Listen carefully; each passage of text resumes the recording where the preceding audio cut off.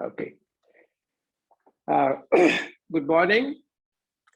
Hopefully, everybody will join soon, and we can go over with you what will be the program for today and tomorrow. Now, Bethany, you finished 200 hours, or this is part of your 200 hours? So you are in 300 hours. Yes. And when do you graduate? This is my third weekend, so I'm trying to do it every month is as much as I can, take every training but yeah, I'm still at the beginning of it. So you have some time to go. Okay. Yep. In 200 hours, did you take it here or somewhere else? Yes, I took it. It was back in 2012 with Edie Fisher. It's just another studio. I don't know where you're located, but here in Newport News, the hot yoga massage studio. That's where I took my 200-hour through was them. So. No, I lived in Hampton Roads for last 45 years.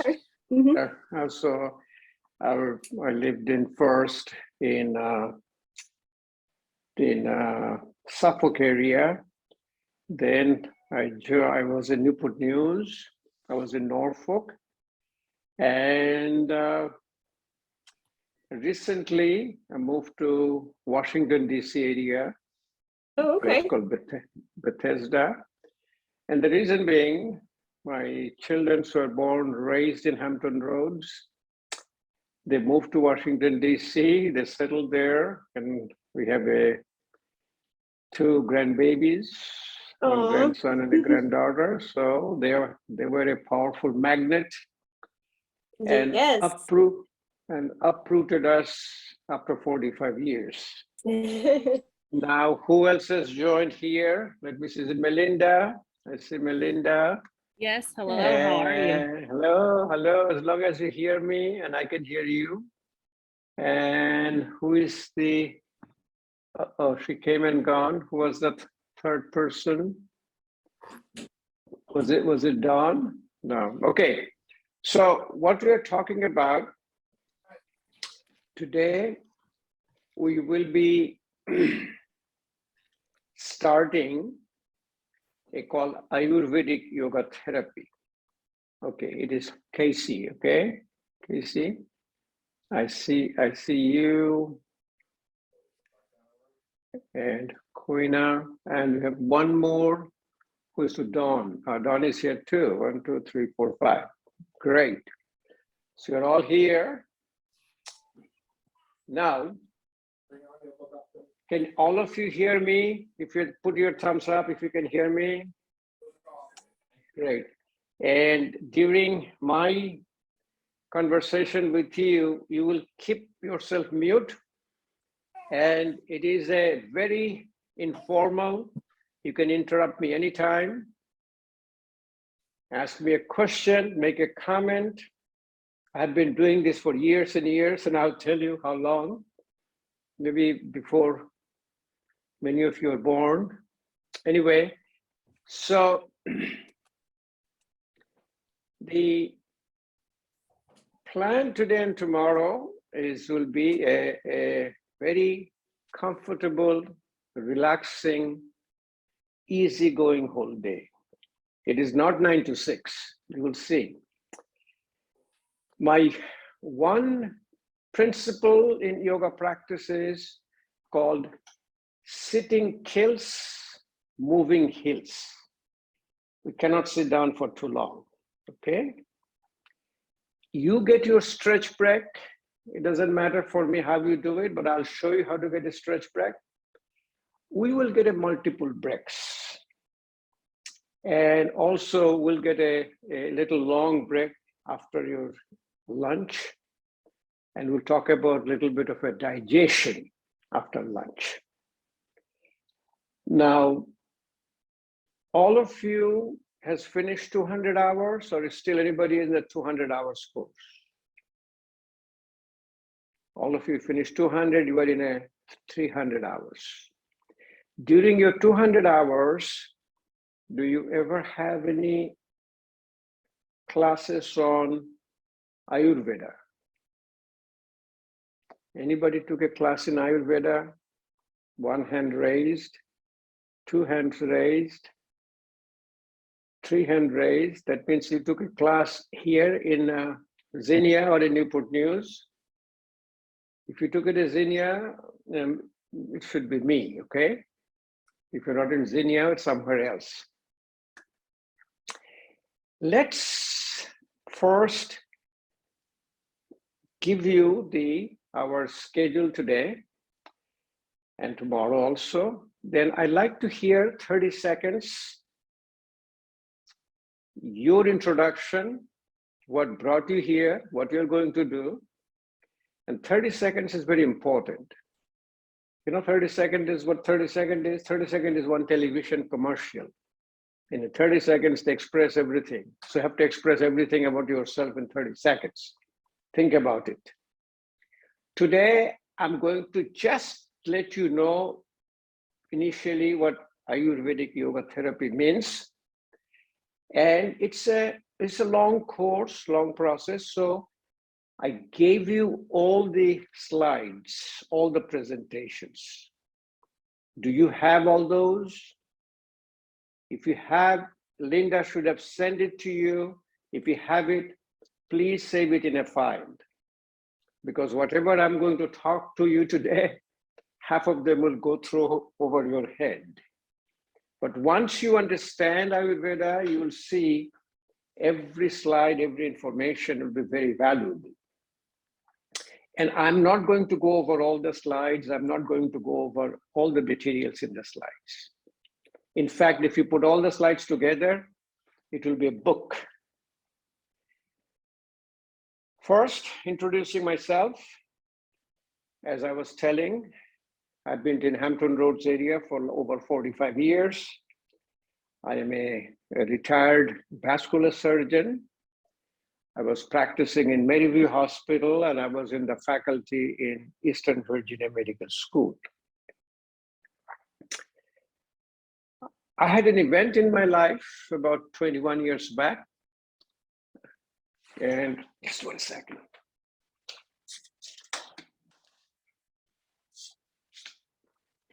Me being a vascular surgeon, I had a heart attack and I had an open heart surgery, but operation was done by one of my friends, Dr. Grinham.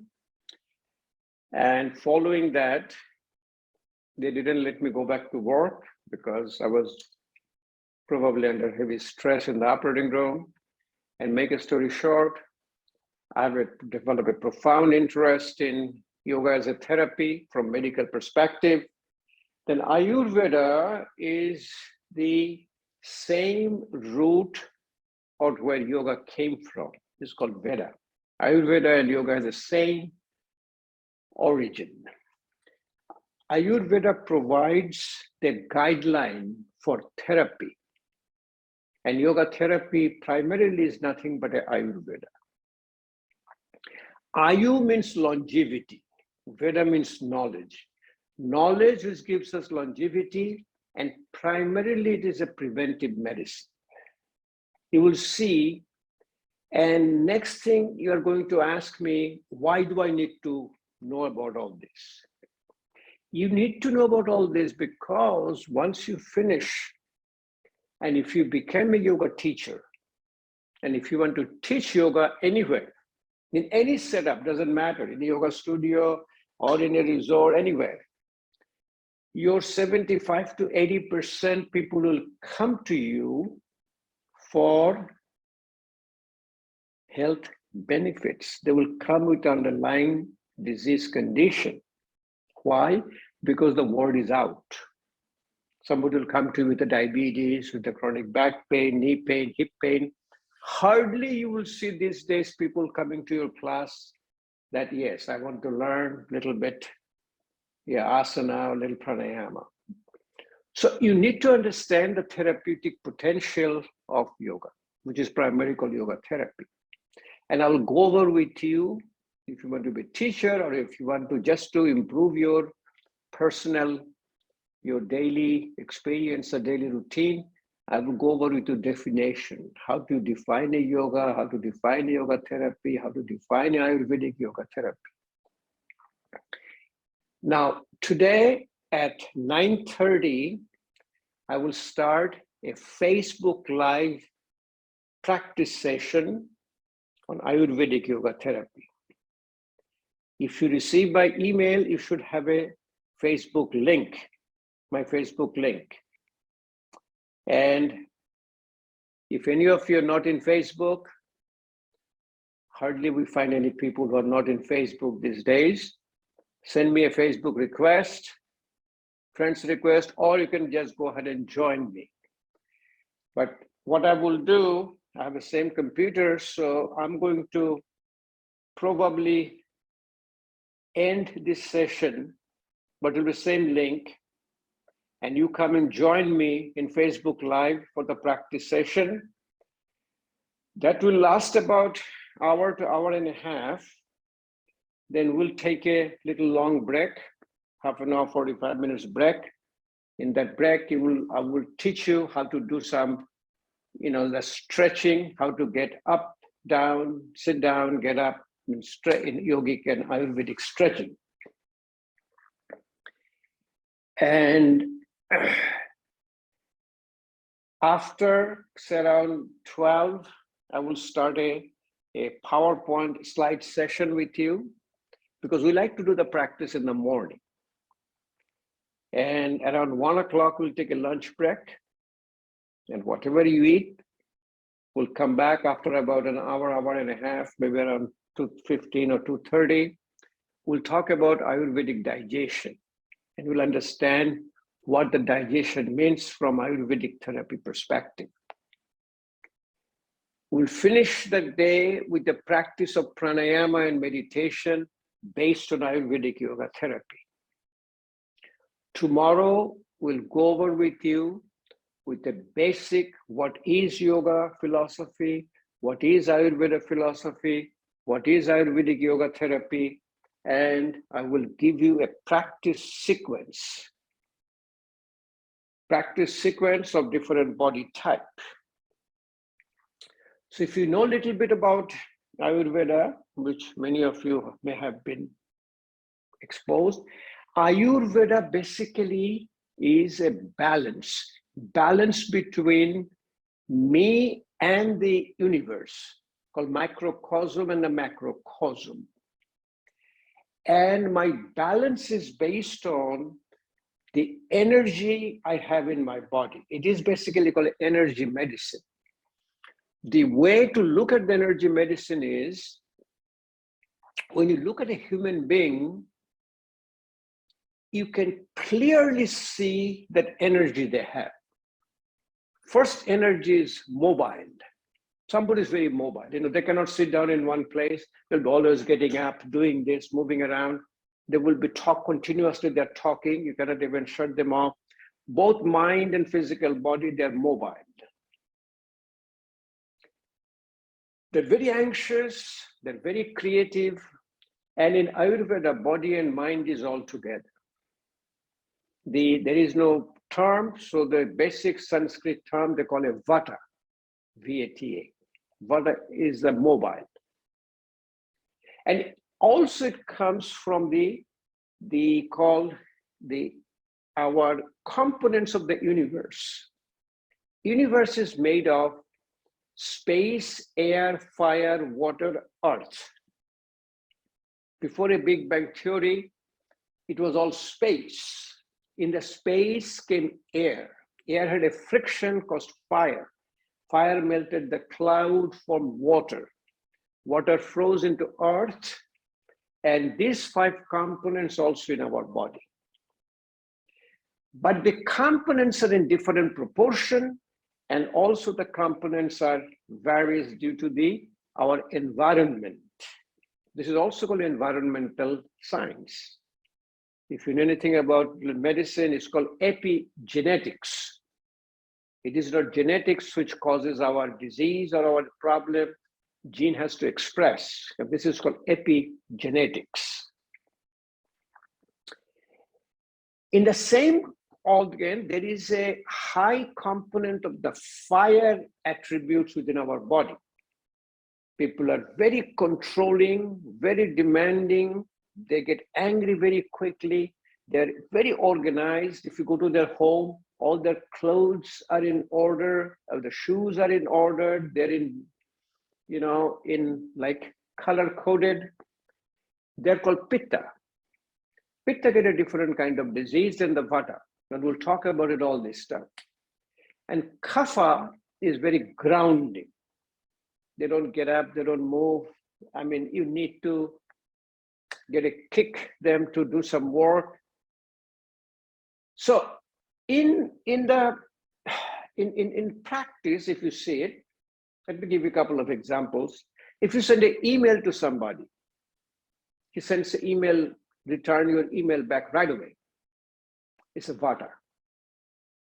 With the mobile, the mind is very mobile. If you send an email, the person looks at the email, analyzes the email, and sends you a little bit of a nasty email back. They're pitta. Why nasty? I am the king. I'm the controller. Who are you to tell me anything?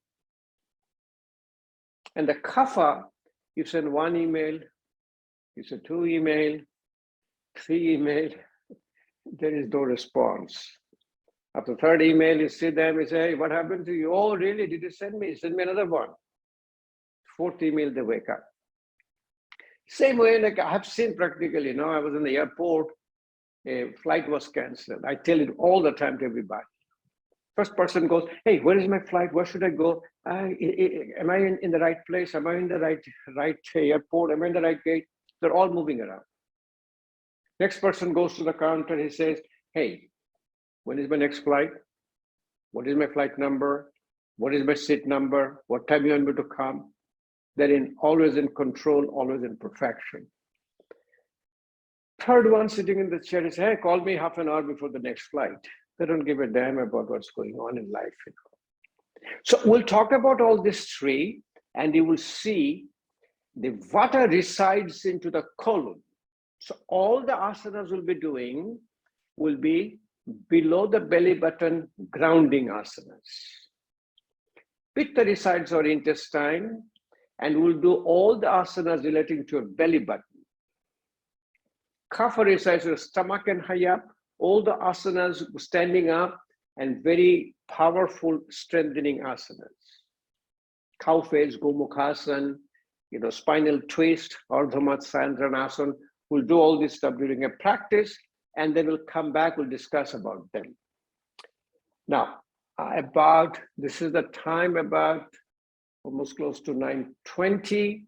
If you don't mind, just for 30 seconds each, if you can unmute and tell me, first is Bethany. On my screen, I see Bethany first. Yes. Go ahead, tell me about a little bit yourself and what you will do with this knowledge. Okay. Well, I got my 200-hour training in 2012, and I've been teaching ever since. Yeah, I'm just kind of ready for more education and training for myself, and also obviously for my students, to be able to do more with them and share more with all the people all the clients in my life. So good. Okay, so please keep in touch with me. I have a books, generally I give you the books, or I give you the title of the book for you to study. I have the books, I have the DVDs, I have this Courtney or Linda generally keeps them, but this pandemic disrupted the whole thing. This is the book I wrote called Yoga Therapy, Ayurveda and Western Medicine. And the whole book is all about, it's my postures. It's all available in Amazon. I'll give you all the instructions, and this is the DVD, which nobody has a DVD player anymore, but they're all in your YouTube now. Next one, I see in my list, I see Melinda. Okay, can you unmute and tell us a little bit about yourself? Yes, I'm here for two big reasons. First would be to just deepen my own personal practice, explore and expand my knowledge and growth, which I can obviously pass on to others. And then the other part is kind of the goals that I'm looking for. I'm looking to combine, to like create like a therapy, like almost kind of like a sanctuary or like a resort getaway, if you will, to help people detox from like the constant bombardment of life with the cell phones and the expectations and all of these things that we're, all these unspoken expectations that we're trying to meet, and just kind of get back down to the earth and down to our natural self. And I feel like yoga helps that. And in that centering, we can process our emotions and process our traumas and heal. So that's kind of my goal and my vision where I want to go, is helping people use yoga as a stepping stool to heal their minds and heal their bodies at the same time. Yeah, because you will see all the information you will hear. It will be very helpful, and also it will help you in your personal training and experience. Next one I see in my gallery view is Quinoa. How do you spell your first name? How do you pronounce your first name? It's okay. It's Kiana. Kiana. Okay. Okay, Kiana. Tell me about you a little bit. My little nephew here in the background. That's okay. I finished up my 200 hours last year, and since then, I really focused on offering a lot of yoga to inner city children, right? I do it as a form of helping people, you know how much our body holds trauma. So as a form of releasing trauma, that's really one of my main focuses for yoga in my business. And then with the children, I use it as a form of a different kind of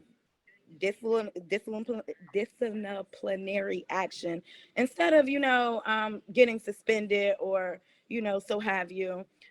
With children who are I go to a couple of different schools on the side that I live on, and with children that get in trouble, often I offer yoga breathing sessions and different trauma moving exercises and stuff. So that's really my focus.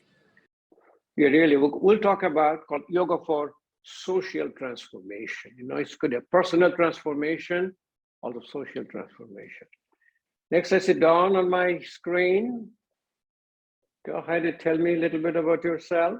Hi, good morning. I'm Dawn. I actually just recently graduated my 200 hours, and I'm due this weekend is actually a makeup, but I've taken your class before, but I feel like there's so much knowledge and so much to learn. And I've already signed up for my 500 hours because I just feel being a good yoga instructor, the more you know, the better the teacher you become. So I just think knowledge is where it's at in this field if you want to be a very good and proficient and efficient and get through to people instructor. So I'm here to just learn more. This knowledge will really help you a lot. And as I said, if you become Yes. a yoga instructor, first and foremost thing will be your therapy. You won't be able to get out of the therapy. Okay. And last one is I could not read your name. Cassia? Cassie. Cassie? Mm-hmm. Oh, great. Cassie, go ahead. I'm listening. We are listening. I was in the same cohort with Dawn for the 200 hours. We graduated last weekend, and I'm just making up some of the time I missed during that time with you all. I am a public health professional, and I also teach part-time at my local YMCA. I teach strength and cardio classes, and I would like to add yoga to my repertoire. And one of the main principles I always live by is movement is thy medicine. So I think yoga is just it just makes sense. It's sort of a sealant that brings everything together. Sure. I do teach, a whole called continuing medical education for healthcare providers. I'll give you all the instructions, teaching it for the last 15 years, especially to physicians and the healthcare providers. Okay, now let's stop. One of the slides, as I said, I'm not going to go through all the things. I give it to you. Let me show you one. Okay. Participants can see this is slideshow. Okay. So all of you can see my slides. Yes, no, up. All of you can see. Great. You can hear me too. Okay. So as I mentioned to you this morning, that Ayurveda is an energy medicine. And we have basically 3 types of energy. And energy comes from our oxygen, inhalation of the oxygen, and the digestion called glucose. It is a basic chemistry, it's a high school chemistry, nothing too medical or nothing too space age. That our end product of our metabolism is glucose.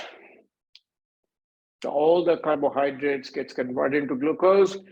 Glucose combines with oxygen is called the aerobic glycolysis. What is aerobic glycolysis means?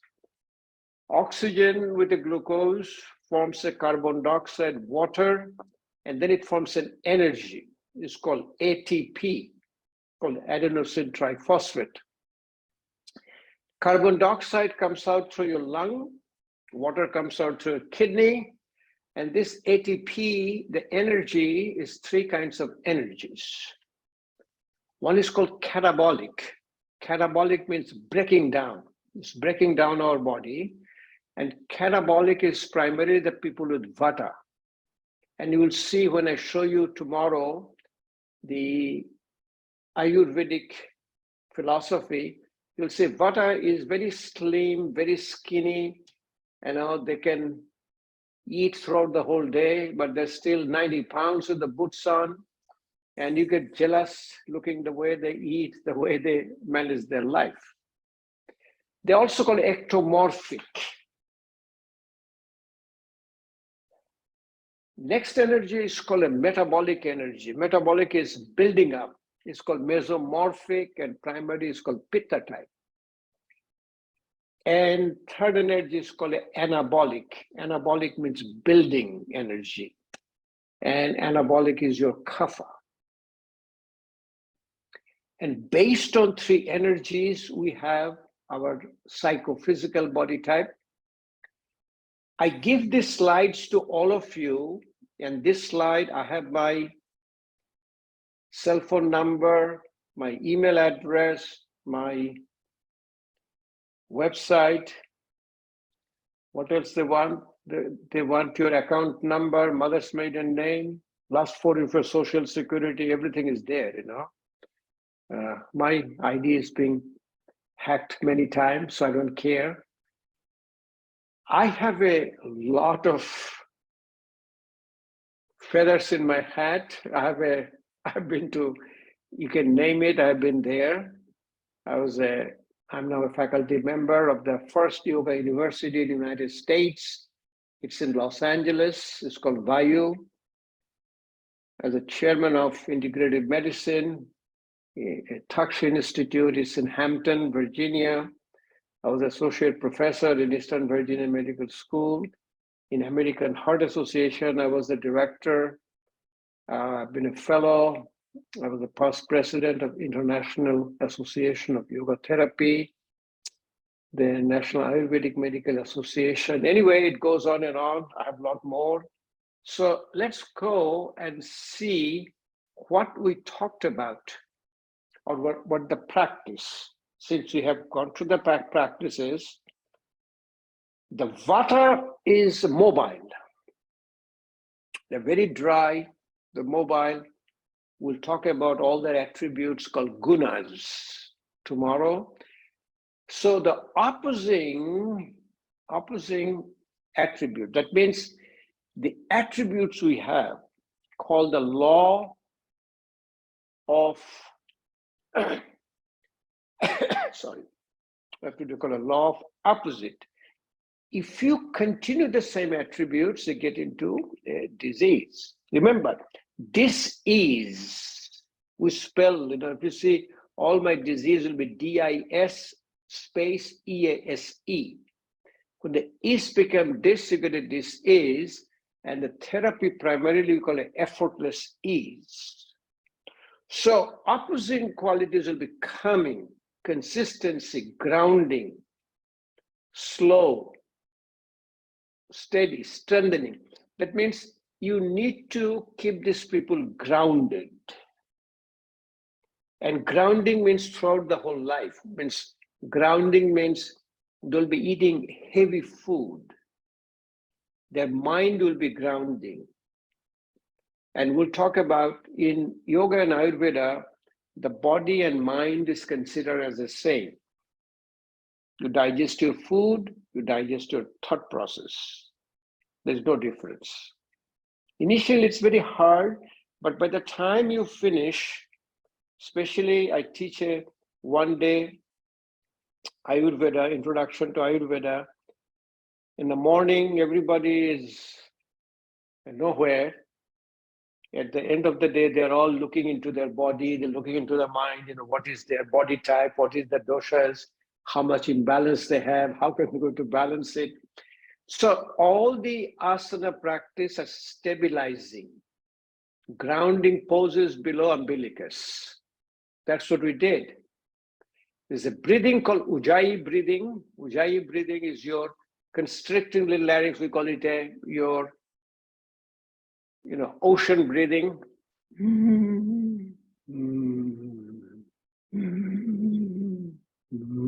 What it does, it brings your attention to your larynx, and when you do the asanas with a Ujjayi breathing, it brings a lot more focus.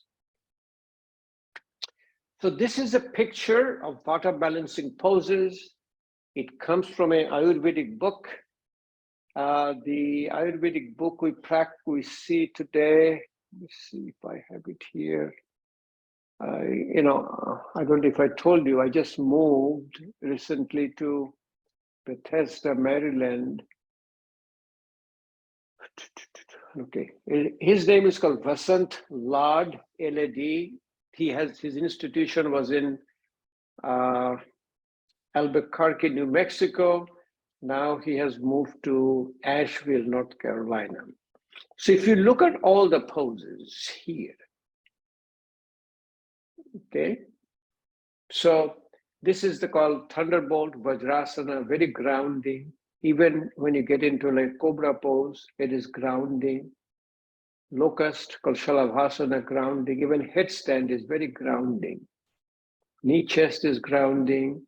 Halasana, grounding. So you keep this. This is Yog Mudra. We did this one called your Paschimottanasana. And also as a yoga teacher, you should learn the Sanskrit name of the asanas, and you will understand the meaning, each meaning of it. And this is a lotus called Padmasana. So keep this handy for you. Then I will go over with you in a sequence. Like when you go and teach, when you teach a yoga therapy, how to balance these doshas, and we'll show it to you. So Pitta has the attributes of a fire. Whatever you think about a fire, hot, they're very angry, they're controlling. So they need opposing is a cooling. Also, you will understand when you keep doing the asana practice for a while, you will feel the attributes of these asanas. Okay, you will see a downward facing dog will be the hitting asana. But in the same downward facing dog, if I put my knees in the ground, you'll see it becomes a cooling asana. Initially, you have a little hard time understanding this, but if you keep on doing it, and the best thing for you, the whole yoga practice and Ayurvedic practice, you'll see, you will try to do what is your dosha. Either you are a Vata, Pitta, and Kapha, then you will see changes with your environment. Like sunny day, today's a sunny day, it's a Pitta day. If it's a cloudy day, it's a Kapha day. Summer is Pitta. Now there's a fall is your Vata. Winter and spring is your Kapha. So you balance it also according to the environment. So if you understand what I'm saying, okay, let me show you one very simple thing. Then you will be able to do it on your own, and you will understand this. Can you see me from here? Okay. Let me change my angle a little bit so you'll be able to see, then I come back again. So if I do a downward facing dog, and even if I do if I go high up again, upward facing dog or the yogic sit-ups, it is your heating, energizing. If I drop my knees down, then if I go into say, child's pose or a balasana, it is cooling. So balancing, going from heating to the cooling, or your energy, whatever the energy you have in an asana, you will slowly, you will be able to appreciate it, which is called a introspection. So whole yoga practice is basically looking inside yourself, and it also be your non-competitive. You're not competing with anybody. In my class, I used to have 100 of people in my class. And what I tell them, we do with our eyes closed. When you do the eyes closed, literally, you can see your own body. When you have eyes closed, I can easily, with my eyes closed, I can touch the tip of my nose, I can touch my head. I'm looking at my body. And I don't need to see anybody. In my eyes closed, I can clearly see when I'm doing a triangle pose, what is my triangle pose and what is my body. I don't need to even look at a mirror. It's an amazing experience when you start paying attention to yourself. So again, the pitta side is the small intestine, liver, and asana is focusing on umbilicus. So here is a pitta balancing pose. Now, if you have any question, any comments, please unmute and talk to me. Comments, I said, it's a very informal class. Look at everything is towards your belly button. This is your call. Janu Sirasana, head touching to your knee, balance, focuses at the belly button. Dhanurasana, bow pose, focuses on belly button. Camel pose, Ustrasana, focusing is here. This is called Matsasana, fist pose, balance, focus is here. Naukasana, focus is here. Bridge pose, Chatubandha Sarvangasana, here. Shoulder stand. So you can see, this is a very interesting asana. You'll see, I have done it so many times. See, people talks about, especially, there's a small group, I can tell you. People all talk about me, and every time I go, they will introduce me. Here is a person, 150 years young. I'm 150. People ask me, how young are you? I said, I'm not old. I will never get old. I make it a little mature. It's my mental age, it's not my, I tell my, oh, you should like this one, you should use it. I said, my age is unlisted. You remember the telephone number we used to call unlisted telephone number? I said, my age is unlisted. What we want you to hear is my physiological age or mental age. Then my introduction will be to everybody, look at this person. He can even talk, he can even sing in his headstand, in his shoulder stand.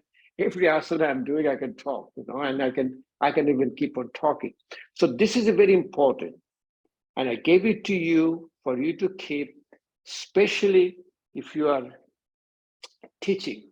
Same thing is going to happen if you get my book.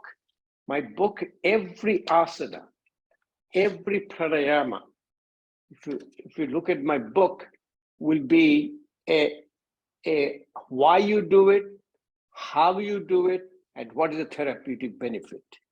So what happens if you're going to teach a pranayama class, you can go to my pranayama section, and in the pranayama section or in a mudra section, there's a whole mudras, every mudra, and how to do it, why to do it, and what is your therapeutic benefits. Every asana, there are about 250 pictures. Even this is a headstand in stages. How to do, people say, you do headstand like this, and I say, I don't do headstand. Headstand comes to me. Why headstand comes to me? Because that's the way I do a headstand. I will show it to you one day, maybe tomorrow. I sit down, slowly get my head down, and I don't do it one day. My face gets flushed, my eyes get started watering, but I stay there. If I stay there slowly and slowly, my flushiness is gone. Slowly I put my head down, and essentially what happens, time will come by. It might take time, and slowly your body will go high up on its own. So it might take you one day, it might take you 10 days, it might take you 10 years. I have a famous yoga teacher. She shared with me, she said, if I tell you something, you won't believe it. It took me almost 5 years to practice headstand before I can do it comfortably. So these are for all of your, what should I say, for your master file, for your future, okay? For your to keep it.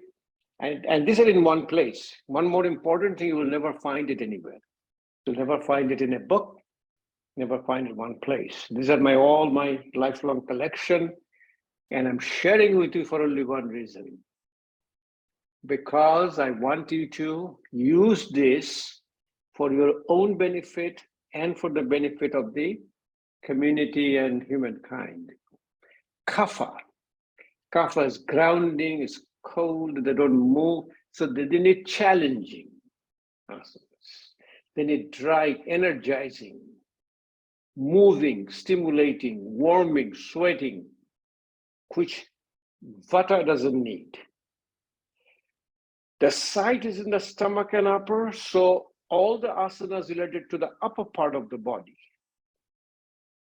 So take a look at kapha balancing asanas. So it's your tree pose, it's a mountain pose, and also if you see the energizing, stimulating, as I said, downward facing dog is a heating. This is your spinal twist, Ardha Matsyendrasana. This is the cow face, Gomukhasana. So if you have seen when I was showing it to your cow face, both sides were equal in myself. And who wants to share with me how was your both sides? If you try putting your hands, even try it now. Let me see you put your hand, let me see how equal you are on both sides. So how far you can, and if you cannot do it, you can do it slowly. You can do with your, use a little bit of a strap or a little bit of a, but I can tell you one thing. Yes, beautiful. If it happened to me, it will happen to all of you.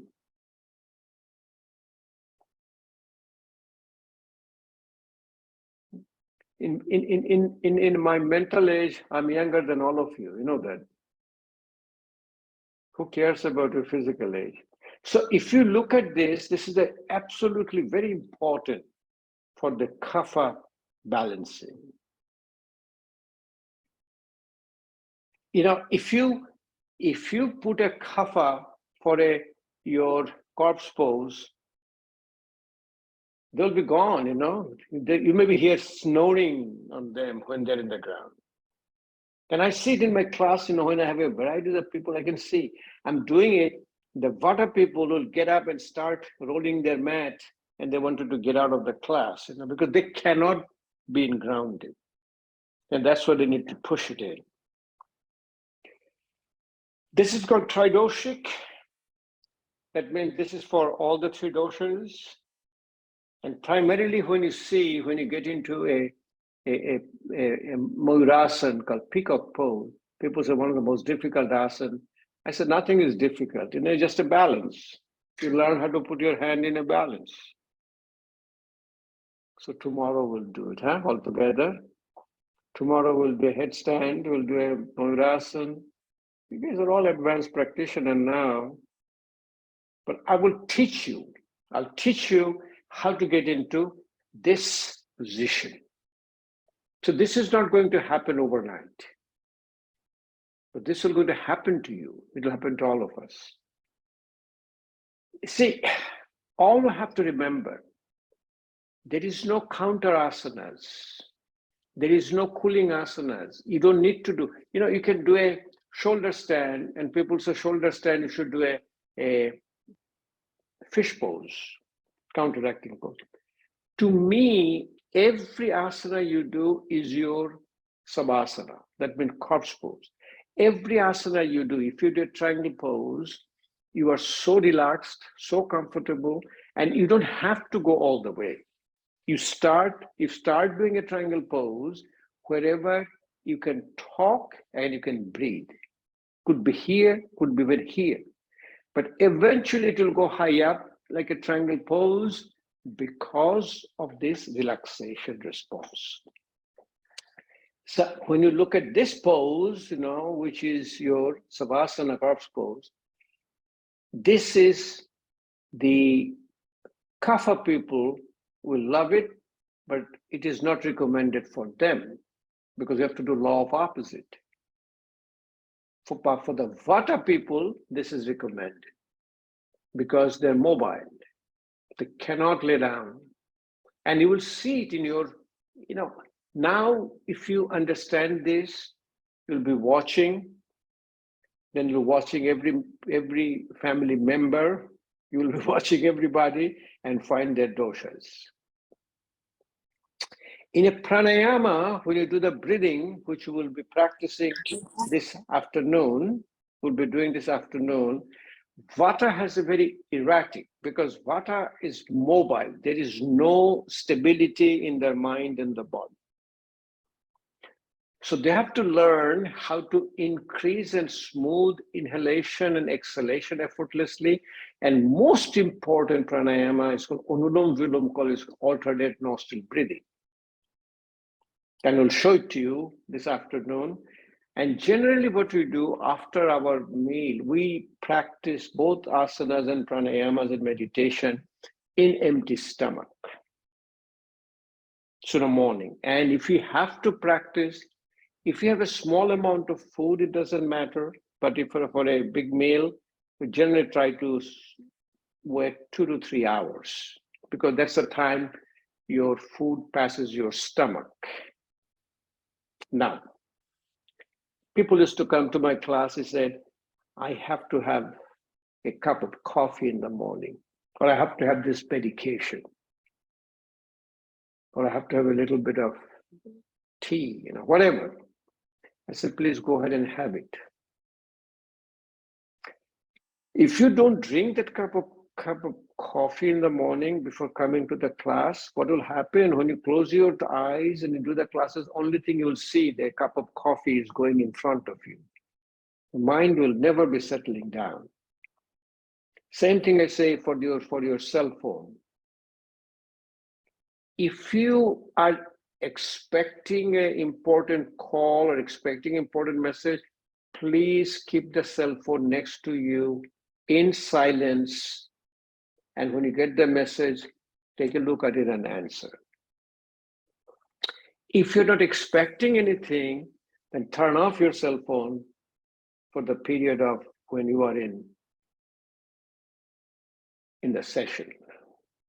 It's a very important thing because your mind has to quiet down. The two basic components for yoga practice, spine has to be straight, mind has to quiet down.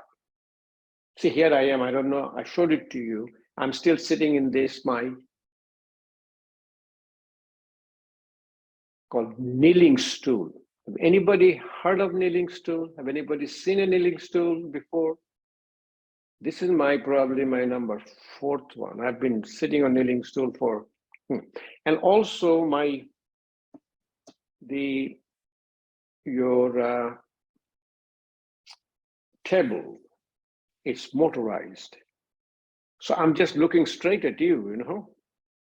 See if I can show it to you so you'll understand what I mean.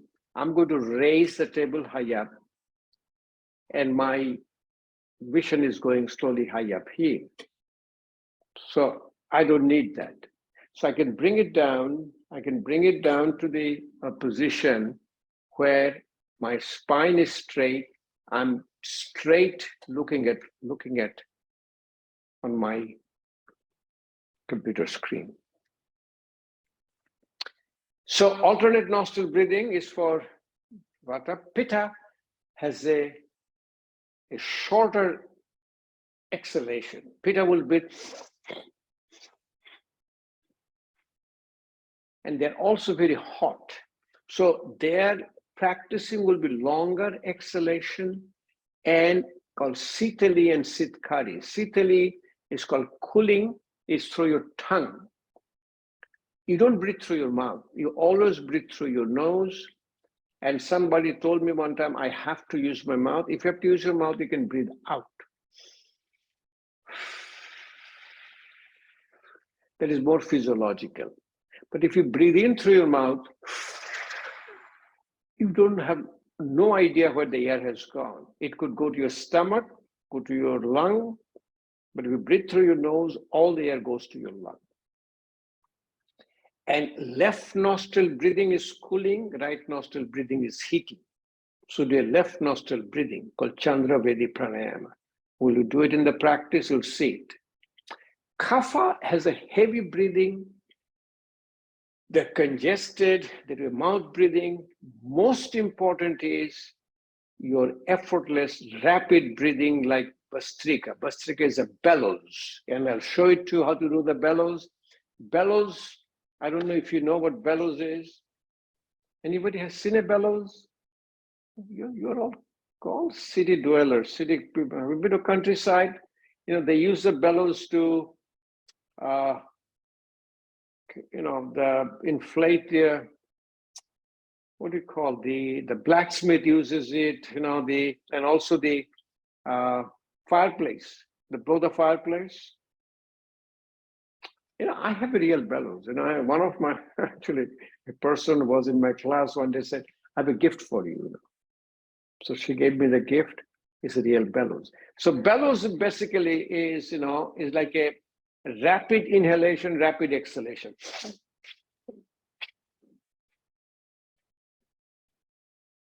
We'll do it in the afternoon, you'll see, and you can do a lot of ways. You raise the hands higher. But it's a rapid breathing. But most important thing here is, it is your effortless breathing, that you keep on doing it a practice to the point that there is no effort. And most important marker for effortless breathing is you're able to talk able to sing. In the meditation practice, Vata's mind is mobile, so they need a centering, what is called a breath centered. And we'll do the practice, we'll show it to you. Close your eyes, bring your attention to your breath, and breath will guide you through your meditative practice. One is called a mantra. Mantra is a vibration, and mantra is a frequency. It is not the wordings more important. And you will see in a yoga class, they will always teach you this mantra. And brain has a vibration, a body has a vibration, it has a vibration, two vibration interacts, cancels. It's called your harmonic resonance. So we'll do it. That Pitta needs a breath centered, but focusing on inner self. Very, very important.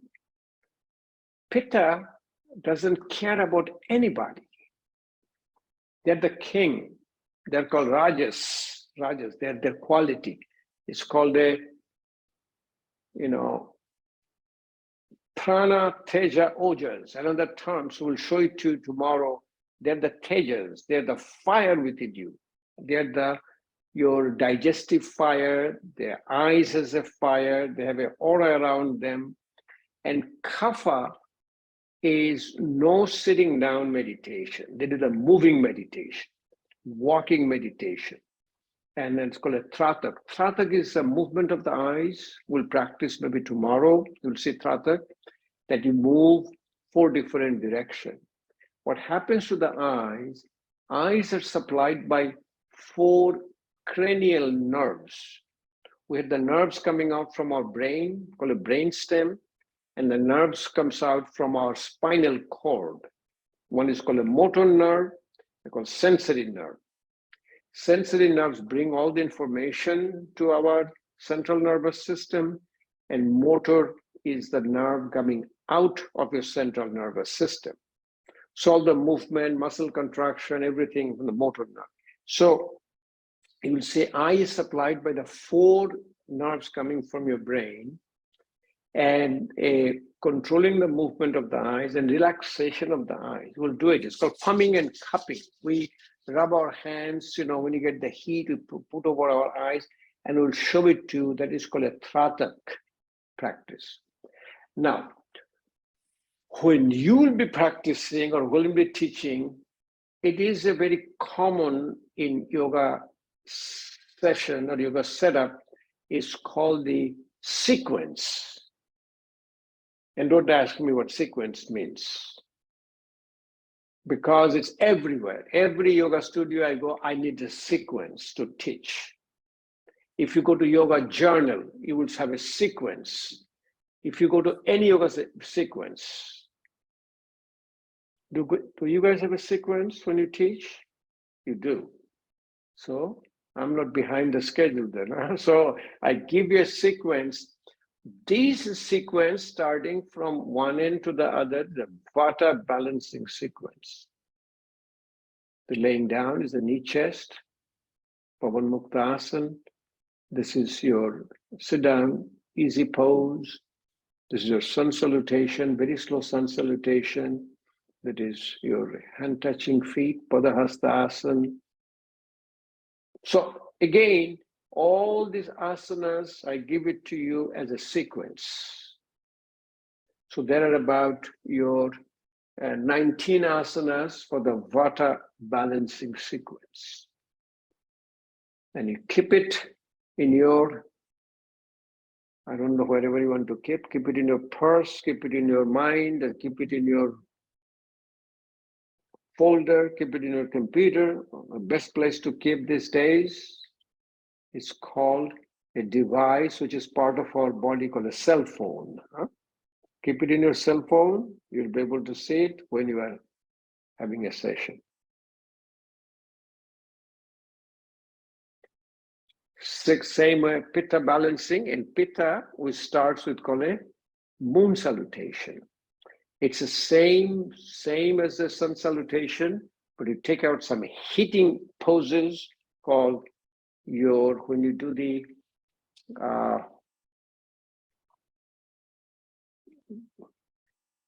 again, same thing, will be downward facing dog. When you do, I will do tomorrow. So I'll show it to you how to convert a sun salutation to a moon salutation. Moon salutation generally is not practiced in our yoga community. I don't know why. But if you do it, and you will see how much your cooling effect comes with your introspection, and people will get really a benefit out of it. Again, you'll see there's some repetition of the same asanas, because the same asanas, you will see next to the asanas, you will say VPK, Vata, Pitta, and Kapha. That means these asanas are going to balance all three based on, we have all the three, but a different proportion. Like when you do the diagnosis, pulse diagnosis, which I'll show you tomorrow, we'll say Vata 3, Pitta 2, Kapha 1, or Kapha 3, Pitta 1, Vata 2, all this. Especially people are mobile, like I am now, I'm talking, I'm doing, my Vata is way high up. And the way I do it, I look at pulse diagnosis, it's under the index finger, which I can feel very clearly my Vata energy is up. Here is a completion of your Pitta balancing poses. There is about 20 poses are here, but I kept it for you. So keep it in your, maybe we'll pick up one of you and practice all this tomorrow, teach me all this stuff, huh? Or maybe we all do together. We'll see how it, another thing, when I do this thing with all of you, in fact, wherever I practice, I'm not scripted. This is basically for you guys. I'm giving it to you guys. That's why I'm scripted here. I do it basically, unscripted, and see, okay? This is a beautiful way. Kapha, one very important thing is when you do a sun salutation for Kapha, we do very rapid sun salutation. But when you do for Vata, we do a very slow, very rhythmic, and focus is all down. Kapha, which focus is all the way high up, and do as rapid as possible. Because the needs a wake up and warming to balance, completely opposite. And you will see all the asanas that are high, above your belly button, and also very energizing. These are warrior pose called Virabhadra Asana. This is head down. This is called this is a very powerful asana. I'll show it to you. You do your a prayer pose to the back, and then slowly put your head down all the way to the ground. It's called Prasharito Uttanasana. Is a wide angle head down to the ground. Then you do a Kapalbhati Pranayama on this asana. You'll be amazed what happens to your body and mind, how much kapha will get balanced with that. This is again almost about 18 asanas for kapha balancing sequence. We're going to keep. This is a very interesting asana called lion pose, Singhasana. We do it at the end. When you do our practice, we'll do in a big hall, we'll do a practice at the end. We'll roar like a lion, and we'll end up with called a laughter yoga. We'll keep on laughing. I don't know if anybody has done a laughter yoga. Do you know a place called Yogaville? You guys don't go anymore. Before all of our sessions, students, they used to take them.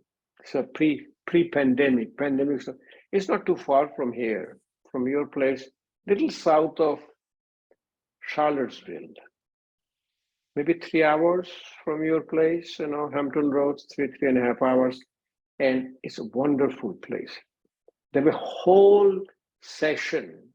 Even now they have a yoga teachers training for a laughter yoga. And you go there, you will have an experience of your life when you go there. Same way, it's called Tridoshik for all the three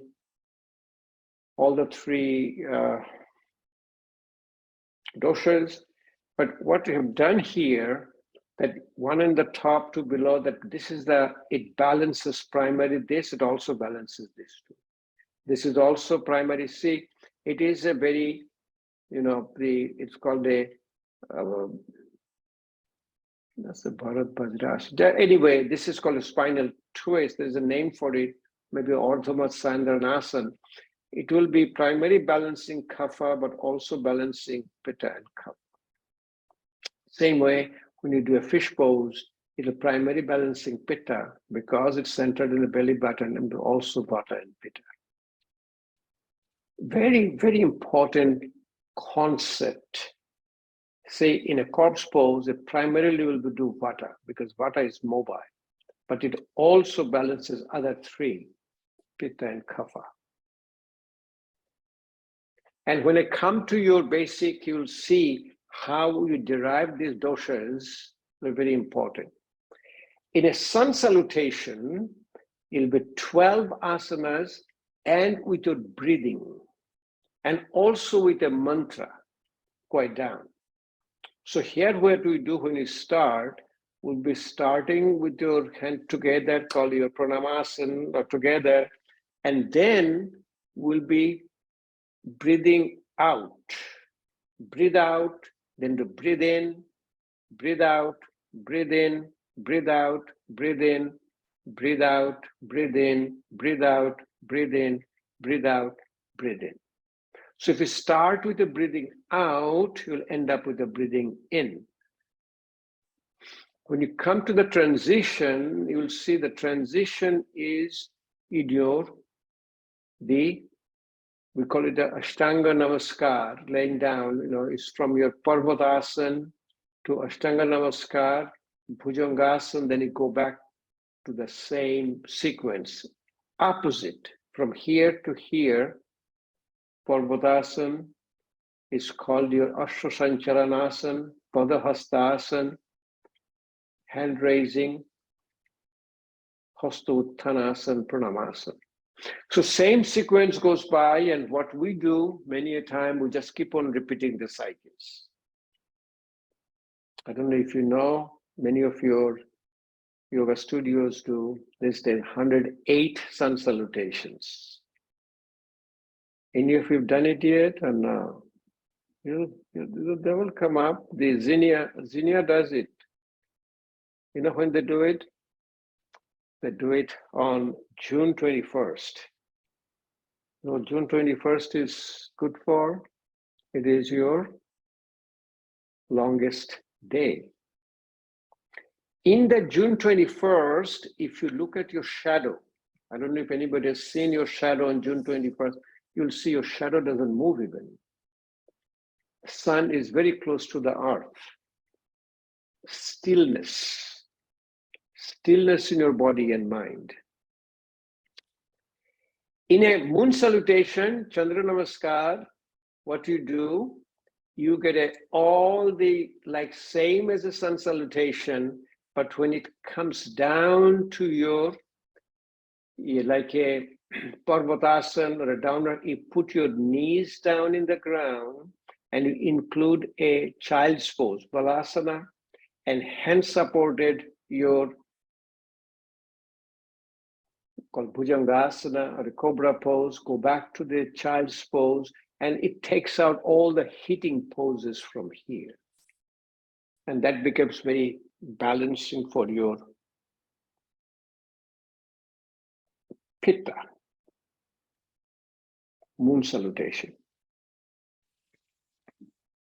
So let me stop sharing this and let me see if I come back to you guys. Okay.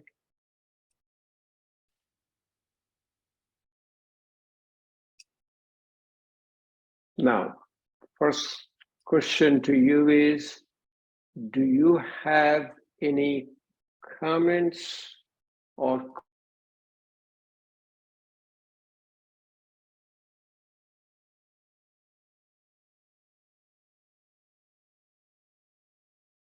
muted? How come I got muted? Can you hear me now?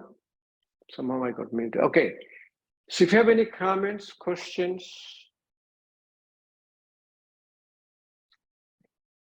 so we have about 8 or 10 minutes more. So we have a one dedicated person who is in the car and join. This is good.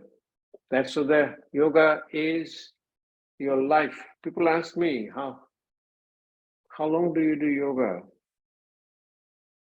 You know, my answer is 24/7, you know. I'm breathing, that's good enough. Okay, go ahead and have your lunch. In yogic and Ayurvedic tradition, lunch is your main meal. We are part of the universe. The universe is helping you to your digestion process. Whatever you eat, whatever you cook, your stomach has a stovetop or an oven. It is called the Ayurvedic word is called Agni. Agni is your fire within you. You have a digestive fire. Digestive fire gets ignited. A lot of pranayamas does, a lot of asanas does. You know, the asanas we do called your Vajrasana, and then you put your hand here, it's called a Mundukasana, frog pose. And all the asanas we do, many a time, a little bit of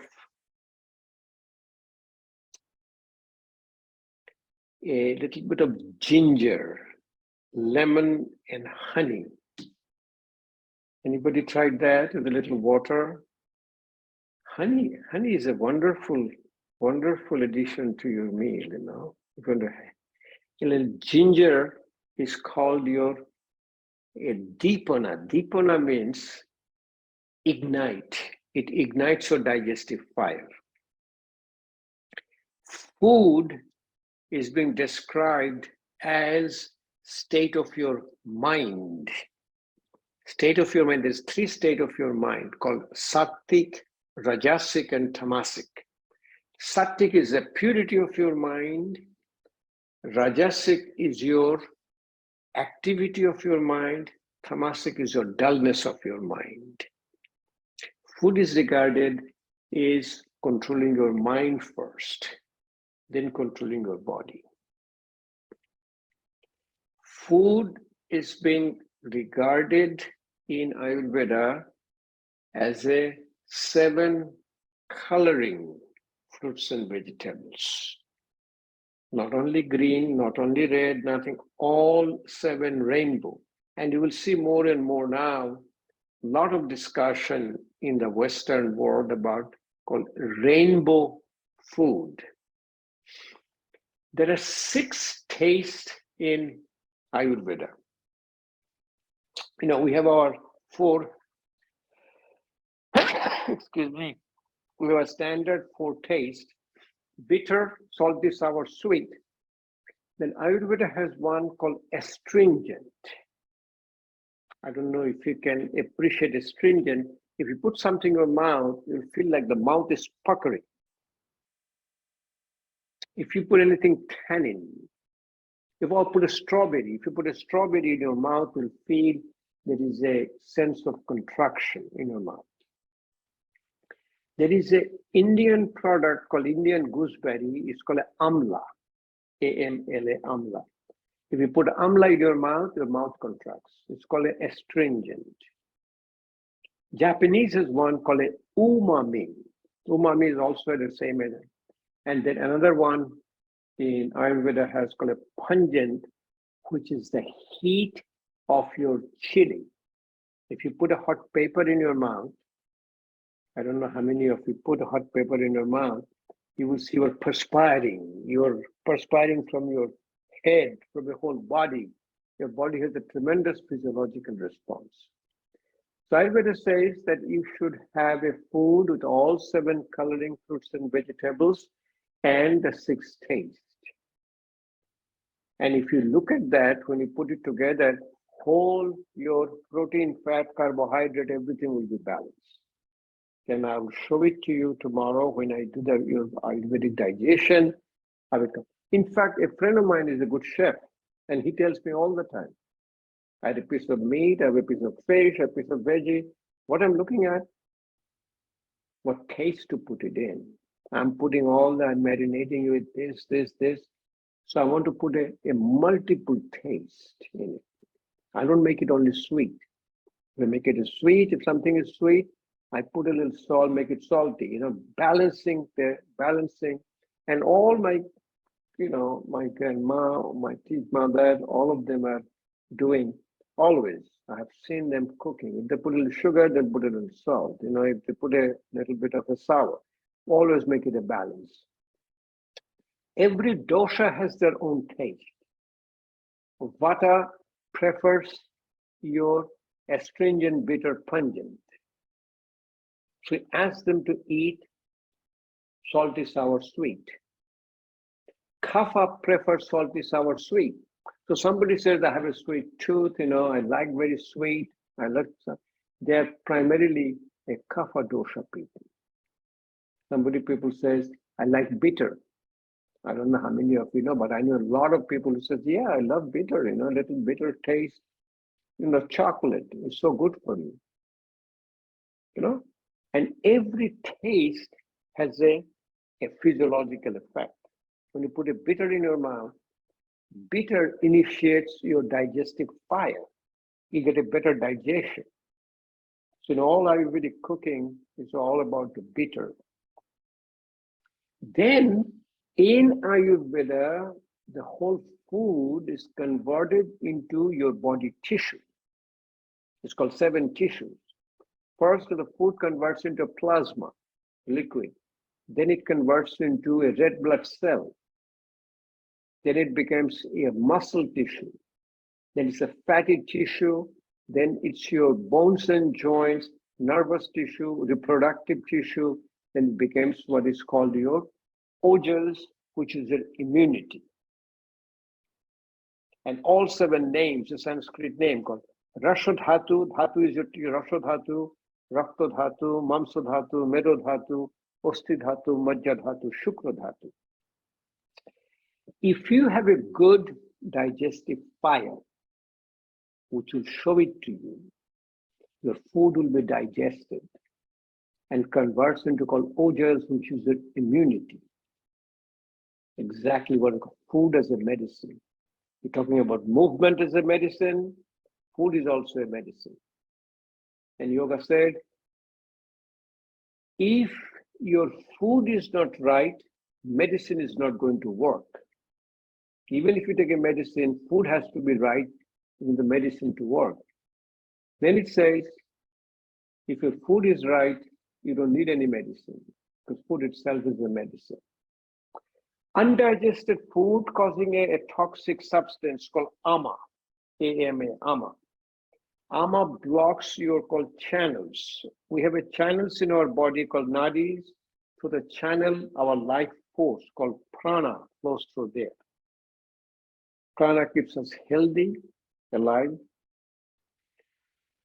We'll go tomorrow, but for you today, during your lunch, whatever you're eating, you'll be paying attention for the 2 things. You will be looking for the taste, what you are eating. You'll be surprised. Some food you are eating, it has a sweet taste that you never know. Now you are paying attention, you will see, yes, this food, I'm eating a pasta. This pasta has, yes, this, and then I have put in these spices in it, or I put this sauce in it. This sauce has this taste. So bitter is a very strong digestive fire stimulation, and sweet is the most lowest. If you put a food in your mouth, tongue does not know whether it is a protein, fat, or carbohydrate. Tongue knows only one thing, the taste. So tongue has different areas for these 6 tastes, and tongue starts the whole digestive process. So let's go ahead, have a little lunch, and then you think about it. Lunch is your also part of this session. You'll be thinking, and we'll give you a little time for lunch to settle down. Then maybe this will be the time I'll go over with a Ayurvedic digestion with you. And then passing about 2-3 hours, we'll go ahead and start doing practice. For me, maybe for all of you, yoga is 99% practice, 1% theory. You don't have to read any books to learn yoga. Keep doing it, listening to your body signal. I do teach a lot of physicians now how to integrate. See, in my book also, what I've done, I've integrated the yoga therapy, Ayurveda, and Western medicine, a healthy convergence. How to incorporate the 3 modalities for your body, mind, and health.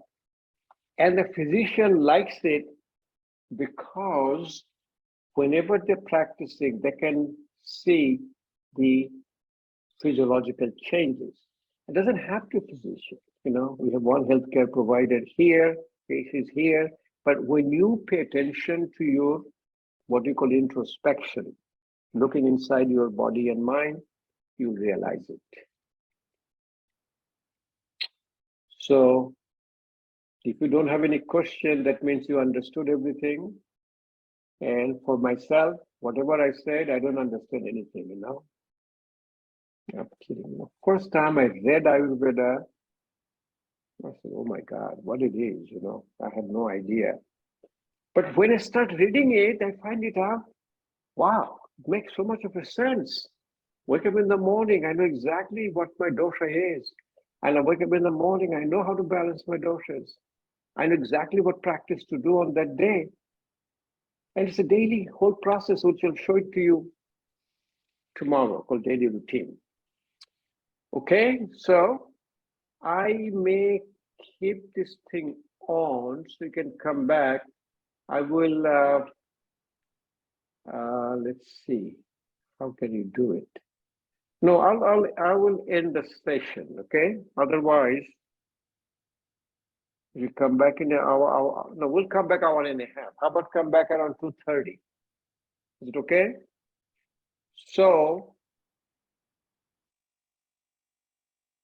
can I, but if I keep it, no, I can keep it. Let me stop recording. Be able to see. Okay, let me share the screen with you. Here it is. Share. And let me go into, okay. One thing.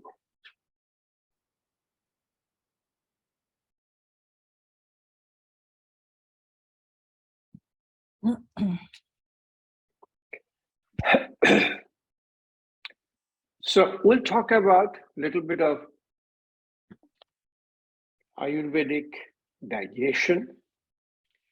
According to Ayurveda, the digestion is the most important component of Ayurvedic yoga therapy. And the reason being that a healthy person is defined in Ayurveda with a strong digestion, easy elimination, and good night sleep. And as you all know, a healthy baby will eat, poop, and sleep. So looking at a healthy baby, Ayurveda also, remember, it is a observational science. That means it has been observing people for thousands and thousands of years. And next time when I show you the philosophy, you will see it is at least 5,000 years old. 5,000 years old, actively practicing. Ayurveda believes that the food you eat, it converts into 7 tissues. Tissues are called dhatu, D-H-A-T-U, dhatu in Ayurveda. And the way their observation was that in my body, every cell is getting replaced. It is called in medical term called apoptosis. Apoptosis means my liver cell is sort of having its function. The time comes, it dies, and a new cell forms. There's a cycle called generator, operator, and destructor. So you don't eat liver to make your liver cells. You don't eat kidney to make your kidney cells. You don't eat any muscles to your muscle cells. Whatever food you are eating, Ayurveda believes you eat an appropriate balancing, dosha balancing meal. The food converts into 7 tissues called 7, and these are the Sanskrit names. The Sanskrit is the language where Yoga Ayurveda was written, and these are the corresponding tissues.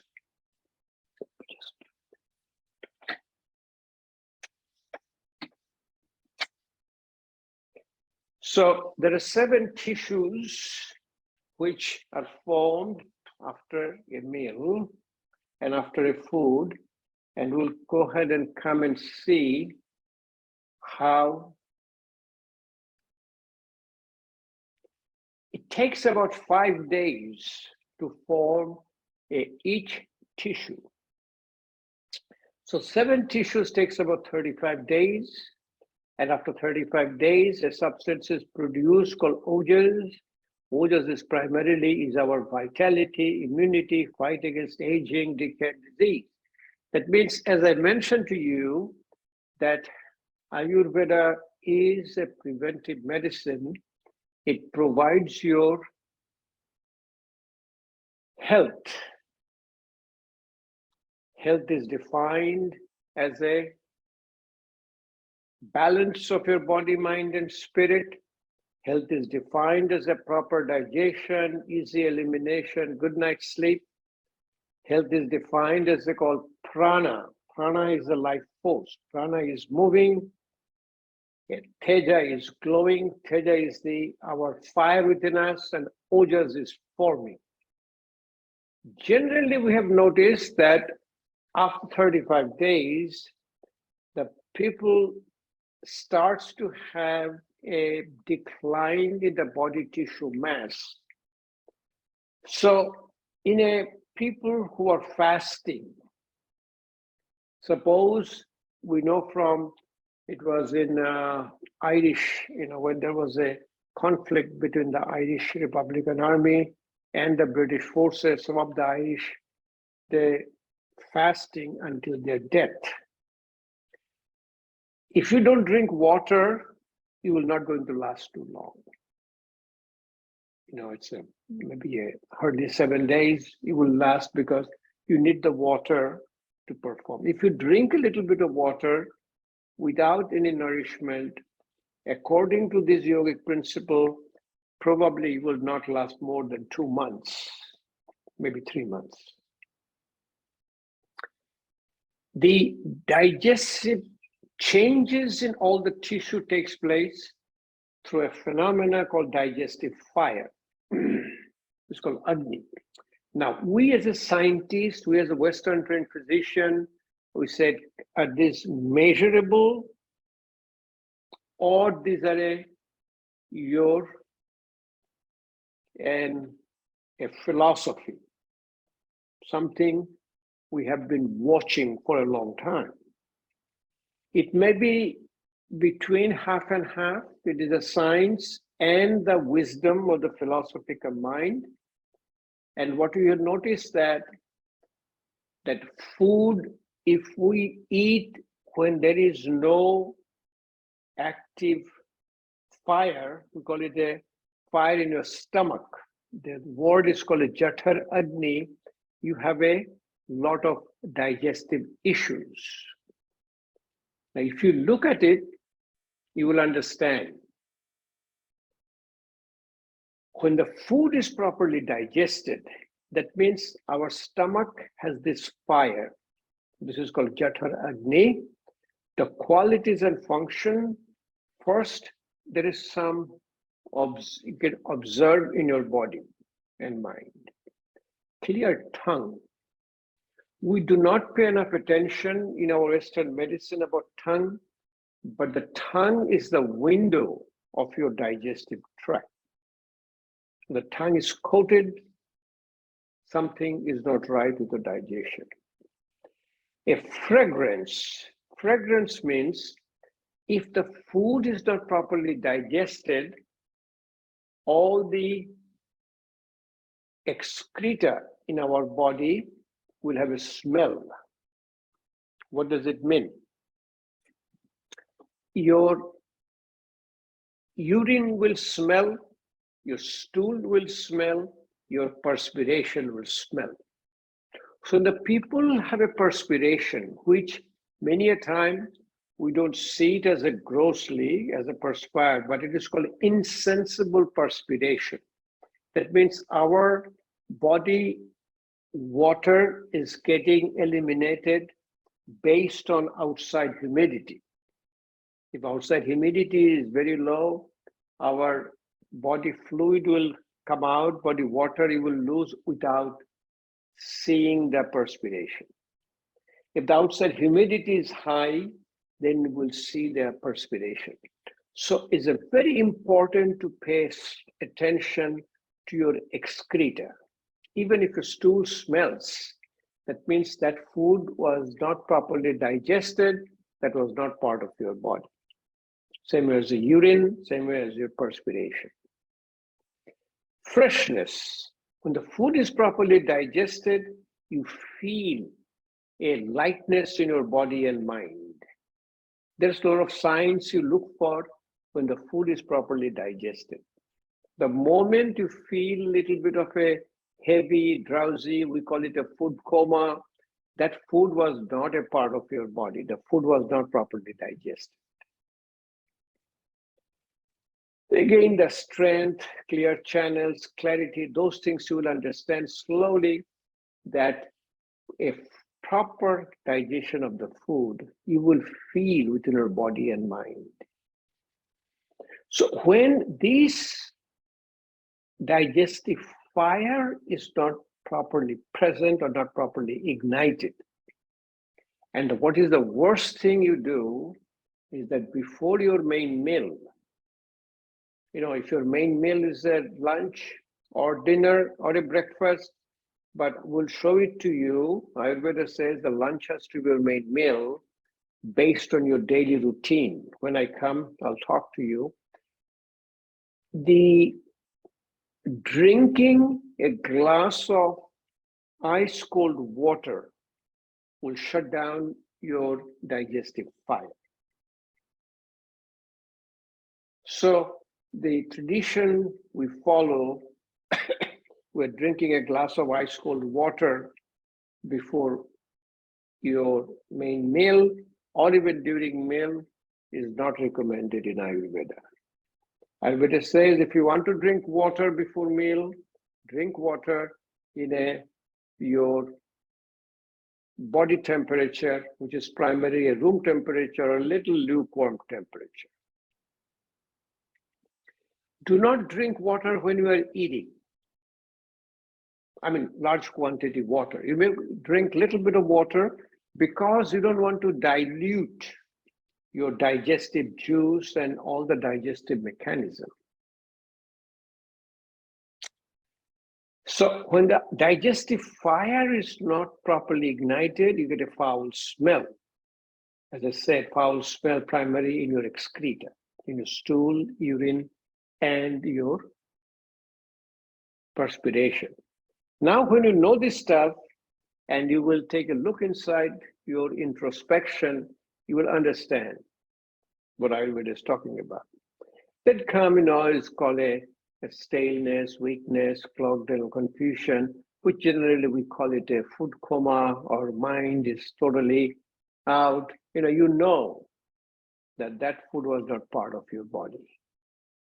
Craving, the food craving also starts when you miss a digestive taste. This is another concept called Srotamsim channel. We have a lot of channels in our body through which the food and water and perspiration and even all the tissues flows through. And we'll talk about a little bit more tomorrow about these channels. There are three words which are very important in yoga, called Ayurveda, is called prana, tejas, and ojas. Prana is a subtle energy which keeps us awake, alert, and alive. This energy cannot be measured.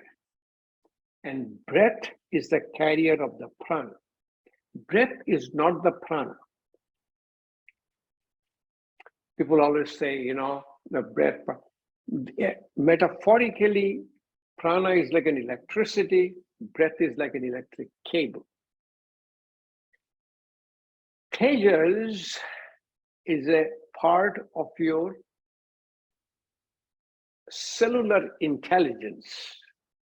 It is your fire within your body. And you will be looking at it very carefully. When your tejas are going, looks like you are glowing. When you practice yoga, practice a pranayama, you'll see your friends will come and tell you, wow, you look great. Looks like you are glowing. Or even if you took a picture of, say, Jesus, picture of a Buddha, you'll see there is a glow around them. And there's a lot of photography called Keralian photography, a lot of things being done to show that, called cellular intelligence. So prana is a cellular communication, teja is a cellular intelligence, and the last word, tejas, is called your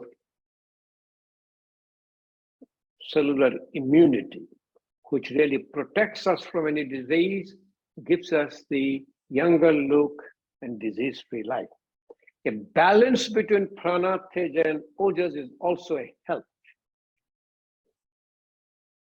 So perfect health is a balance of prana, teja, and ojas, and also we call it a prana is flowing. Prana is properly flowing when your food is properly digested and the toxins of the undigested food are not clogging your channel. Those channels are called nadis. The channel concept is on all of our medical profession. In our Western medicine, this is your arteries, your veins, you could say the nerves. In any traditional system of healing, in Chinese medicine, you'll see the channels, the qi. In prana is being called the qi in Chinese medicine. Qi is flowing through your proper channel. Tejas is glowing. If you're doing yoga for some time, you'll see your friends will come and say, wow, you look so young, young looking, you're glowing.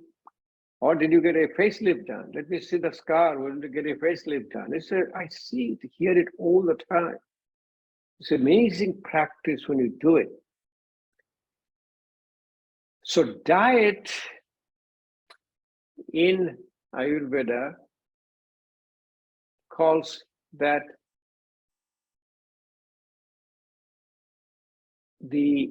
what we digest, the food has to be pure, fresh, organic, and seasonal.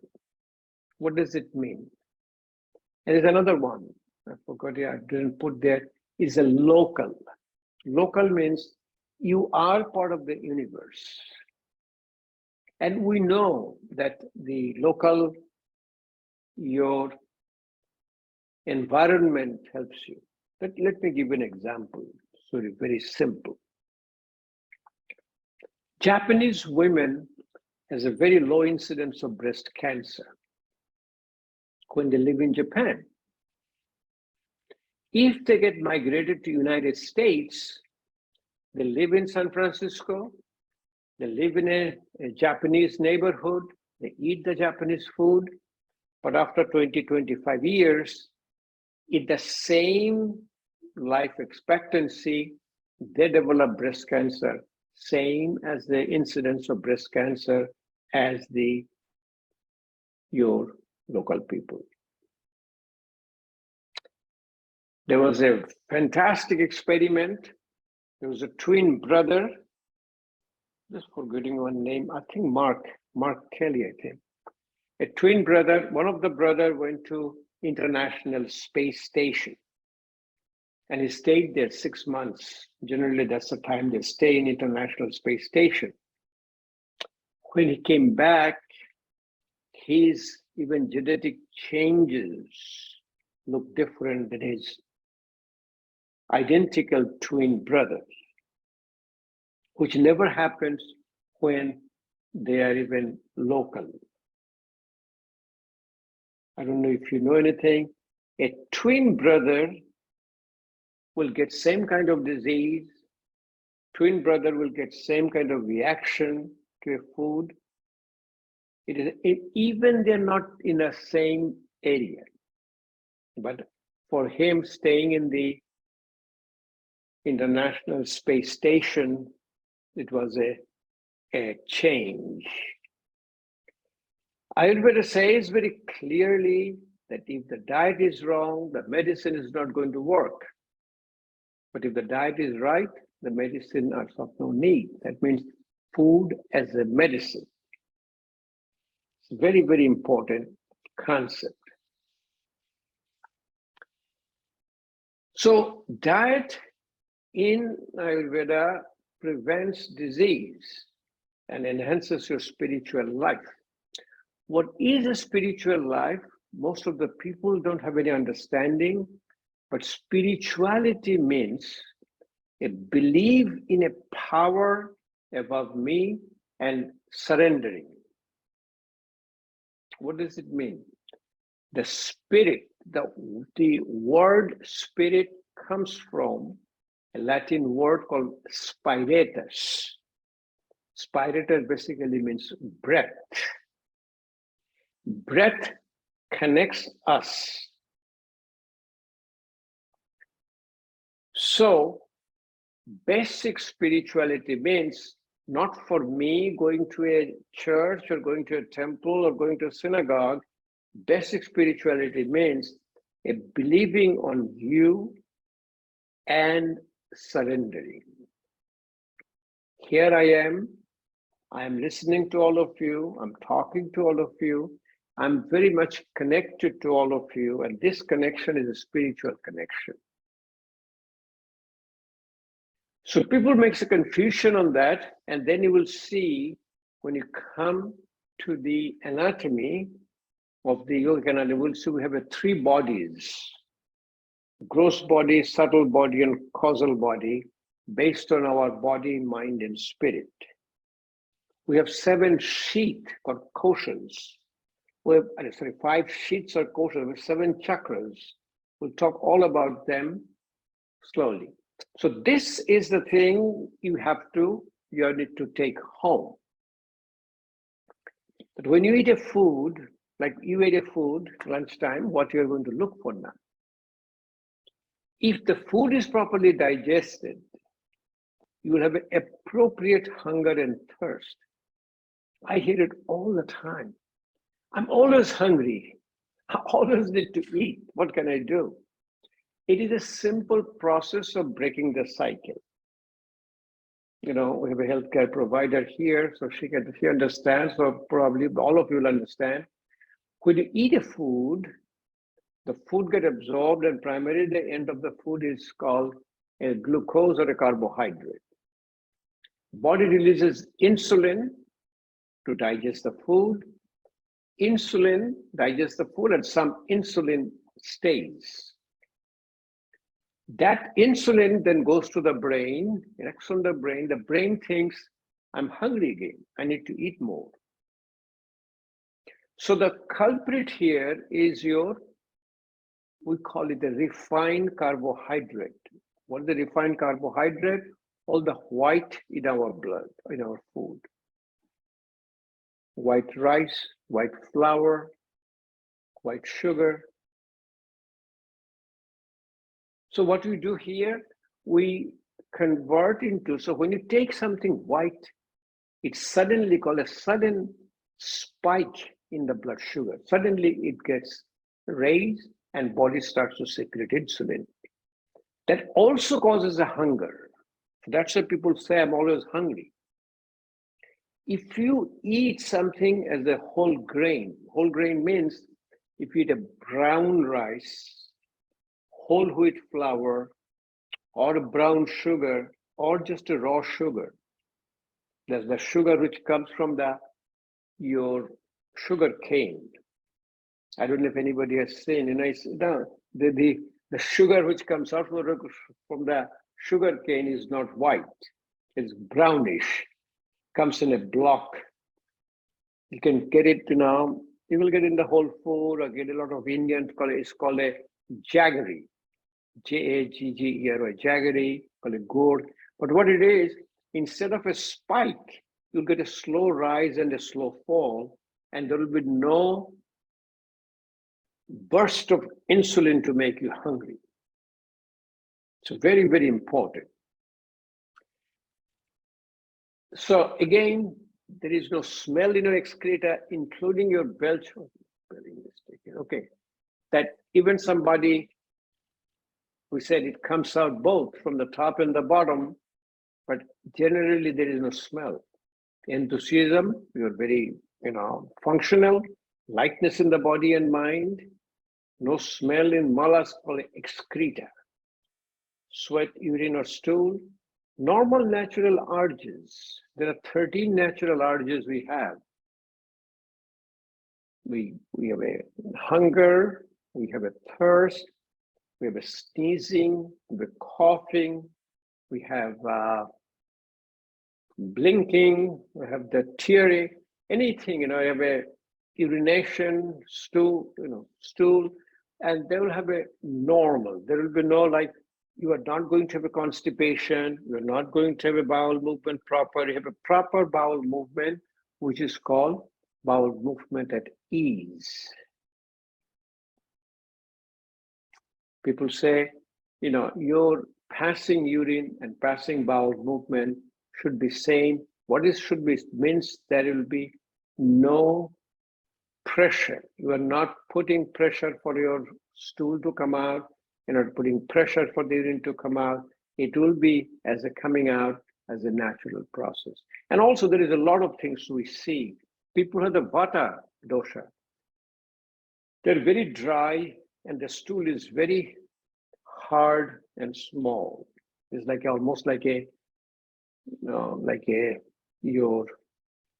small hard balls. People who are a kapha, which are very moist, wet, they have a very bulky stool.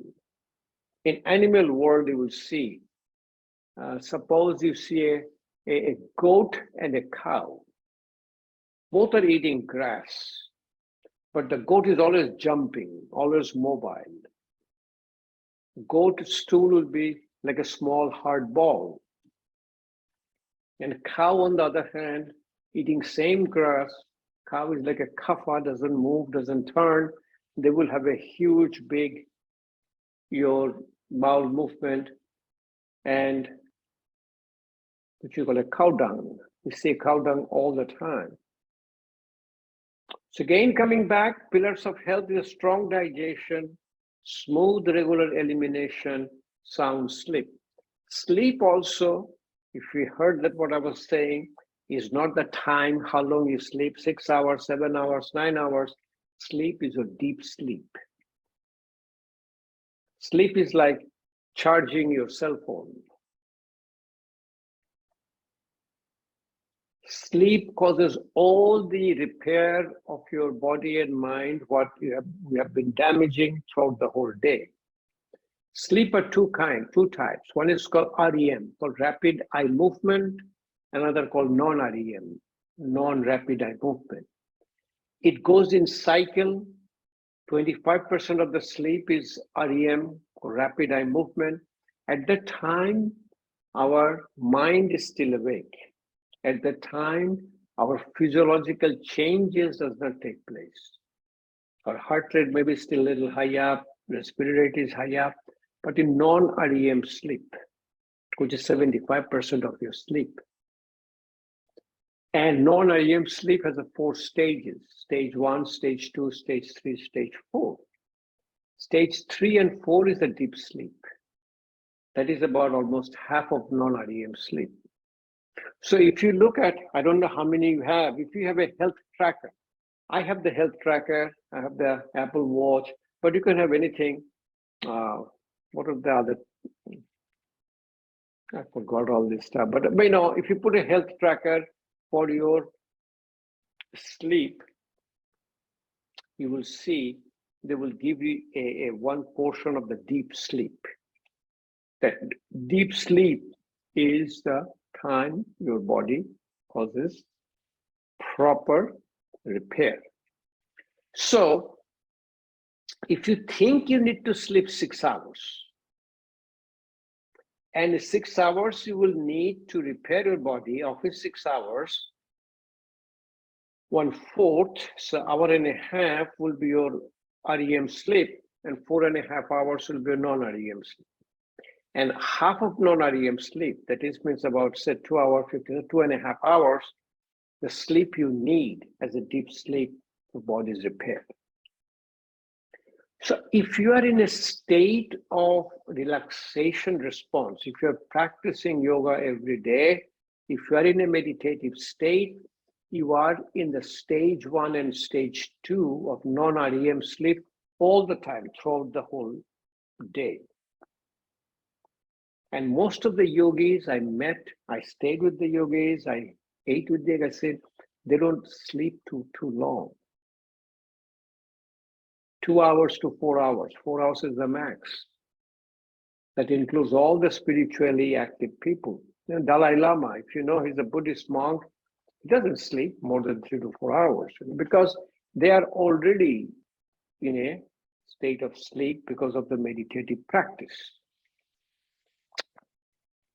Ayurveda looks at the quality of food, not as a protein, fat, and carbohydrate. It looks at the taste. There are 6 tastes. And as I said, the 2 are called astringent, which is your puckering, and the pungent, which is the heat from your food. And these are all Sanskrit appropriate name. Rest of them, you know, bitter, salty, sour, sweet.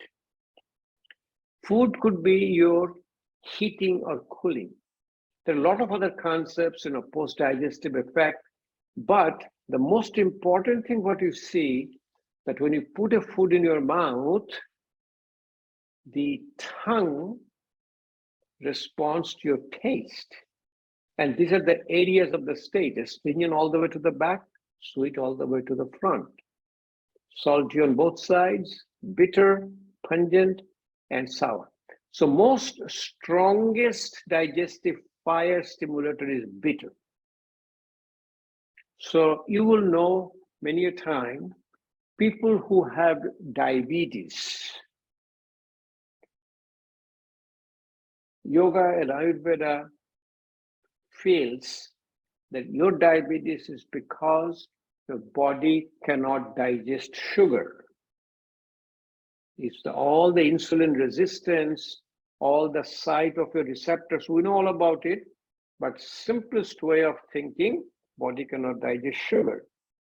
So what you need to increase your digestive fire.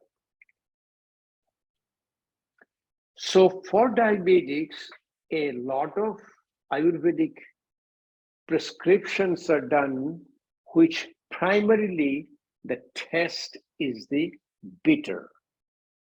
And they also recommend, I don't know if you've ever seen, there is a vegetable called a bitter gourd. In the Sanskrit name is called Karala, K-R-A-L-A, available in many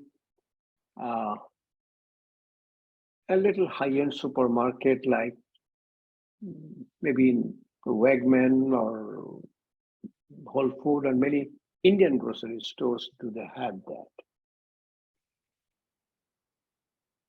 Tongue also represents your whole body. Tongue looks like you are laying down on the tongue, your head on the tip, and your pelvis and feet towards the end. And this is the way the organs are laid in your tongue. And you will see when you come to show it tomorrow, a tongue diagnosis based on the area of the disease. If you have a liver issue, liver problem, fatty liver, or cirrhosis of the liver, a tongue on this area will show a special coating.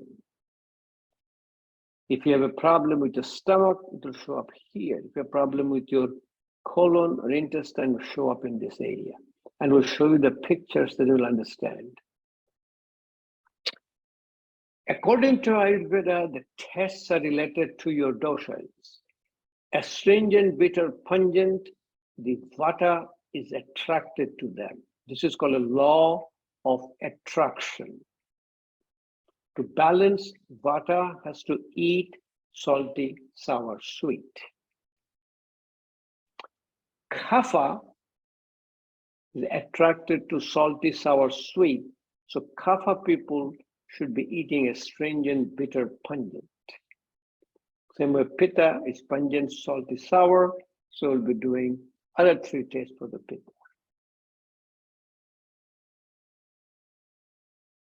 Astringent, bitter, sweet is cooling, and pungent, salty, sour is heating. And it's a very important reason for that, because every taste has a physiological changes, physiological power. So I'll show it to you what they are. Okay, so I took them out. Okay, so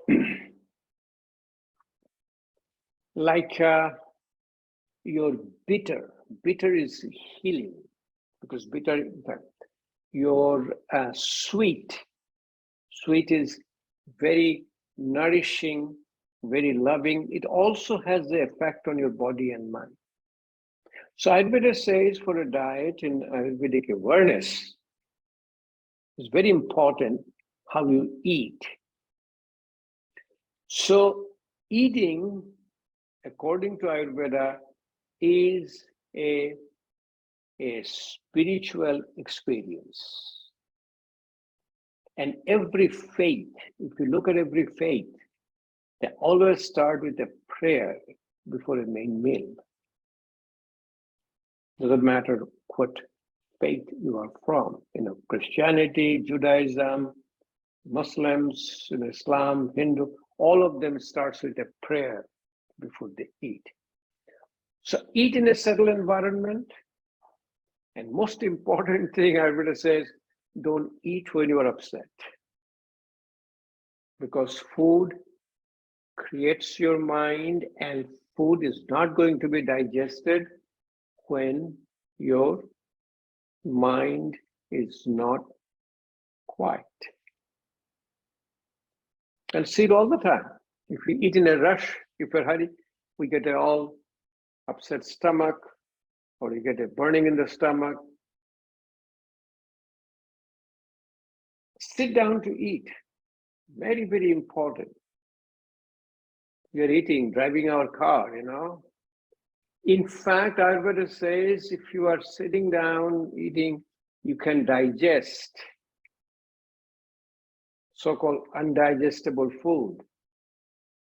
You know what undigestible we are talking about? We are talking about when you're eating a hamburger and driving your car, you are making yourself worst possible situation. Don't eat too fast and eat at a moderate pace. Experience all the 6 tastes in every meal. If you experience all the taste in every meal, you are going to cover. I have looked at it and I find it out in Western medical practice, it will cover all of your protein, fat, and carbohydrate. If you look at the calories, it will be very interesting. It will be almost the same. And eat 7 coloring food, fruits and vegetables. And people say, I only eat green, green and green, red, red and red. No, violet, indigo, blue, green, yellow, orange, red. This is called a rainbow food. And rainbow food is very much recommended. Even the CDC even recommends a rainbow, all the 7 coloring fruits and vegetables. If you eat 7 coloring fruits and vegetables, you don't need any supplement. You don't need even a complement. You don't need even a trace elements. All the trace elements, what you talk about, they put it in all those vitamin pills. If you're eating a blueberry, if you're eating a raspberry, if you're eating a strawberry, if you're eating a white banana, or you're eating a yellow mango, or a pear, or if you're you can name a fruit. When the moment you have, and then also it says, eat your fruit separately. Don't eat your fruit with your main meal. Very important reason. Just follow this, and you will see the changes within you. Fruit has an enzyme which interferes with the absorption of your trace elements. It's called intestinal glycoprotein. Fruit also has enzymes which interferes with the metabolism of your liver. It's called cytochrome P450. Nowadays, you will see a lot of medications have been prescribed, and they say, don't take it with a fruit juice. Personally, myself, I've been practicing for a long time. I eat fruit as a snack in the afternoon, and I eat all the coloring fruits and vegetables. For me and for my wife, we feel that buying these all coloring fresh fruits and vegetables, especially fruits, it is a lot cheaper than all the medications we are taking these days. In my age group, people in my age group, they're taking 8 to 10 medications, because most of them has a diabetes, hypertension, heart disease. Eat only when you feel hungry, and stop when you feel at the level of 7 in a ratio of 1 to 10. But for us, we eat until not even 10, 11 or 12. We feel we stuff ourselves. It is not the type of food what you are eating. What killing us today is the quantity of food. Say, for example, if you look at the calorie, we need about 10 to 15 calories per pound of our body weight.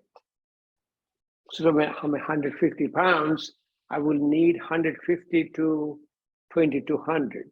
So average calorie intake about 2000 calories. And that's what you will see in your food leveling. The back of your food, packaged food, the leveling is all based on your 2000 calories. Guess what? Average American intake, 3,900 calories. We eat almost twice than what has been recommended. But on the other hand, if you cut down your calorie,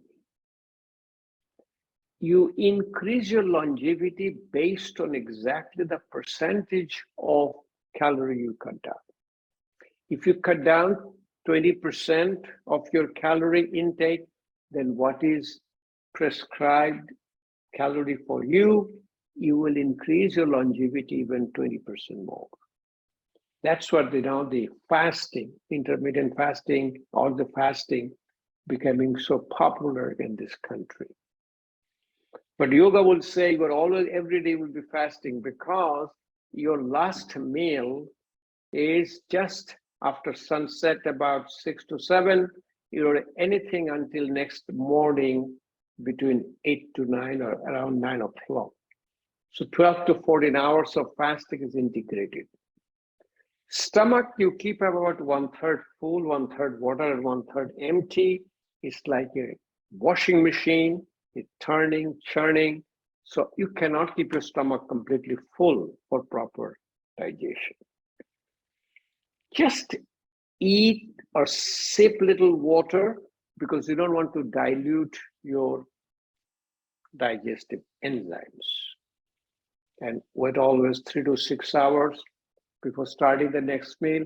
And then when you get used to it, you get proper hunger on proper time. And it is basically really a state of mind, a state of daily routine. You wake up every morning, you don't need a alarm clock, and you eat the way you do it in the time-wise.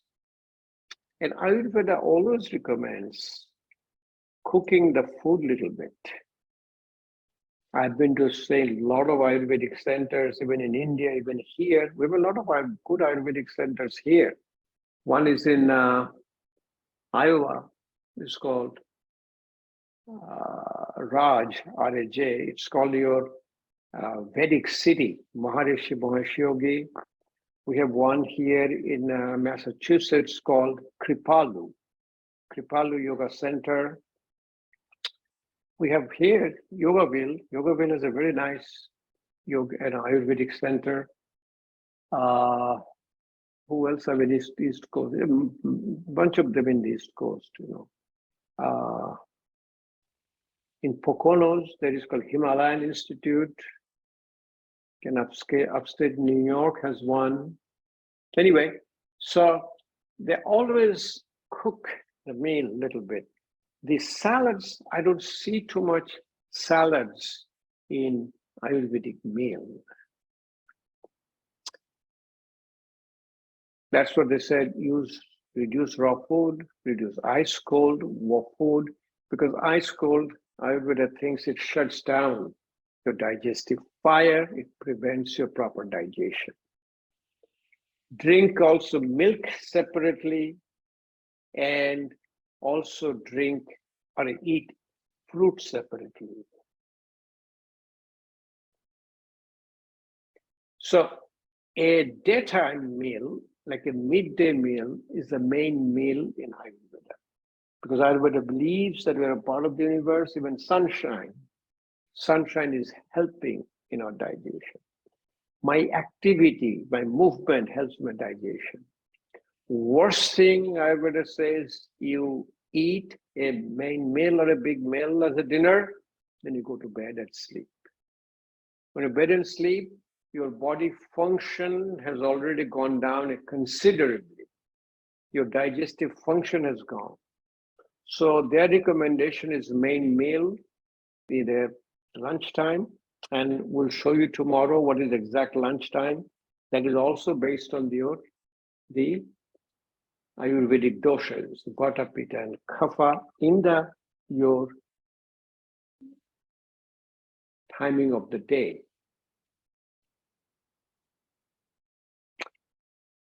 And you will be noticing that the dinner is about half the size of the lunch. Dinner, if it is a proper sundown and sunset, between 6 to 6 or 6 to 7, within an hour of sunset, and no food after that except drinking a glass of water or maybe a glass of milk before going to bed.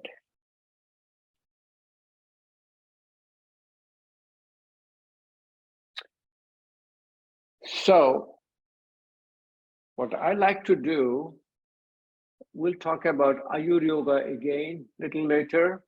Let me stop sharing it now. And we put it down as it will come back again on this one. Now, I have if you have any question, any comment, if not, I will have a volunteer who can tell me what did you eat for lunch. Then we can come a little bit of a discussion. Who wants to volunteer before I pick up one? Any? Show of hand? I can share. All right, come on in. Okay, let me put you on a, let me see, how do you do that? You do the spotlight for everyone. So everybody is going to see you. Am I going to see you now? Did it happen? Yeah, in the speaker view, I see you now. Did you say? Go ahead, I'm listening. What did you eat during your lunch? So I had a chickpea salad sandwich and plantain chips and a piece of dark chocolate. Beautiful, beautiful. Had a very good lunch. Now you tell me a chickpea salad. Mm-hmm. What was the taste of it? But how many tastes did you taste it in that? Salt, like maybe a little bit, not a lot of salty, but yeah, there was like some salty, some creamy. What will be the taste in the cream?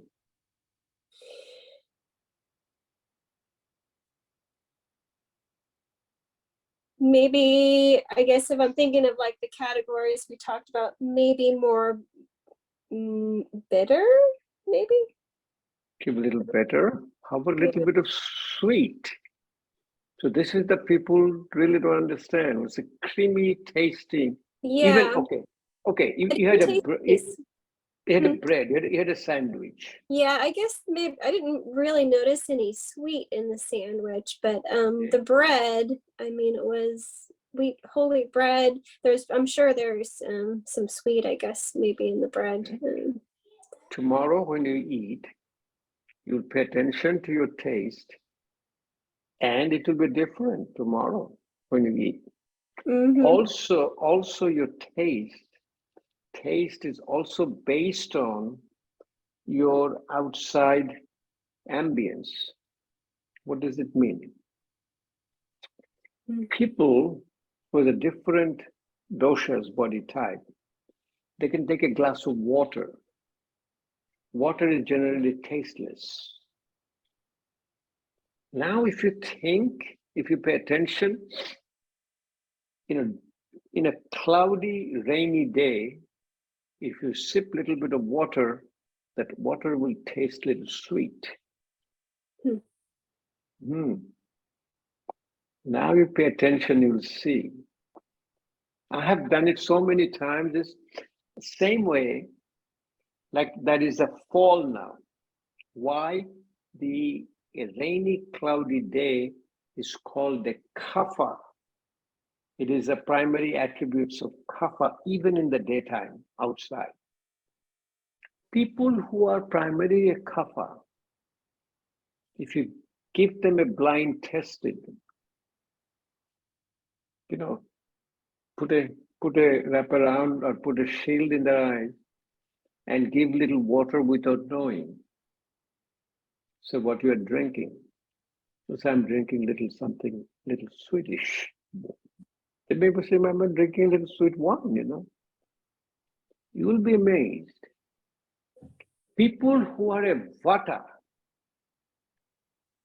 who are very mobile, because their attraction, law of attraction for the kapha is a sweet. So anything they drink, they feel like it is sweet. Water, law of attraction, is a bitter. So when they drink a little bit of water blindfolded, they'll say, taste a little bitter. And people, pitta, will say it is little sour.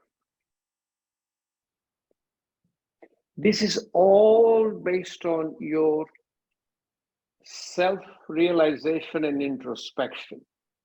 Now you know the taste. You will eat a food tomorrow and you'll see. Then you will pick up the subtle taste, like in a bread. Primary taste you will pick up in a bread will be, what will be the taste in a bread? Most likely it will be sweet. Mm-hmm. Most of the carbohydrates are sweet.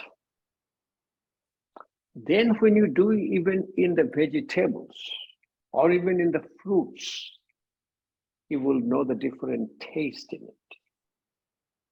And based on the taste, you are going to have a proper digestion of your meal.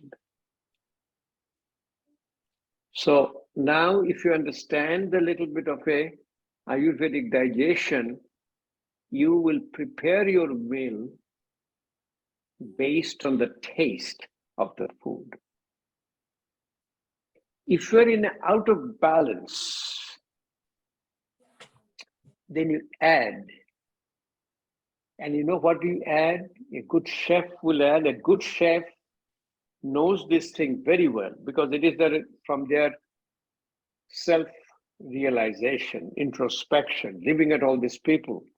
They use a different sauce. They use this sauce for this food.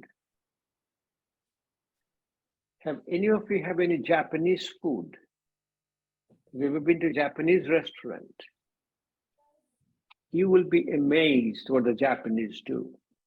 Japanese have a sauce for everything. And it's all balancing the taste. Japanese, I don't know if you know, Japanese, a lot of raw food. You know, like Japanese will have a tuna, just a very nice thin tuna. All the sushis are basically raw meat or raw fish, but they're like anyway. So they use their different kind of sauce for appropriate food to balance their taste. According to Japanese, they have another extra taste. It's called umami. Beyond our four tastes, the bitter, salty, sour, sweet, then they call it umami. That basically in Ayurveda is called astringent, the one they have. So then you had a chocolate. All right. So what is the taste of chocolate? Well, it was sweet and bitter. It was a very dark chocolate, so it definitely had a bitter and had raspberry with it, which was sweet. So Beautiful. So you got all the three nice taste in it. And and you ate at the end or you eat at the beginning? End. End. Anybody wants to make any comment? She ate that at the end. What is going to happen to her? No, not you. I'm asking somebody else. Or I may even pick up. I may pick up Dawn, you know. Dawn, you have any idea? She ate chocolate at the end. How it is going to help her or not help her in digestion? I don't think it will help her in digestion because of the sweet. Okay. But you know, very interesting. Do you know where the chocolate comes from? Although it is dark chocolate, so that is better for you. I tell you why. The chocolate comes from South America. Do you know that? From the I did not. The fruit of and they do not make it sweet. If you go to any Mexican restaurant, you will see a gravy. It's called mole. M-O-L-E. Mole is the chocolate sauce. Primarily, it is bitter. It is the Europeans who took it from South America. You know, it's a variant of the coca leaf. People talks about all this cocaine and this stuff in United States. In South America, they have cocaine leaves, coca. I mean, it's just a different issue there. So they took the chocolate to Europe, then they added the milk and sugar to make what chocolate we eat. Next time you go to any sauce, anything, try to look for called it mole. M-O-L-E. That's a pure chocolate sauce. Anyway, the chocolate is primarily bitter. Even doesn't matter how much sugar you put and how much your milk you put in. At the end, if you eat a bitter, the bitter is a very strong stimulus for your digestive fire. So knowing you did a perfect balancing lunch today. You did it without knowing, huh?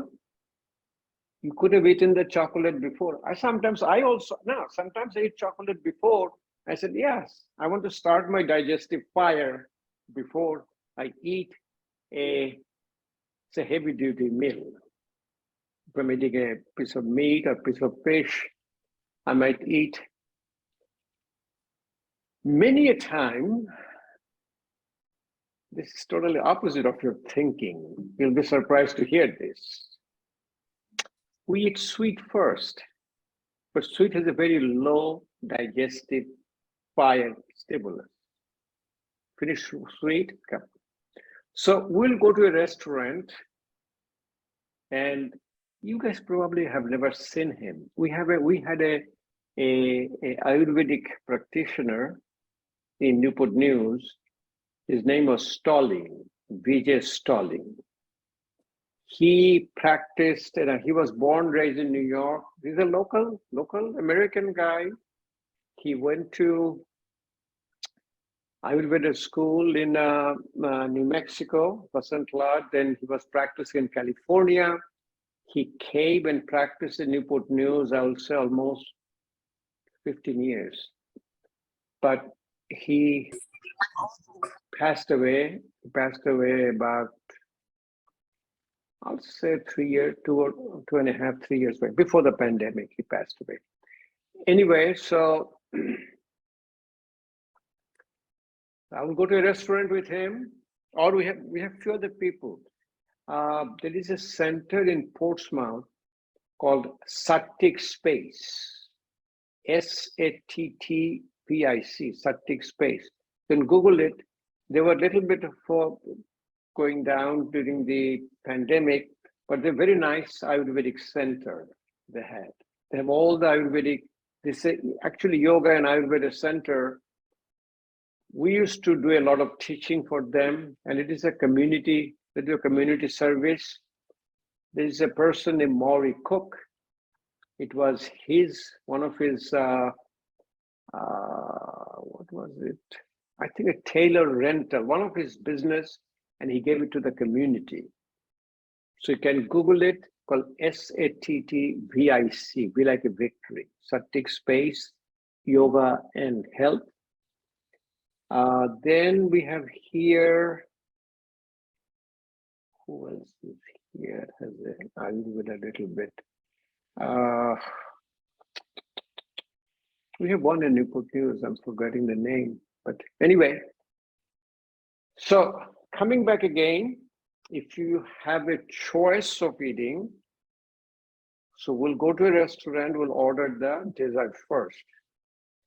And the waiter or waitress have a kick out of it. What you guys are doing? You're eating dessert first. We like, so try to make things little lighter version. we like dessert. We like to have it before main meal because we may not have any room after eating main meal. We may have to take the dessert home, you know? But we always used to eat sweet first and then go according to the taste. There is a huge concept, Ayurvedic concept, how to eat different taste and different time of the day. But we're not going to go all for the details. What I don't like all of you to sit down for too long, okay? Now, you know, we do all the stretching. We do this thing, that thing, all this stuff, but best stretching for you, I don't know how many of you can, if you cannot, don't do it. How many of you can go all the way down, sitting down in a squatting pose? 1, 2, 3, 4, good job. So why didn't you show it to me, a stretching. Sit down in a squatting pose. Sit down slowly. If you cannot, practice it and slowly you'll be able to get down in a squatting pose. From here, you will easily get up without a support. So how beautiful it is. You'll be sitting down in a squatting pose and you'll get up without a support. Okay, good job. Next you do, let me show it to you what you can do a little bit more. Cross your leg. Cross your leg. With the cross-legged, go down in a sitting posture and get up in a sitting posture. Wow, good job. Proud of all of you. Then you do opposite. Cross your leg in the opposite side. Sit down, crossing your leg, get up without. Wonderful stretching. You cannot imagine you're stretching whole body and mind. Finally, see who is doing so well. Who is this person? Let me see. Melinda. Where are you, Melinda? Outside somewhere? You go all the way down to the ground. Sit down all the way to the ground. I see Dawn also doing it good. All the way down to the ground. And from here, yeah, good job. Get up without any support or help. I really don't like to do this thing after a meal, you know, just wanted to show you. So next thing maybe do, we do a lot of body mind exercise now. Let's take a little break, huh? What time now? Around 3:40, close to. Let's come back around 5 minutes to 4.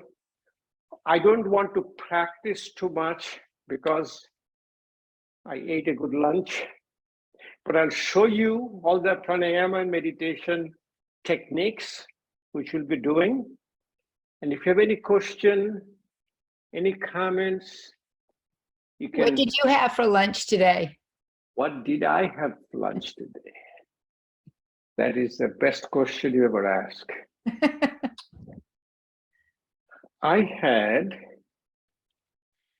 if you go to the Western, and then I come to the Ayurveda, I had my carbohydrate was my rice, and it was a brown rice, not a white rice. Then I had a protein. You'll be surprised what protein I ate. It was a bean, like a bean soup, which I can mix it with my rice. This is one of the I won't say true Indian cooking, and I'm from Indian descent, but I've been here over 50 some years in this country. It's a fusion cooking with some spices which have all the taste in it.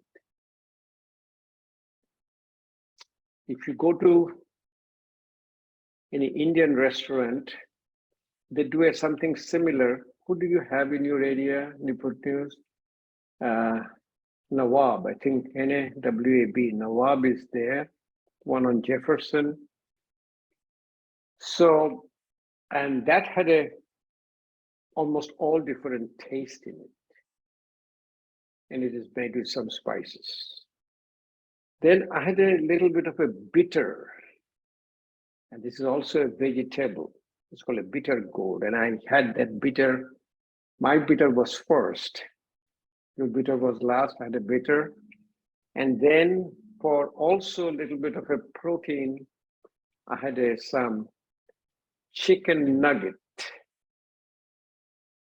And I won't tell you where did I get it from. Huh? I didn't cook it. So I got it pre-made because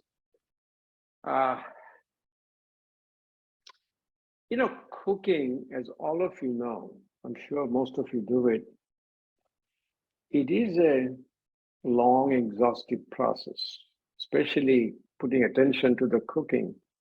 Like my children, they will have a 45 minutes max. 30 minutes is the time limit. They're not going to spend more than 30 minutes to 45 minutes cooking. But doing a little bit of a nice cooking for a meal, that's not enough timing. So we do buy some cooked meal, obviously, cooked food. So when I look at it, in Western Standard, I had a protein, fat, carbohydrate, and in Eastern Standard also, I had bitter, I had a little astringent, these are the spice there. I had a salty, little sour, and sweet.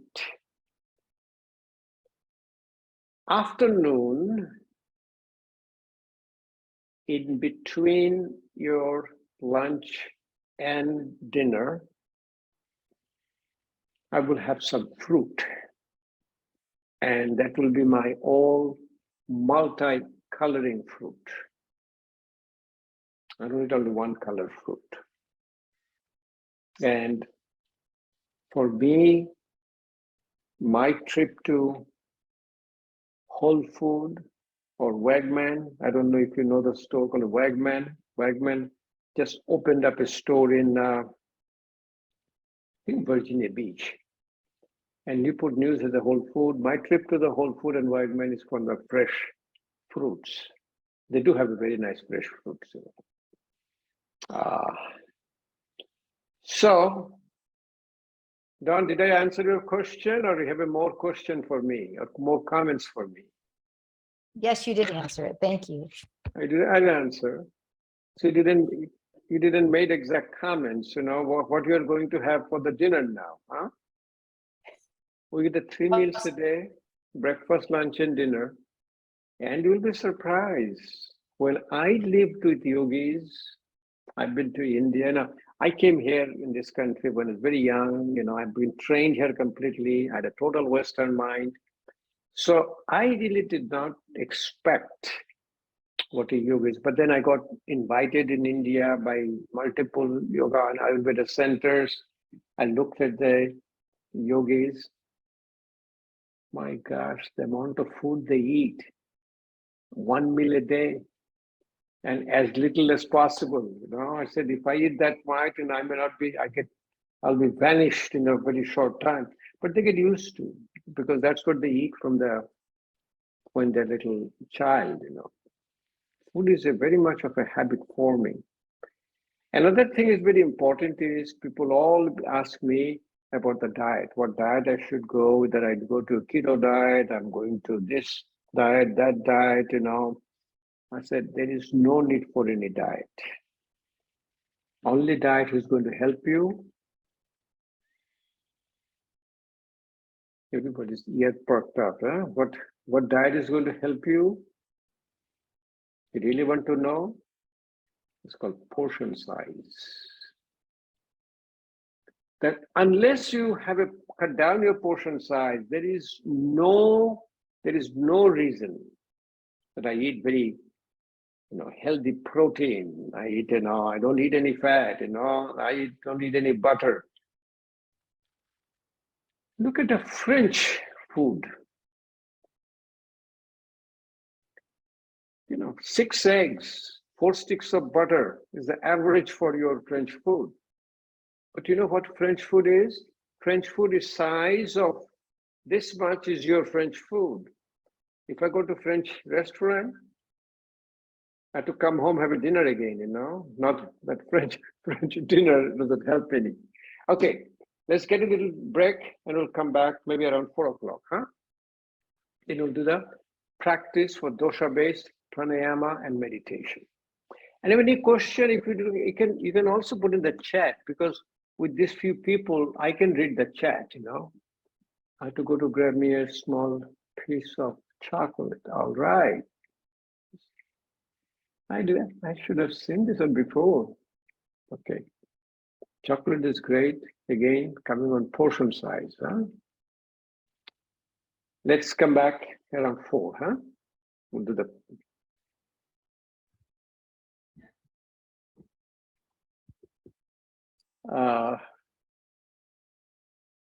show you a little bit of a slides, which all of you have. You have all the slides. So let me show you a little bit of what Ayurveda basically means. Okay.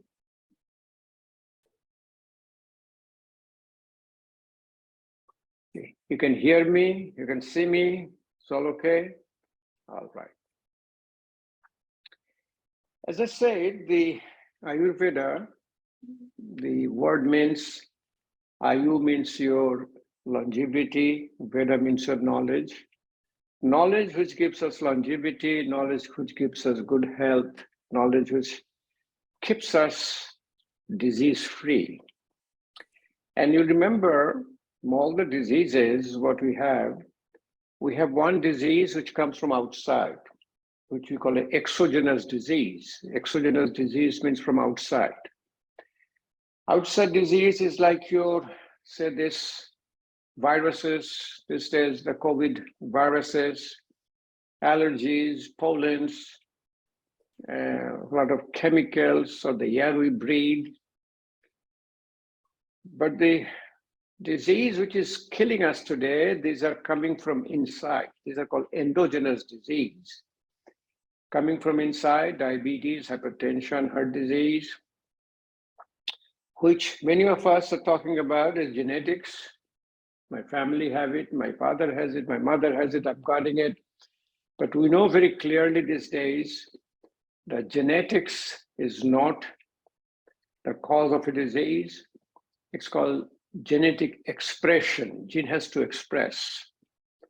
And gene expresses based on your environment. Where you live, how do you live, how do you eat, what do you eat, what time. It's all of your called lifestyle. And we'll come back to lifestyle today. We'll talk about the lifestyle and talk about a little bit more on yoga and Ayurvedic philosophy. So as I said, this Ayurveda is a continuously practicing medicine for the last 500 years. And Ayu, as I said, means longevity, Veda means knowledge. It is really a science because science is basically known as called experiment, observation, and inference. And we've been observing for thousands and thousands of years to come up to a conclusion. So Ayurveda, we just all talk about, is the operating manual for your physical body, because your body is in your hand.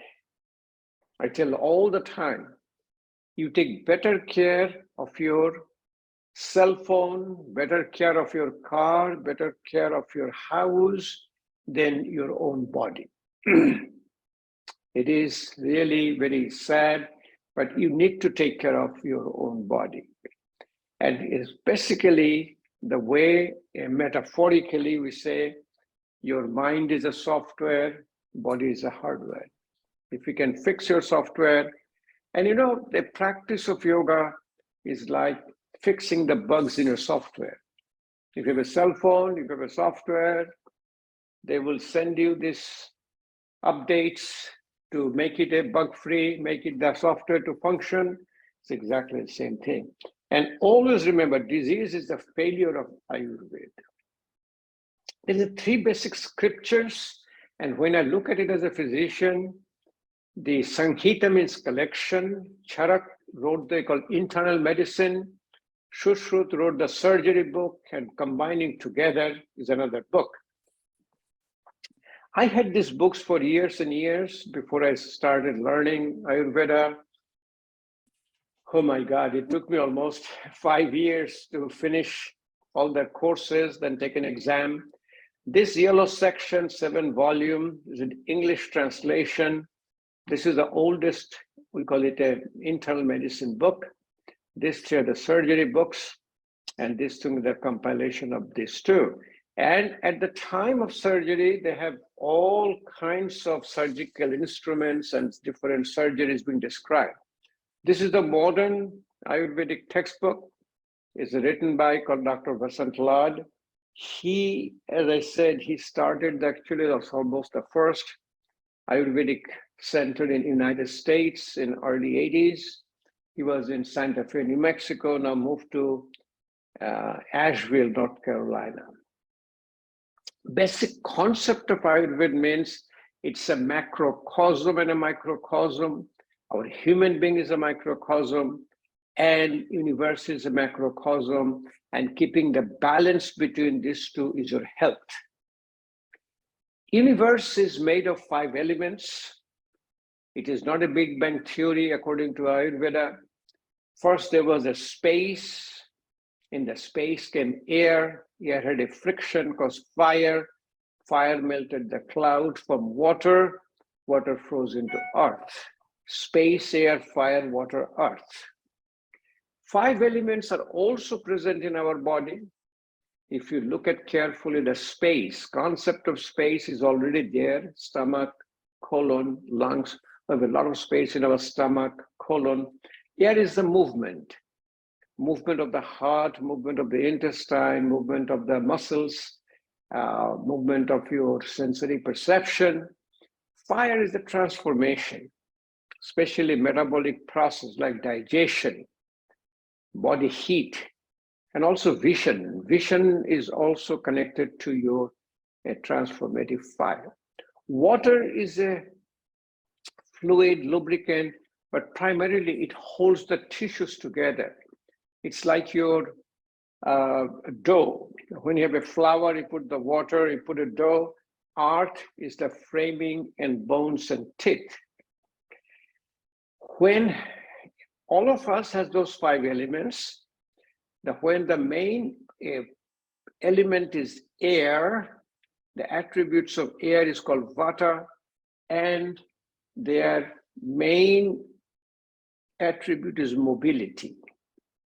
And there's a catabolic look. Catabolic look means they're breaking down. I'll show you the picture so you will see the difference.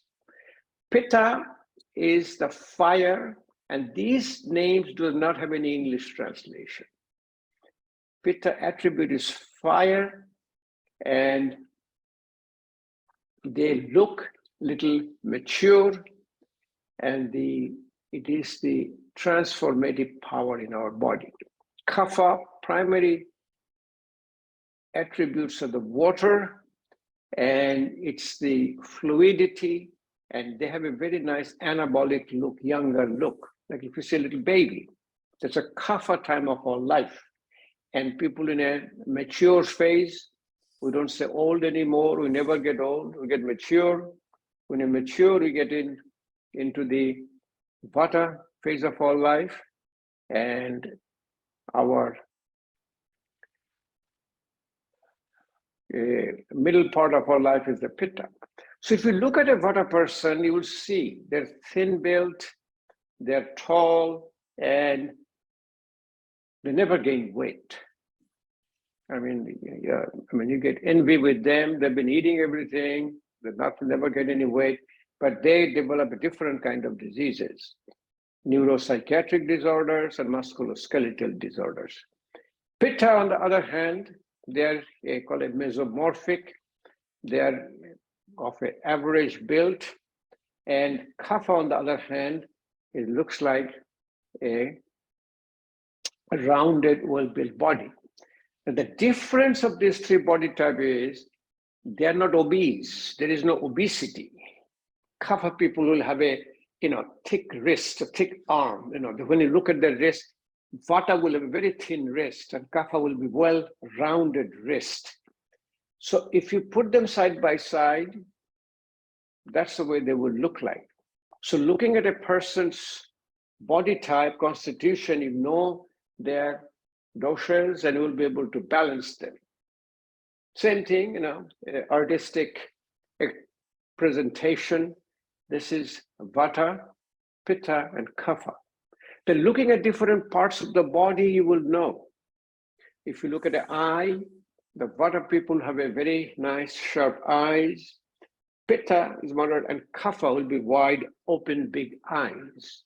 Same way the noses. If you look at the nose, the Vata generally has a little bit of a hump. It looks, I said, the nose looks a little crooked because Vata is very mobile. Even body structure is also mobile. Pitta typically is fiery, and the nose looks a little red, and they're a little bit of a sharp, very sharp. And Kapha, on the other hand, is a typically very blunt nose. You'll see a wide, blunt nose. You will see more on your African American people. You see more on some of our even American Indians. If you look at the nose, you'll see that the Kapha type of people. There's a lot of quiz in the market, and you can look at the quiz and you can find yourself what is your body type. And generally, after quiz, we will teach you how to do a pulse diagnosis and find your basic dosha and body type. There's two words called Prakriti and Vikriti. And since you don't remember these names, I gave you all up to them. Prakriti is the type of your body type, Vata, Pitta, and Kapha at your birth. And Vikriti is the present. And the changes happen because of your lifestyle. And that's the reason the primary Ayurvedic yoga therapy is your daily routine. And the practice we'll be doing today will be a daily routine practice, which you will see. It will cover all your doshas. Now, the slides which I shared with you for your Ayurvedic body type, the yoga practice based on the body type is primarily based on to balance them. This is a nice, funny slides. A friend of mine sent it to me. He said, this is your Michelangelo's David, real David, after 2 years visit to United States. And they put it down. The sponsors were McDonald's, Panera, Kentucky Fried Chicken. And as you know, what I told you yesterday, the food is not an issue for us. What is the issue for us is the quantity, huh? I said amount. Amount. You have to cut down your food intake. Do you know this is the only country in the world that you get penalized to produce more food? Do you know if you make more milk? I don't know if you know all this stuff. In milk, the government used to buy the extra milk, but we still have so much of milk production. Same way as your corn, same way as your all agriculture. Then what the whole food industry has done for us, I'm sure you remember those days, a muffin or a bagel 40, 50 years back was this size. Today muffin is this size. Average muffin, anywhere you go. By the time I buy one muffin, I said, wow, this is my whole day supply. But on the other hand, if you go to European countries, I mean, if you visited European countries, if you go to European grocery store, you know, they have a Coke. The Coke is 100 milliliter. You know, this size is the Coke can.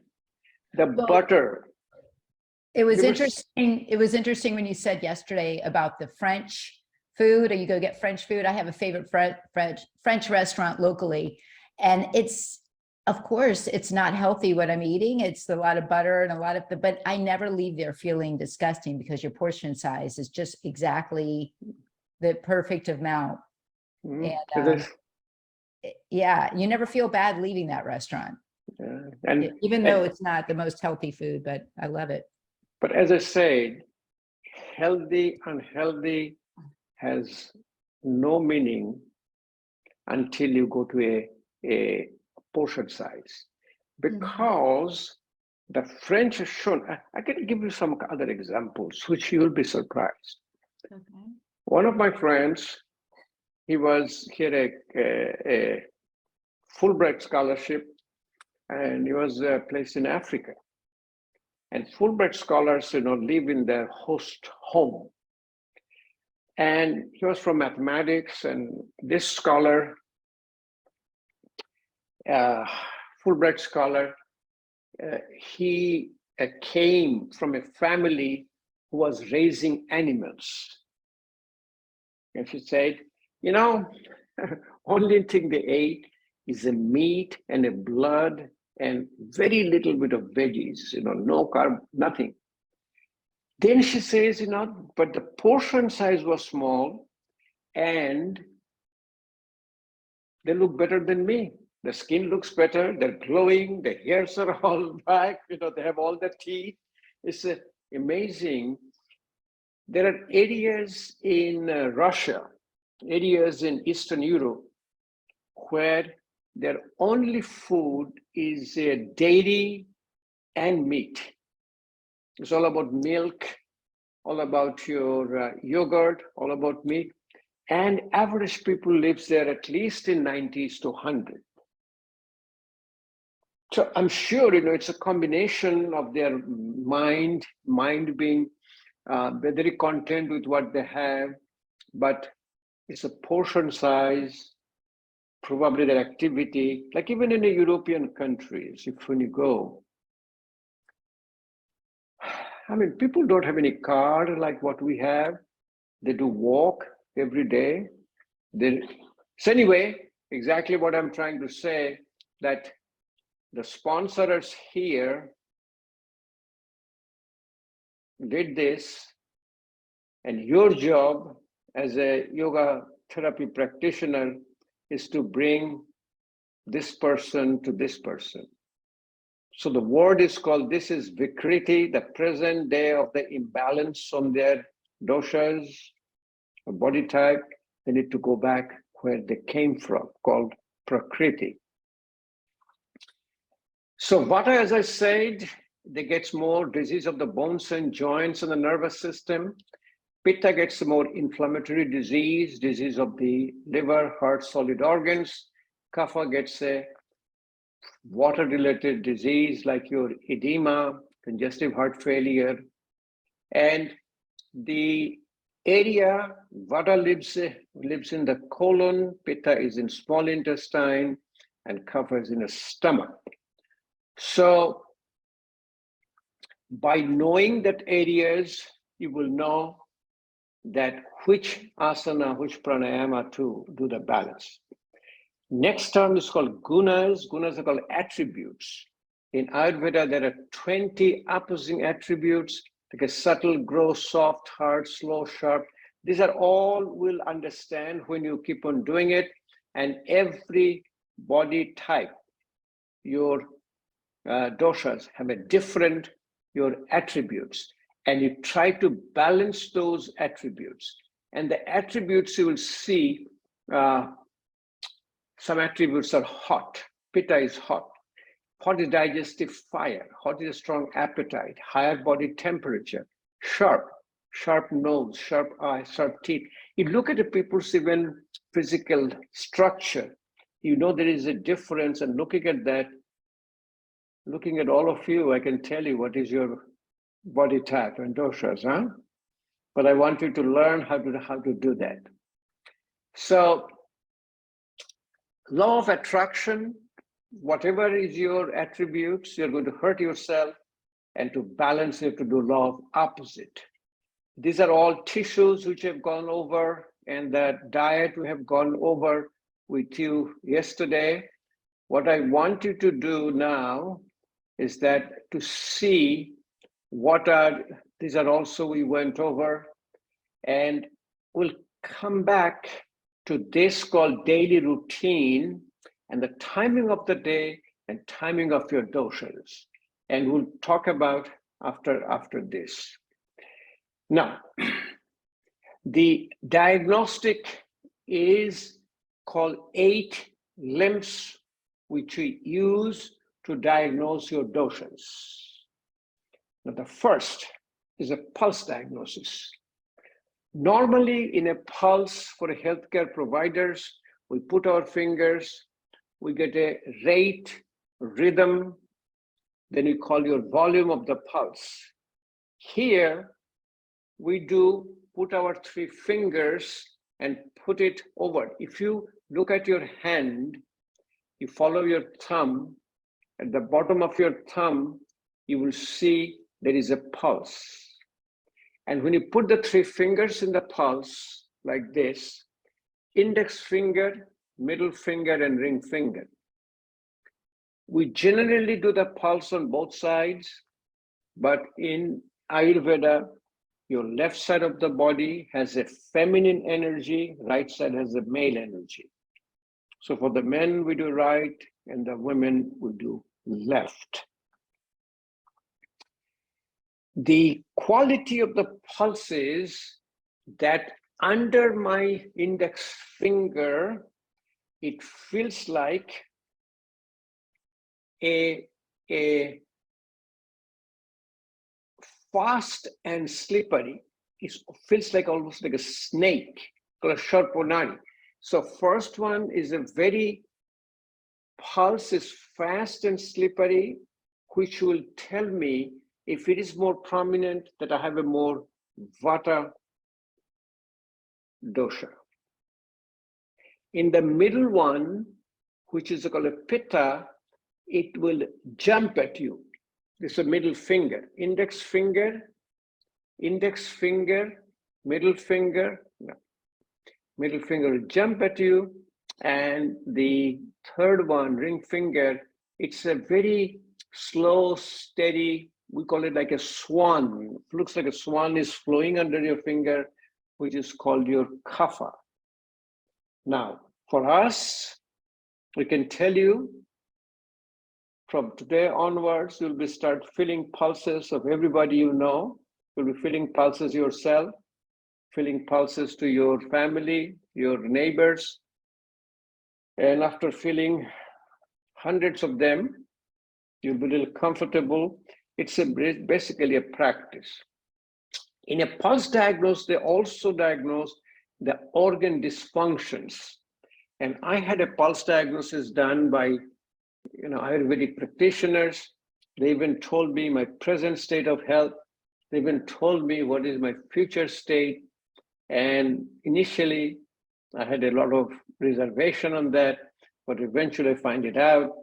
He or she who did my pulse diagnosis was absolutely right. I met him again one more time and gone through over that. Same thing I told you yesterday about the tongue. The tongue has a, looks like when you look at the tongue, this is the head, this is the tail end of our body, and the organ which is a dysfunction, the tongue has some coating in it.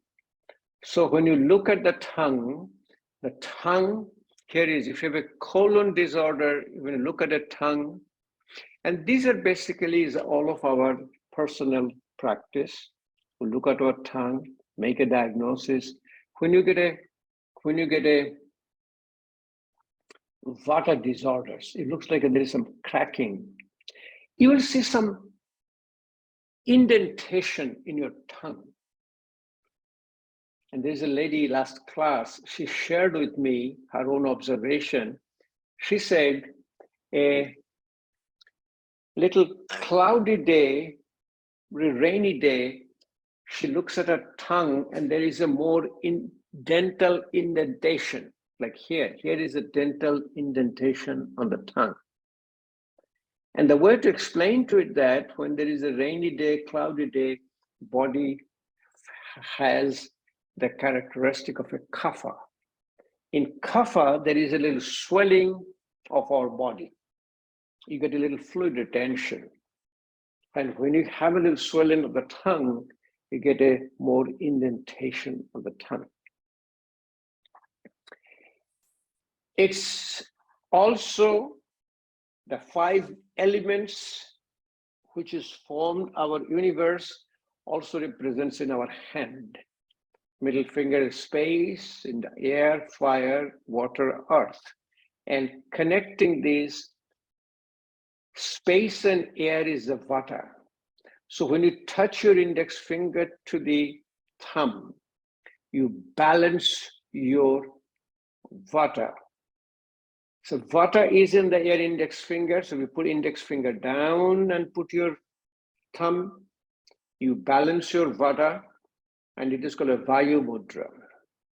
Many a time we'll do a asana yoga practice when I have a vata disorders with my fingers like this. It also balances your fire when you touch air. And so when you touch the tip of your index finger and the thumb, it balances your pitta dosha. And earth and the water is the grounding. So primarily the earth is more grounding. So ring finger and thumb, this is called your Prithvi Mudra or Earth Mudra. Mudra is a hand gesture. It balances your kapha. This balances your pitta. This balances your vata. This balances your kapha. So based on your body type, we do a lot of yoga practice like that. One relaxation is mudra is called your Adhi Mudra. You put your thumb inside and close.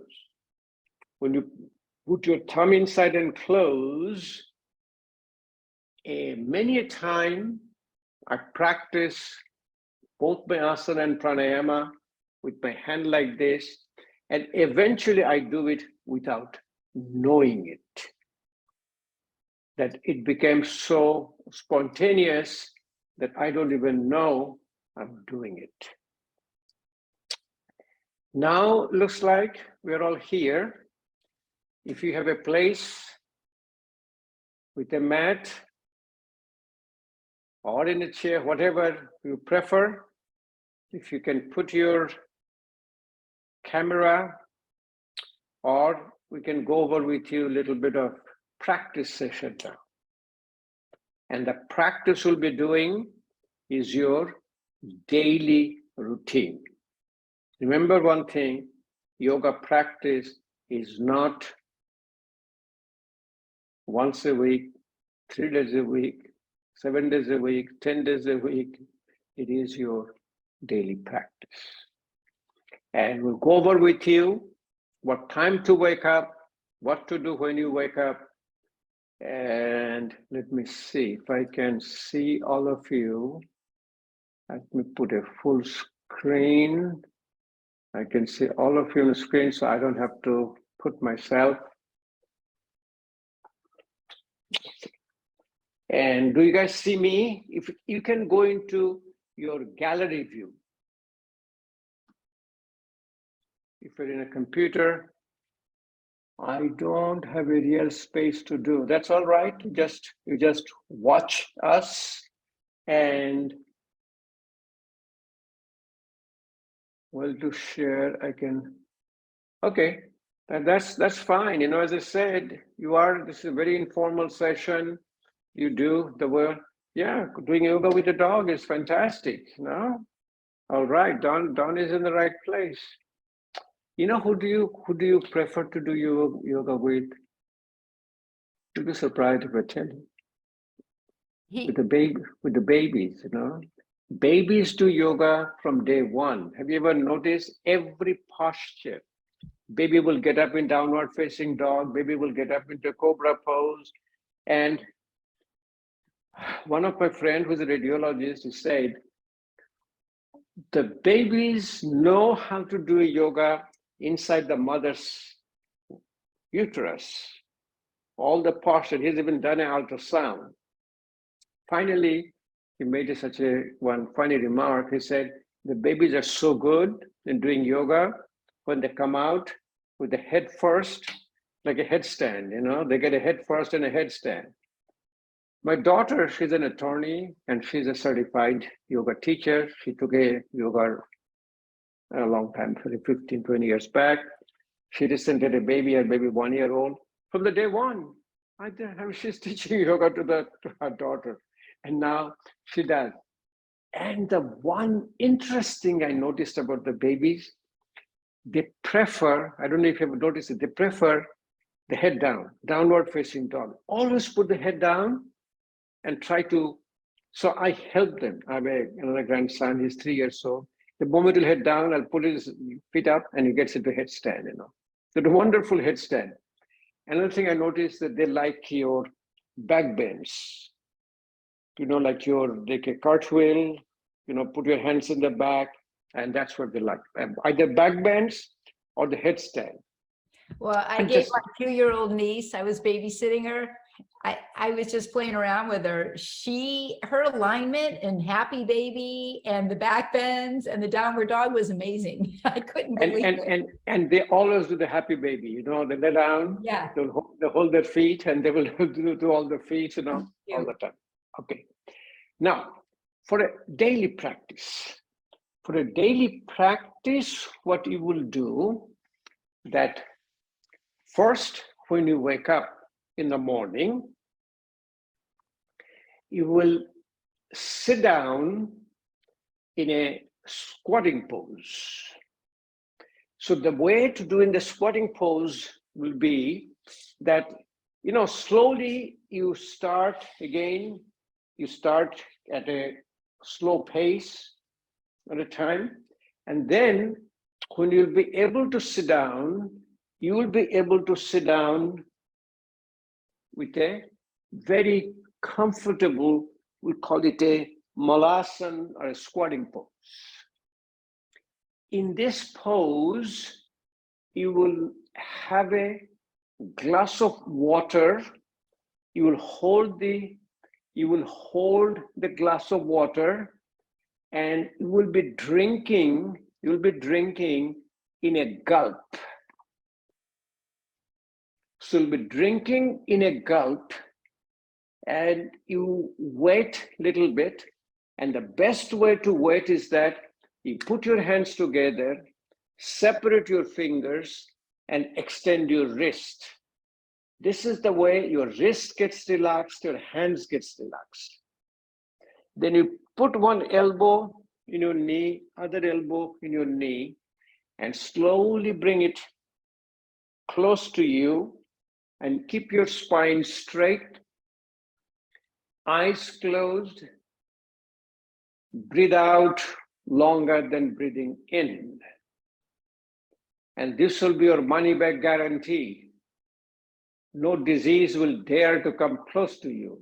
You have been, this is your, what you do in your computer, the Antiviral software, huh? This is your antiviral software. Nobody is going to attack to you.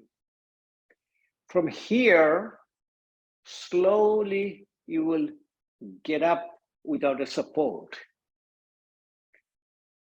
And if you stay a little longer, you will see slowly and slowly, you will feel a sense of bowel movement. And in a yogic tradition, a constipation is one of the root cause of all of our diseases. Because if you don't have a proper bowel movement, you are going to have the toxins. What you say, the stool is the toxins, and you are carrying it with you. From here, in a standing posture, what you will do, you are always going for a balancing poses. What is a balancing pose? I'm comfortable standing like this with the feet separated from my shoulder, and I will be going against the grain of my habit. What a grain of our habit, I'm going to put both the feet together. Put both the feet together, you will see, you will have a difference, a feeling. Now you're going to create your balance. Then what you will do, if you may, you take your hands and put it in a prayer pose to the back.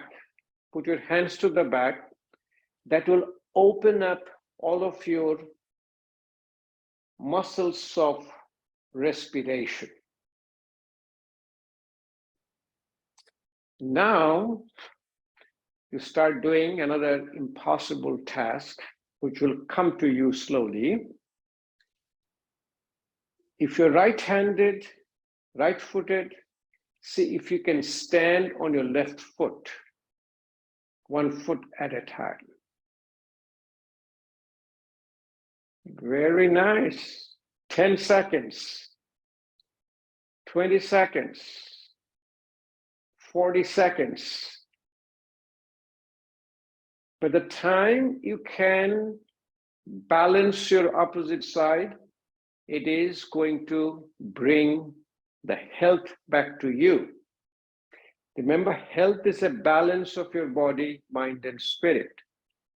Next, to the opposite side, standing on your right side.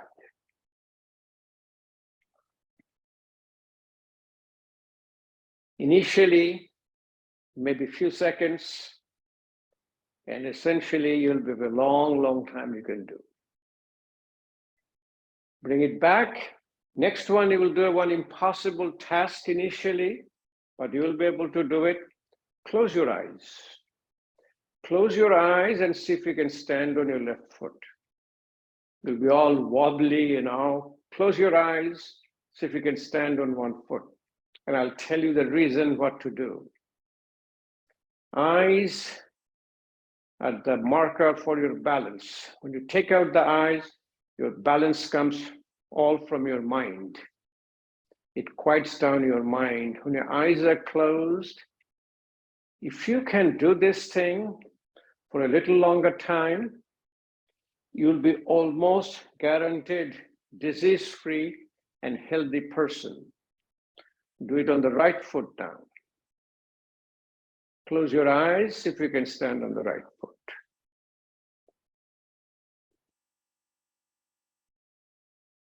It's a wonderful feeling when you can do it.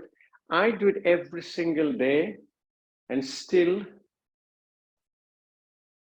I'm not comfortable doing it.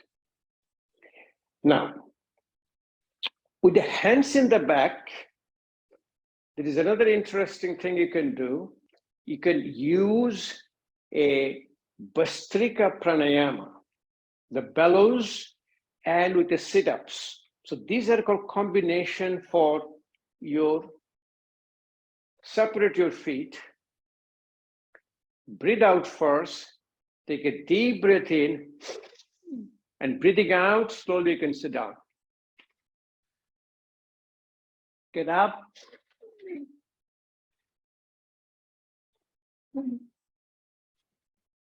You can do a little hop.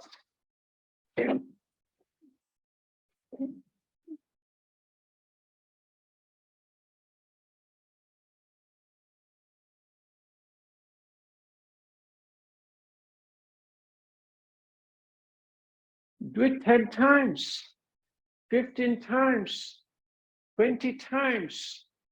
You know what will happen to you? Money back guarantee. You will be 10 years younger, 20 years younger. You will be competing with your kids and grandkids. Okay. Next, a balancing pose is a wonderful pose. So if you can do a tree pose, all of you can do a tree pose, but in a tree pose, if you can hold your foot and bring all the way high up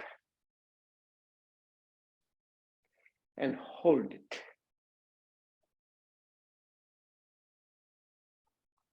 And the good yogis can always put your hand into the back and touch the right foot.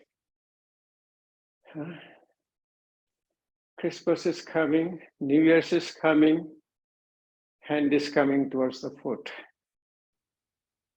It'll happen to all of you. Next you do to the opposite side, same way, you know, I mean, this is the, sorry, okay, I'll come back to regular. So if you can do it as high as possible and stay in this posture.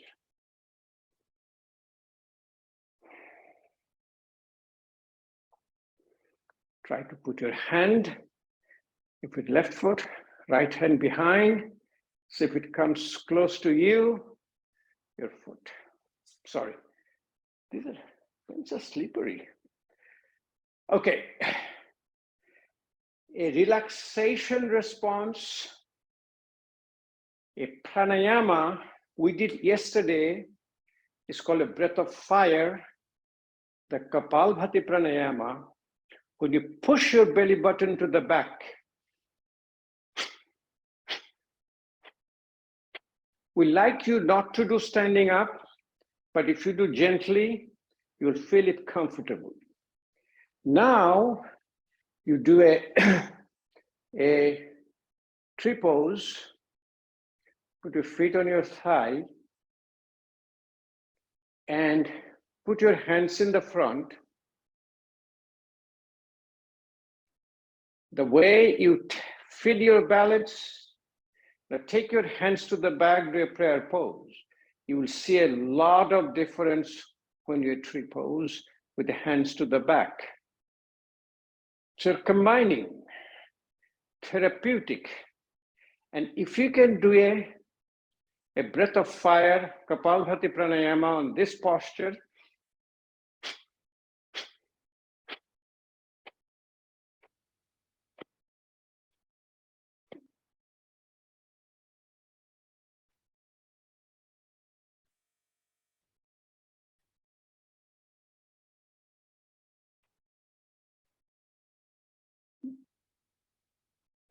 it's a wonderful practice. See, we're using the same asana, same pranayama, but you're combining for therapeutic effect.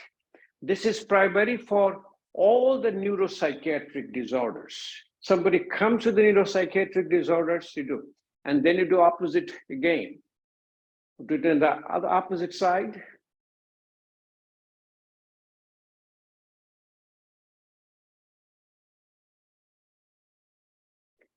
Put the prayer pose to the back and do your breath of fire, Kapalbhati pranayama.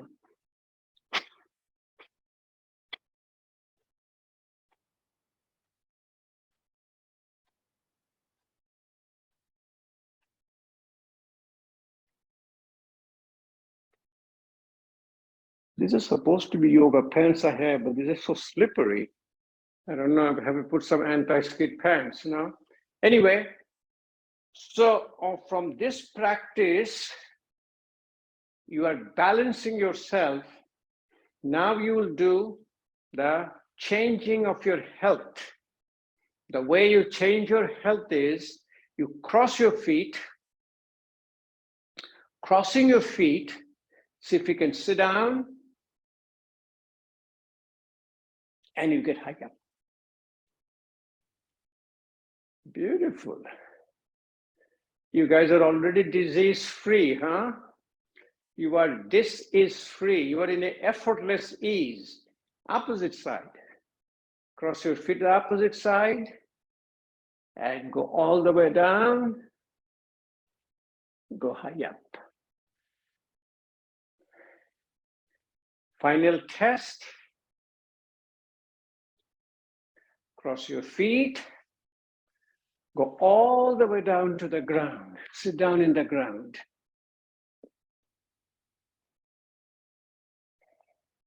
Good job. From the ground, what you will do now, you will get up without a support. From here, oh my God, I cannot do it. Oh, all right, 2, 3, this is my turn. 4, sorry, my pants is there. Anyway, so, and do opposite side again. Try to do it.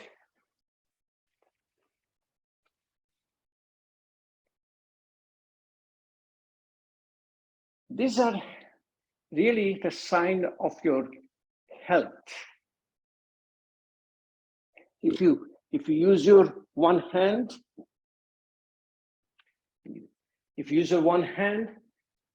I said you lose 25% of your health. These are your daily practice. First thing in the morning. Somebody asks you what I'm going to do, you let them do. Bring the balance back, both sides of your body. Next is standing up posture. It's called, your Sanskrit name is called Prasharita Uttanasana. It's a widespread head down to the ground. So what you will do slowly, you will be separating your feet. Then you do supported forward bend. Put your hand in the supported forward bend and you keep going down. How far you can come down is up to you. Listen to your body signal. No pain. Effortless breathing. Slowly your head comes all the way down to the ground. Hold your right foot, right leg and the left leg.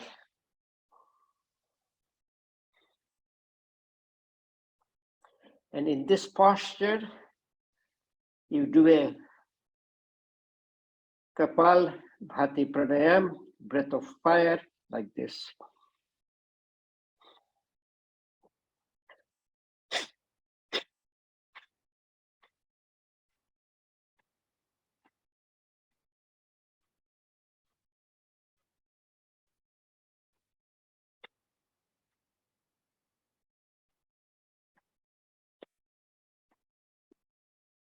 If you can do this, I have not seen who can do it. If you do it, keep your head down, do it, and you tell me, just push your stomach, belly button to the back, and you'll feel a massage to your pelvic floor. Do you feel the massage to your pelvic floor? By this, now push your belly button to the back now.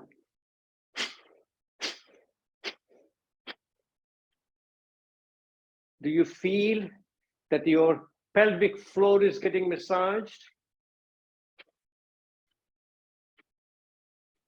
Wonderful practice for women. You know, women has a tremendous amount of pelvic floor dysfunction. A large number of women will come to you with the pelvic floor dysfunction, and it happens because of the childbirth, because of your urinary bladder issues, and this is a wonderful practice. Even for the men with a prostate problem, I let them do it. Finally, what you will do, you'll put yourself against the wall, touch your heel first against the wall, slowly you will touch your hip, touch your body, touch your head, then your hands will go high up, and close your eyes. This is like your corpse pose, Savasana in the wall. Close your eyes, breathe out longer than breathing in, and continue 5 to 10 breaths. It's a wonderful feeling once you keep on doing it. Instead of in the mat, you are doing it against a wall.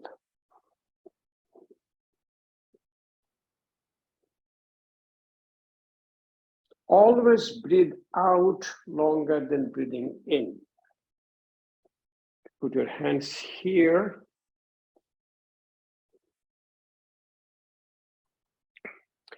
Another one you do on the same wall if you can.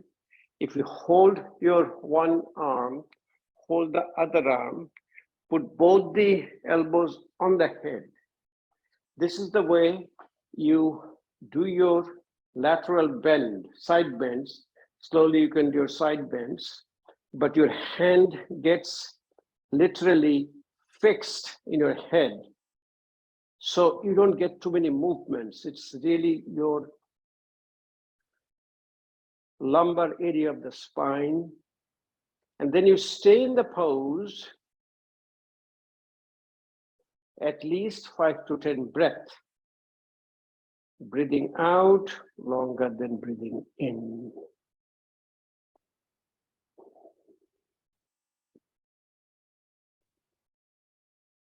Come back slowly in the middle, then you do the opposite side.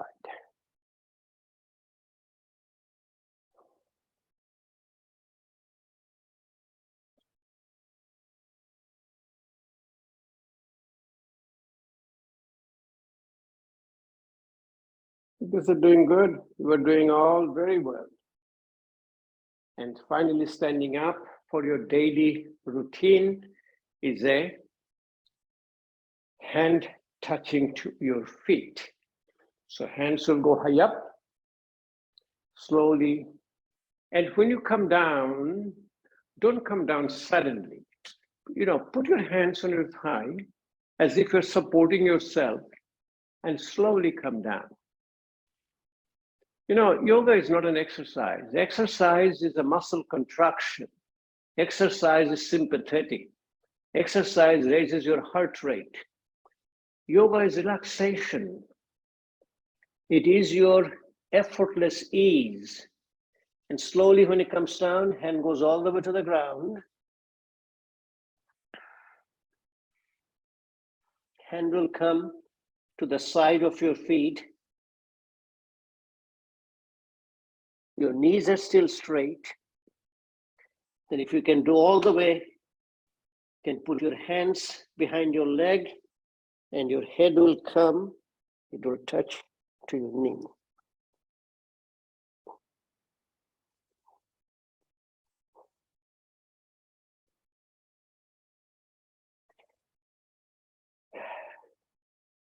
And slowly get up. So after this standing, you get down to your sitting postures. It's important that you do the sitting. Let me change the angle of my camera. Let me come a little bit in the front. You will be doing the standing up, sitting down, then you will be doing that laying on your back, laying on your stomach.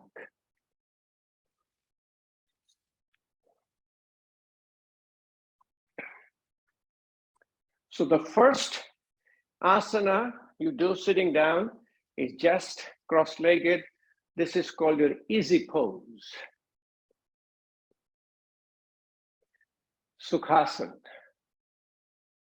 And if you have joined me yesterday, showed it to you how you come up to these asanas. So all of you have dogs, huh? Very nice. Anybody has cats? No? You have a cat? All right. Oh, both of you have a cat. So how many babies do you guys have? One pet. One pet to take care is 5 babies. They need so much of a care. Okay? So, you will be what you will have when you sit in asana, no pain. Then stillness. If you're in a asana and you're having a little bit of a, it's called fasciculation. Why it happens? When you come to a posture, your muscle contracts. Muscle cannot stay contracted too long. When it starts to relax, it causes this called fasciculation. And fasciculation is very prominent when you start doing it. In fact, you don't have to do it. Let me show you one example of fasciculation. How you can, and then that fasciculation, that means called sthiram, stillness. Like if you do a boat pose, so I'm doing just to show you a boat pose, what this will do to me. If I do a boat pose first, I can feel my whole body is doing a little bit of a shake. But keep on doing it, it will happen, and you get that. You're going to try this, you will feel what is the stillness. So when the stillness will come, and if it doesn't come, what you do, you touch your index finger and thumb, put it over your knees, close your eyes, and pay attention to your breath. Breathing out longer than breathing in. Eyes are closed, hands are in a mudra, called the Dhanu Mudra or Gana Mudra, paying attention to my breath. If I have a pain, I back off. I back off, but I stay in this posture. Continue this, slowly this thing going to happen. If you push it down, what will happen? It'll come back high up. Then try this, change your feet, and you see the difference. One side will be easier than the other side. Is it? One side is easier. And you know what your brain will do next time you sit down? You'll do the easier side first. So consciously now, you'll be doing more and for a longer time, the side which is a little uncomfortable for you. Why? You want to create a balance. Next progression of asana. You take your heel all the way to the back and take your other foot at the top. Your knees will drop down. This is called a perfect pose, Siddhasana.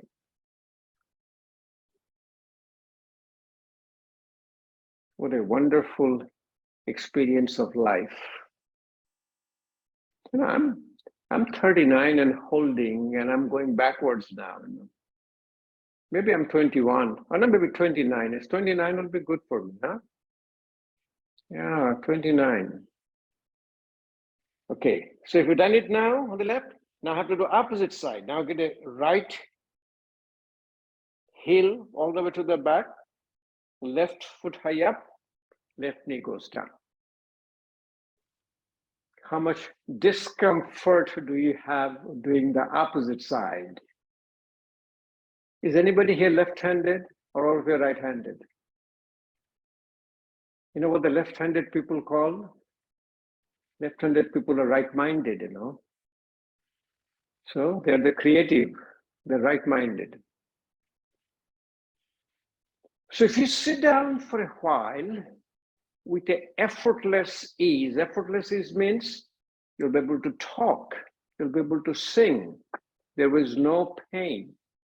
Sthiram, stillness, sukham, happiness. So I've been having my saliva in my mouth and I've been talking to you for how long? So when you see a person giving a lecture, giving a talk and sipping little water, you know what is their issue is? They've been having a stage fright. They've been in fear. They're in a sympathetic response. Mouth gets dry. If you're relaxed, if you're talking unscripted like me, I don't have any scripture, nothing. I talk to you guys from my experience. Okay, next step. You can take your left foot, the top of the right thigh, half lotus. It's coming. Christmas is coming. New Year's is coming. It is coming. So what is your sign again? No pain. Comfortable breathing. So if you have a pain here, what you'll do? You'll back off, but you stay in the posture.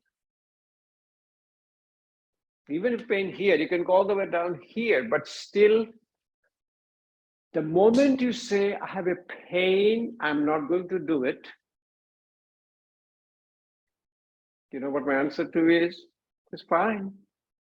Go home, take some pill, and start digging your grave, you know.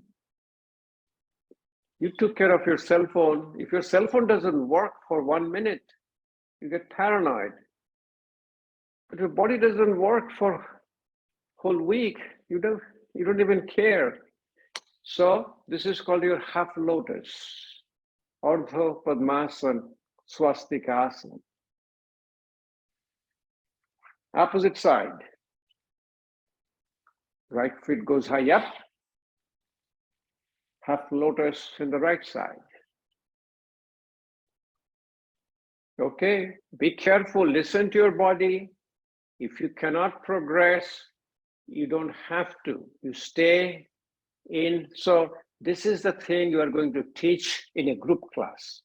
Group class says, I'm showing you the stages, I'm showing you what you will be able to achieve.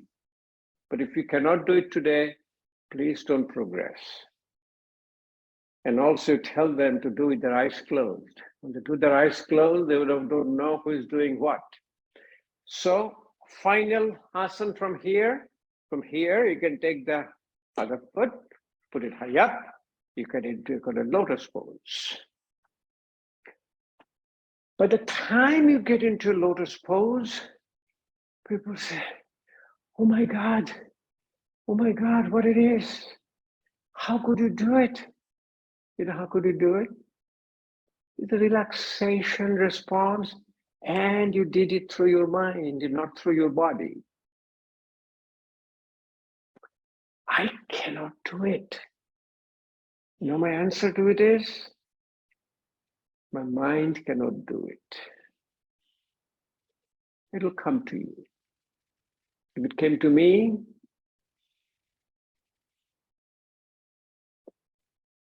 you know, I went to medical school, let me see, 56 years back, but I'm still 29, or I'm 39. I do it with my grandkids and I get a fun out of it, you know. I can do things which they cannot do. Very important. This is a purely relaxation response. So don't push yourself. What will happen to you? This will come to you. Why? Because of the word called neuroplasticity.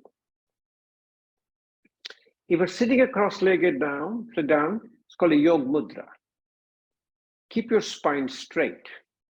The way to keep spine straight is look straight in front of you. And then you can put your hand to the back and hold onto your left wrist. And slowly come down, looking, see if you can touch your head to the ground. It's called yoga mudra. Very nice. I'm looking at guys, I'm not, so I can see all of you. So slowly, and then again, what you're going to listen to your body signal, no pain. If I get a come down here, I get a pain, I back off. Stay here. If I don't get a pain, I'm coming down, then I listen to my breath. My breath has to be effortless and go all the way down.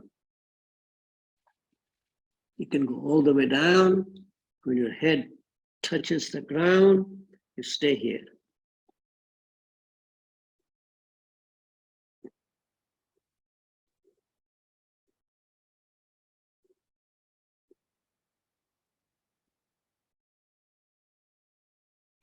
Slowly come back high up. What is interesting about myself, as I said, I tell you because I'm doing a practice with you, all the people who presents in my conferences with me, in my age group, they never do anything themselves. Doesn't matter if it's men or women. They will have another person, they will be telling them to do, and they're doing it. So here I'm doing it, talking, laughing, telling jokes. I'm very good. I'm very, a little bit humorous if I want to, even with you guys. Next, if you want to give a try, it's called lifting yourself high up, called Tolasana. You're not too heavy. You're very light. Anti-gravity. Put your hands on the sides. And you don't have to do anything. Put your hands down. Get your mind is quieting down. Push it down. Your whole body will go high up and stay high up.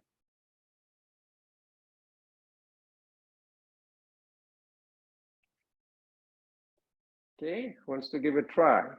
This is going to give a try. Oh, you did? All right, little bit. Dawn is going to give a try. I see. If you tell your doggy to do it, your doggy will do boom.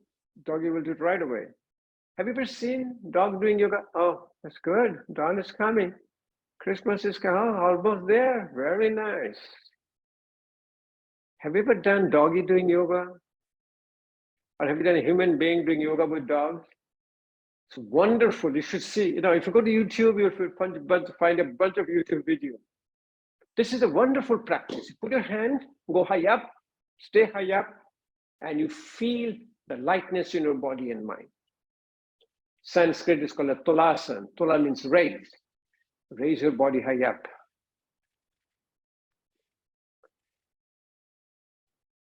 What is Bethany using? She's using laptop that I can see very close up on you. I'm on a big screen on my laptop computer. I'm not laptop. I'm on a desktop computer, and I'm in a gallery view. I can't get it to go right, but oh well. This is this heavy glitch with the computer. I don't know when remember when we started this pre-pandemic. Oh my God, everything is everywhere. Nothing we could do. But Dawn is giving a try for what you're trying to do, Dawn. Trying to get into lotus pose. It'll come to you. It'll come to you. Keep doing it with the dog. The dog will teach you how to do it. Okay. Very important.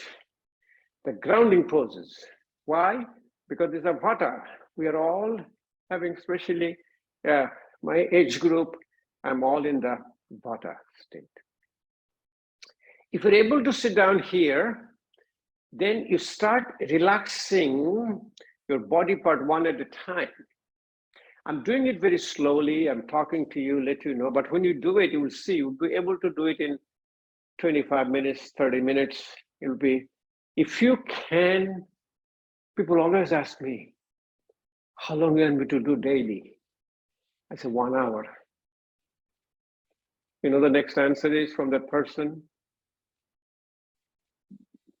Standard answer, I don't have any hour to do a practice. Okay, 45 minutes? No, I don't have any 45 minutes. Half an hour? No, I don't even half an hour. 15 minutes? I don't have any 15 minutes. Say, well, you are living in this world, you know. What is the reason? If you cannot have a 1 hour or half an hour for yourself, hand. If you look at a baby, let me see your observation. Do you know how the baby closes their fist? Baby fist? Got you. Okay. So thumb goes in. This is the way baby. If the baby will scream like this, you know, they scream, they open up their lung. So thumb inside and close. This is called a baby fist. Balo mushti mudra. Called adhi mudra. You can put your hands in front. Breathe out first. Take a deep breath in. Breathe out, do a baby fist. Breathe in, breathe out. This will relax your hand. Breathe in, breathe out.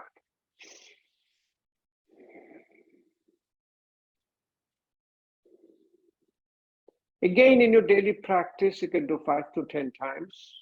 Very good. Wrist gets relaxed with extension. Breathe in, breathe out. Breathe in, breathe out.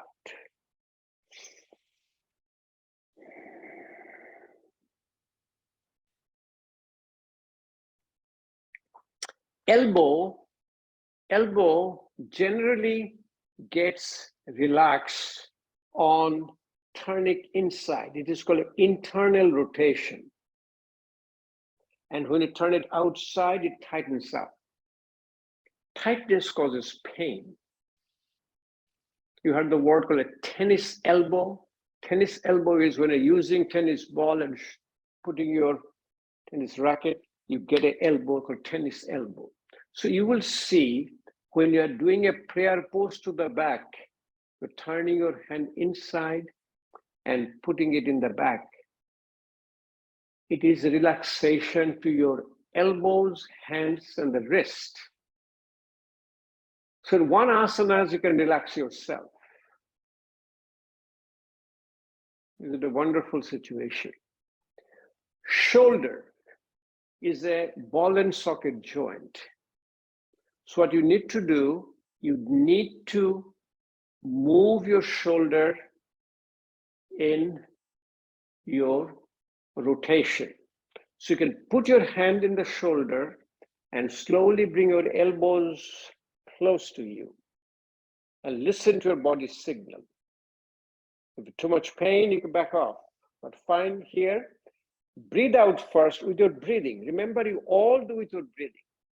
People always ask me in yoga therapy, breathing is the therapeutic. So breathe out first, take a deep breath in, and breathe out. Slowly rotate your shoulder. Breathe in, breathe out. Breathe in, breathe out. So do it a few more times. Breathe in, breathe out. Do it a couple of more times and see how you feel with your breathing. Then do with your eyes closed. Keep your eyes closed, breathe in, you'll see relaxation will be a lot more when your eyes are closed. Then you balance yourself, do the opposite. From here, breathe out first, breathe in, do the opposite way now. Breathe in, breathe out. Close your eyes and do it.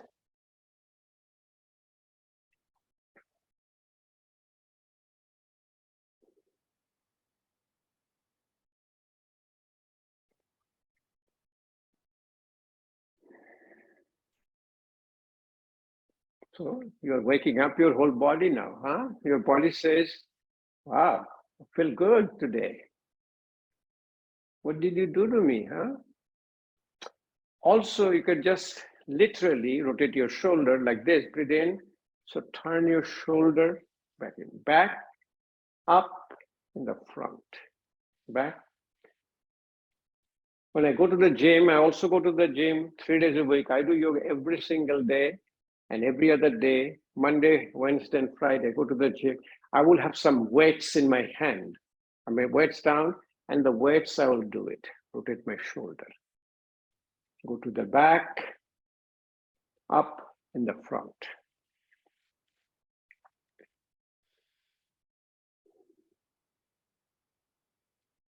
So your body got beat up or your body waking up? What is your body telling you? Feeling better? I'm hurting. Should be feeling better if you listen to your body. You can do pulling it down. You can hold your one wrist high up, breathe out first, take a deep breath in, and pull it down behind your head down. The shoulder will get relaxed. And do with your breathing, like you breathe in and go opposite side, breathe out, and same breathing cycle, come back in the middle. Close your eyes, do with your breathing. Breathe in, breathe out.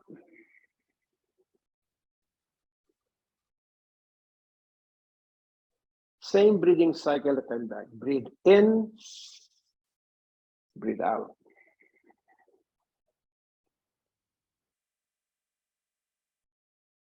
Do it a few more times. Breathe in, breathe out. You keep doing it. Let me see how you do it, how you feel.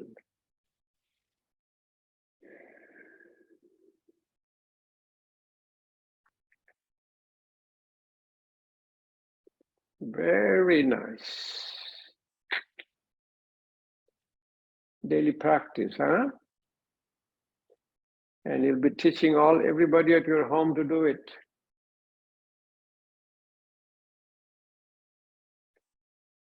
So I'm sitting in this lotus pose, and I could able to sit down very relaxed. The asana Don is sitting is called your Thunderbolt Vajrasana. It's a very nice asana because what it does, it keeps your spine straight, supports your head.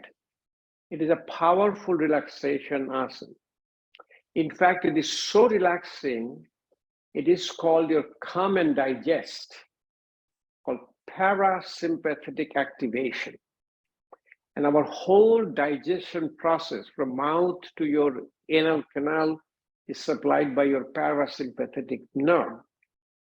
Sympathetic is a fight and flight. Heart rate goes up, blood pressure goes up, respiratory rate goes up. Parasympathetic is the opposite. Blood pressure comes down, heart rate comes down, respiratory rate comes down. This is the only asana. Please keep it in your mind. This is the only asana you do after a meal.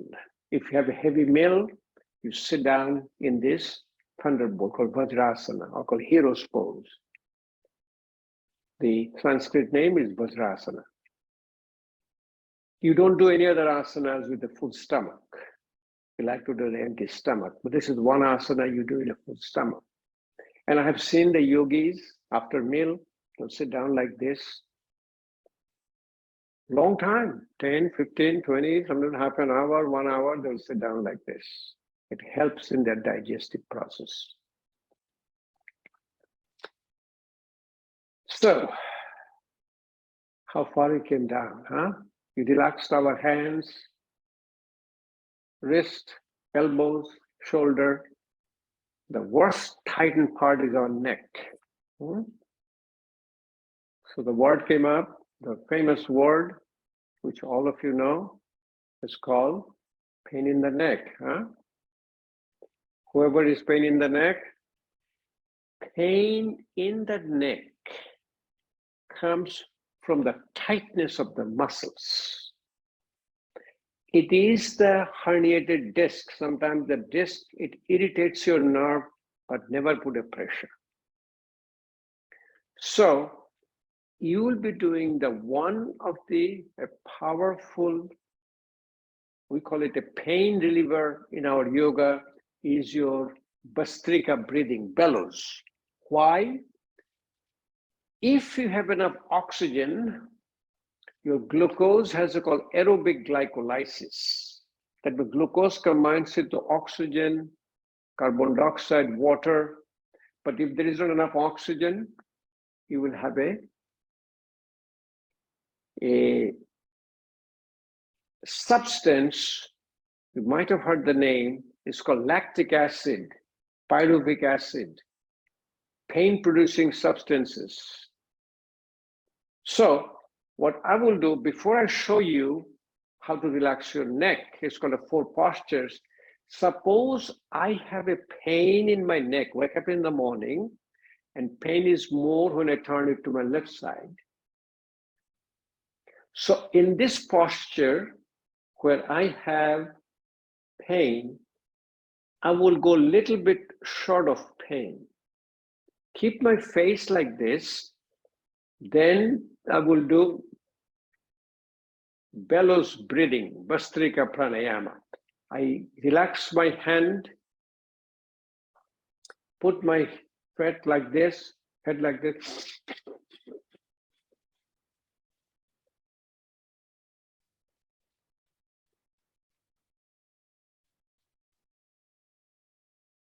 Within a short time, you'll feel the effect of it.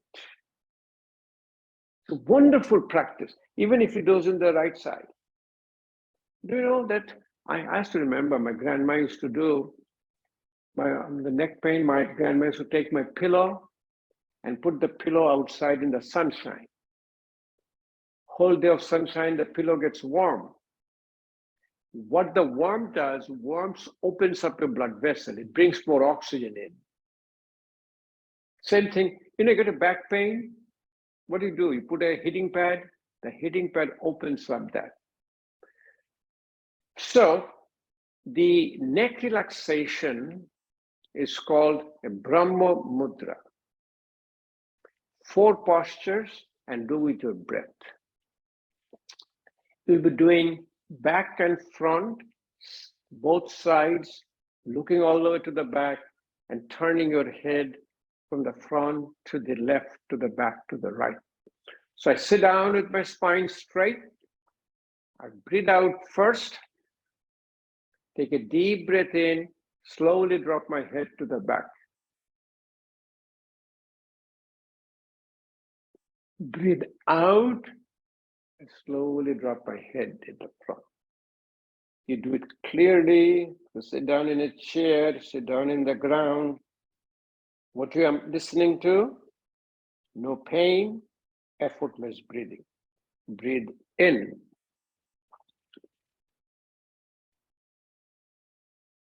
Breathe out. Again, for your practice, you do between 5 to 10 times. Breathe in. Breathe out.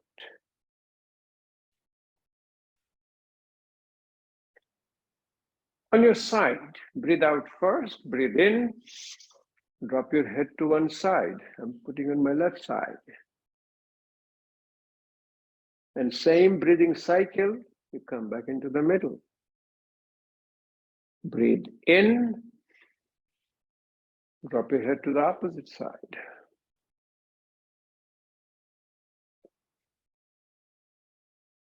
Bring it into the middle. Breathe in, breathe out.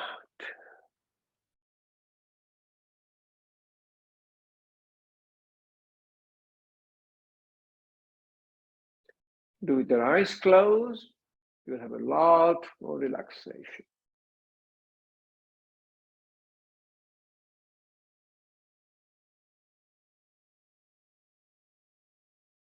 Look all the way to the back without turning your shoulder. Breathe out first, take a deep breath in. Turn your head, don't turn your shoulder. Try to see all the way to the back if you can, almost to the midline if you can. And the same breathing cycle, you come back into the middle. You breathe in, opposite side, breathe out.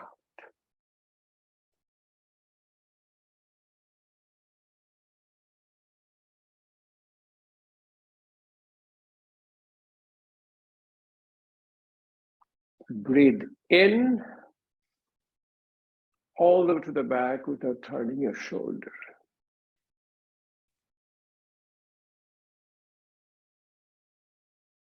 Opposite side.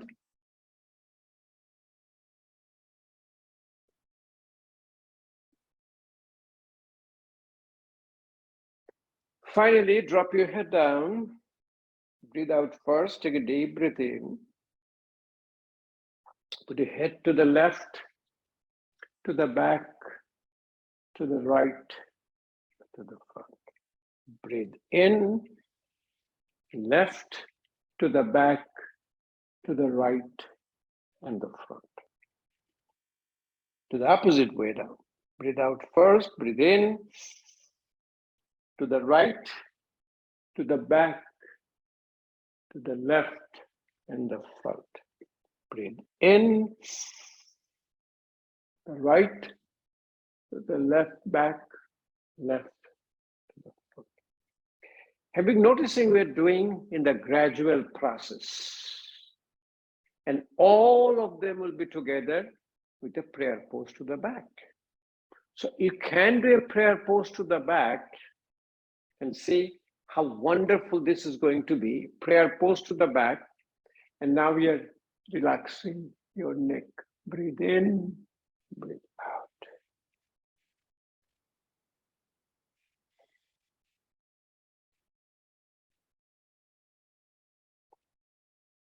Okay, you do all the four postures, four sides with a prayer pose to the back. And then you also do it a vibration. Okay, I'll show it to you when I do the pranayama this afternoon. So I'm getting out of my lotus pose. Now will be, so how far you have relaxed? Your hand, wrist, elbows, shoulder, neck, to the back. And also remember, this prayer pose to the back relaxes your whole body. Yoga practice is, we call it a holistic. Holistic means, people always think holistic means some kind of, faith related. Holistic means somebody dropped the W. That means whole. Whole is, the word holistic came from whole. Whole means that if you are able to do the prayer pose to the back, it relaxes your, even the back, lower part, and the whole body. In the lower part to relax down, you have done all the upper part up to the back. Keep your feet in front, hands on both sides, and spine straight. This is called your Dandasana. Separate your toes. Separate your toes. Breathe in, breathe out. Just the toes. Breathe in and out. Have you ever seen in the market called yoga toes, yoga shoes, yoga socks? You've never seen those? Oh my God, what you guys are, you're behind time. They're always called separation of your toes. I have all of them. Okay, I'm going to show it to you. After this, I'm going to bring it and show it to you. To the ankle, breathe in, breathe out. Ankle relaxation. Ankle relaxation is the most important part of your practice. Breathe in. Oh, you have one. Let me see. Is the shoes with all the five? Yeah, they're shoes. I didn't know they were called yoga shoes, but Yeah, this is called 5 toes. I don't know if you can see them or not. this is called a Vibram shoes. Yeah. How long you have it? Like 16 years, this particular pair. Like obviously they're falling apart, but I have like 4 other pairs. This is like most of the shoes I wear unless I'm at work. All right. Yeah.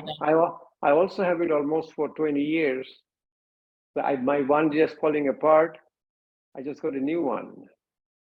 I'll show it to you after this. I have it in another room. What else do you have?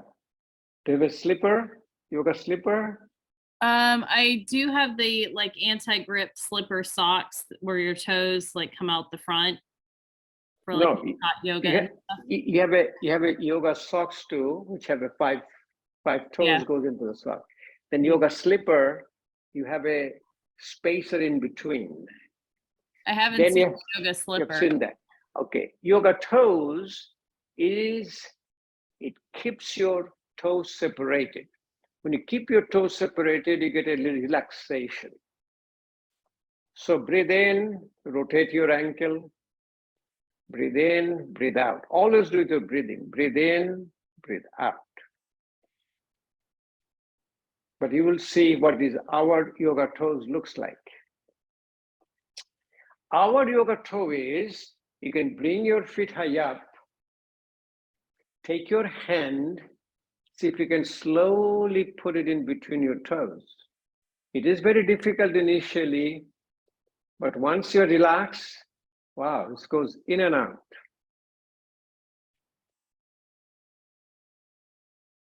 You know, these are nothing but, the spacers you put in when you go for pedicure, they put your spacer 99 cents.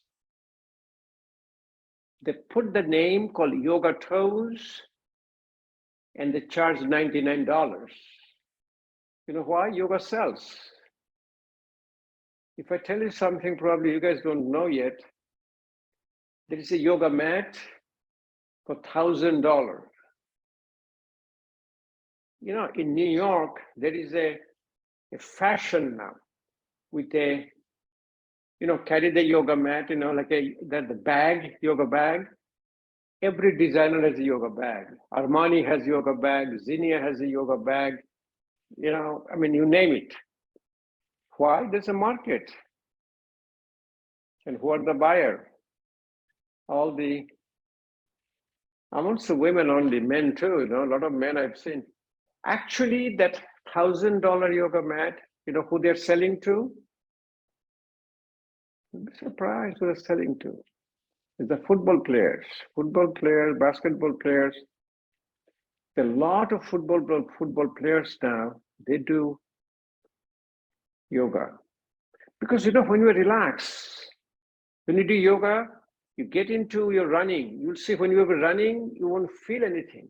So again, if you take it the other foot, put your hand there, separate your toes. I do it all the time. If you cannot initially, you can use the yoga toes. Yoga toes are very nice. This is a little bit of a slippery when you put in the water and then you put in the separator, you can even sleep at night. The shoes with the 5 toes there, which is called a Vibram shoes, what is the beauty of that shoe? It feels like you are walking barefooted.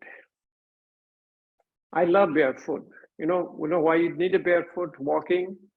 Because by the time you grow, you get more mature, you lose your sensation. There's a term called peripheral neuropathy. You lose the nerve supply to your feet. More and more you are in contact. When I was young and restless, I never took my shoes off, never took my slippers at home. Now I'm a little bit more mature and more what should I say, and wise and mature, take my shoes off at my entrance and I'm barefoot in my home all the time. Because I'm increasing my sensation. Do you know number one cause of death for elderly today in this country? Anybody knows that? What is the cause of death for elderly? No taker? Heart disease, cancer? What do you Nope. think? I Would you- would guess probably heart disease or loss of purpose. Loss of purpose. Number one cause of death for elderly is a fall. When they fall down, they will have either fractured hip, fractured pelvis, and that's a downhill. If a 80-some-year person fall down and breaks his hip or her hip, any amount of surgeries you do, any amount of pinning you do, any amount to get them up, that is their end of their life. Now notice it. I see so many of my friends and families have that. Okay, very important. Can I add to separate- that, Dr. Sarkar? Yeah, your dad According had a to, fall? yes, according to Medicare claims, right? So this is the insurance that covers people 65 and over. Yes, fall is number one cause of death in terms of leading to something bigger. Do you know what is the number one cause of falls? Tripping. Oh, definitely. At home, yeah. It's not, it's not necessarily loss of balance or anything. So I've heard a physician tell me, if you have someone elderly who you love, take all the area rugs out of their house. They don't No need question.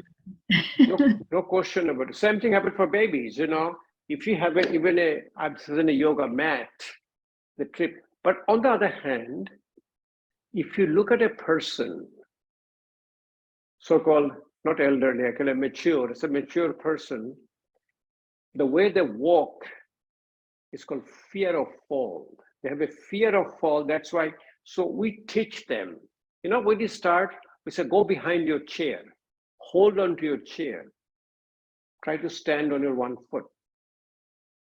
I teach them to bring the balance back. I know it is a trip. I know it is one of the rug, one of the corner. And I always keep an eye, every time I go to even my grandkids, I see their small throwaway rug. One side is sticking up. I'm going there and putting it all the way down. So you're absolutely right, the trip over. So this is very important. For the knees and the hips, yoga has a different way of looking at it. Yoga looks at your body as a part of your mind, part of your emotion. What does it mean? Knee is the site of fear, and hip is a site of emotion. Why the knee site of fear? If you have somebody on a stage, and if it's stage fright, when they're fearful about the audience, what they will have? The knees will be shaking. But what happens after a while, they keep on presenting for a while, the fear goes away, the knee doesn't shake anymore. That's called neuroplasticity. So when the people have a neuropsychiatric disorders, I tell them to relax your knees. Knee will get relaxed if you can put your feet like this, bring your knees all the way high up. Breathe out first, take a deep breath in, and slowly let it go all the way down. Don't push yourself. If you push, you'll come back. So all the time I say, for a therapeutic yoga, you may show the final posture, but don't do any adjustment. Adjustment will come from within you. So I'm here, and breathe in, breathe out. It goes all the way down without me pushing it down. If it is here, let it be here. If you keep doing it, this thing will happen. This also relaxes your hip. And then you do the opposite side. You do the opposite side. So I go ahead, I put my fingers in, separating my toes. I hold my one hand, bring the knees high up. Breathe out first, breathe in, and breathe out. Breathe in, breathe out.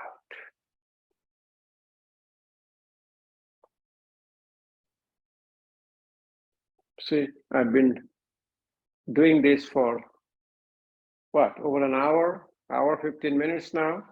I'm feeling better. Every time I'm feeling better. I have a more saliva in my mouth. And my wife says me what she will do, she will bring a glass of water. I said, you've been talking too much for all this time. I said, honey, I don't need it. I'm generating water from my inside my body. Saliva is coming up. I will go and drink. I have a water regime, water routine. Like many of us in my age group are taking aspirin. In case you know what I'm talking about, you know. And you know what aspirin does? We call it, this is like a blood thinner. And active people like me, if I take aspirin, what will happen to me? I'll bang my head, I'll get a bleeding in my head, or bang my hand, I'll get a bleeding.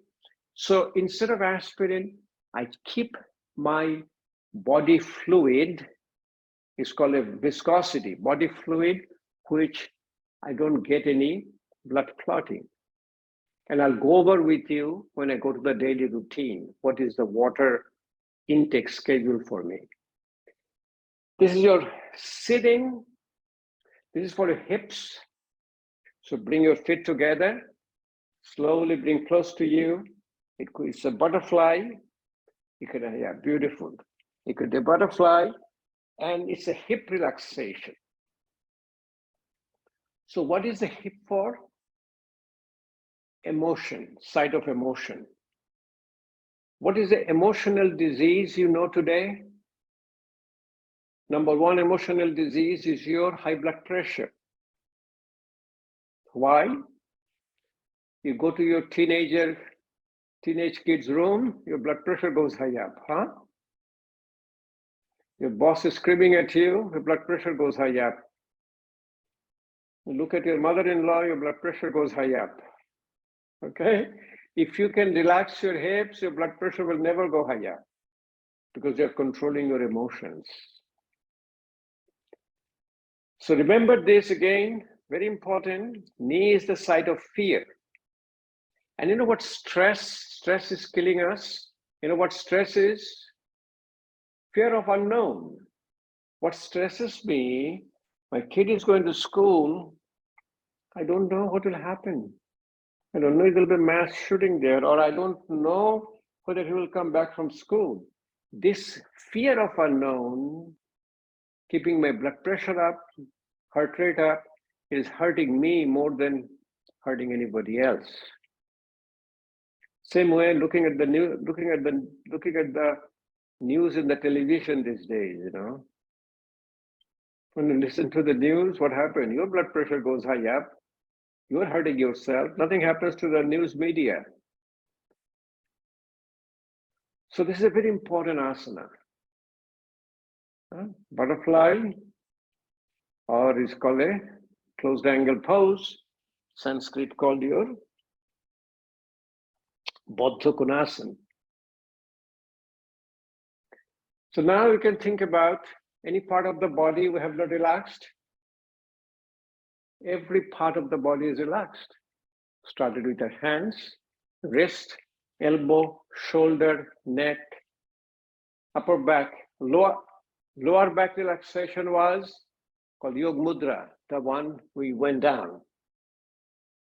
Relax your toes, your ankle, knees, and hips. So what more we need to relax? I'm in a state of relaxation. Have you noticed how we sleep? Yesterday on the session, I showed you how to sleep. It's very important session. how to sleep. Because strong digestion, easy elimination, and good night's sleep is a pure sign of health. We also do a lot of asanas, face down, face up. What do you guys want to, I mean, I can show all of them. Let me show you one thing, what in stages will happen to you. You will be practicing this, but you are not going to share with anybody, okay? You're not going to share with your doctors, and you're not going to share with your husband. This lady comes to me, she said, you know, you have been teaching us how to do a headstand. And when I shared with my husband, what my husband told me, don't do it. Our health insurance will go higher. You're going to hurt yourself. You're going to break your neck. And when you go to see a doctor, you know what doctor will say? Don't do it when your blood pressure is high. Don't do it if you have any neck problem. Don't do it if you're above 40 years young. So nobody gets old anymore. But I said, do it in stages. Let me show it to you. And do it in private. You will learn headstand in a short time. How many of you can do a headstand? You can. 2, beautiful. Let me show you the stages how to do it. And that you will be also be teaching. Headstand is a relaxation response. If you're tight, if you want to do it, you won't be able to do it. It's purely called let go phenomena.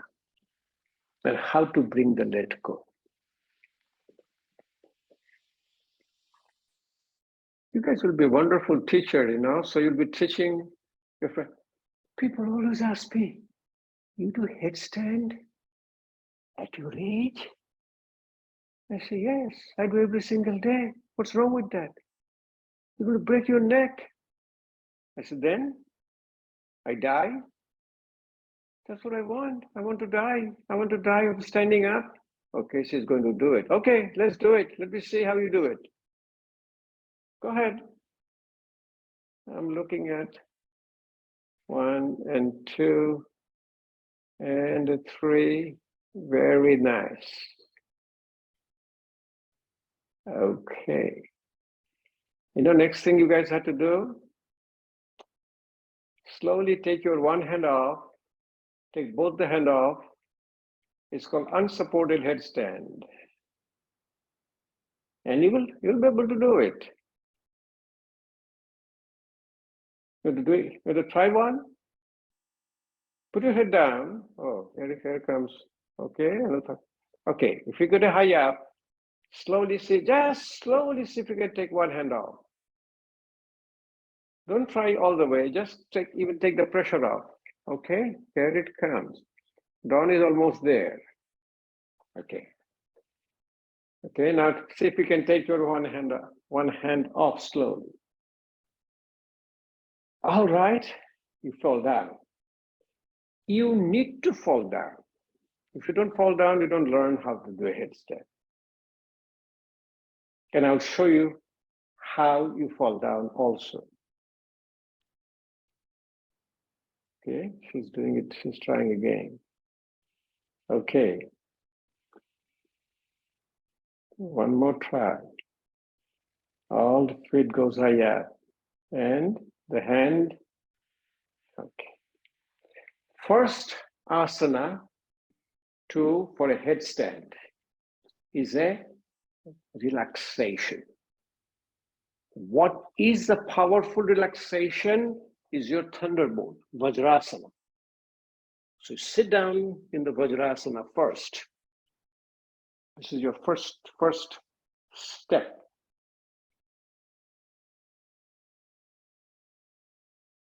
Second step is preparing your body and mind to a head down posture. Why? When your head is down, you have a lot of physiological changes. When the head is down, the pressure inside the head goes high up, pressure inside the eyes goes high up, pressure inside your blood vessel goes high up. But if you keep your head down, remember the word called neuroplasticity, or habit forming, it'll happen. This is your stance. If you put your hand, this is your stance. And you can come down, put your hand, it will be your stance. And you're not going to do it in one day. You're going to do it in stages. Can you guys see me? I don't see myself. Where am I? Where am I? Okay, yeah, I'm in the spot. Next step, clasp your hand. I know you guys did a hand, but clasp your hand. This is the way you get a control. Put your hand down. Put your head down. And you feel miserable. You cannot talk. You cannot breathe. Your face is all flushed. But stay here. 1 day, 2 days, 3 days. And then put your feet, go high up. And when you feel that you can breathe, you can talk, you feel totally effortless, keep walking. If you keep walking, you will see your body will go higher. Come down. At this spot, what is going to happen? You are going to develop that fear. So how to overcome the fear?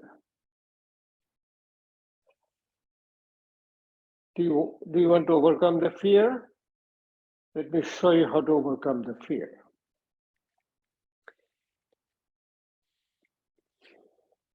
In a headstand,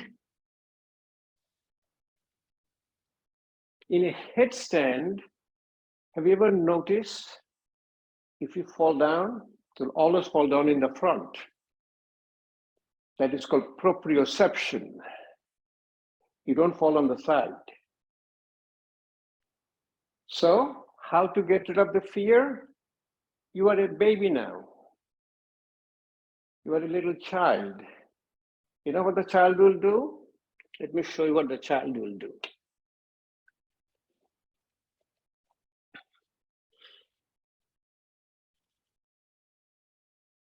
I'm 21 now, you know that. But maybe I'm getting younger now. Get rid of the fear of your headstand. Put your head down, slowly go higher. What happened to me? I am in total control. Huh? If you put a kid in this position, the kid will love it. Put your head down. Got you. Do you see the difference? Because if you fall down, you always fall down in the front. Okay, see, one more time. Let me see. You did a good job. You're a baby now. Put your head down. All right. Dawn is going to try.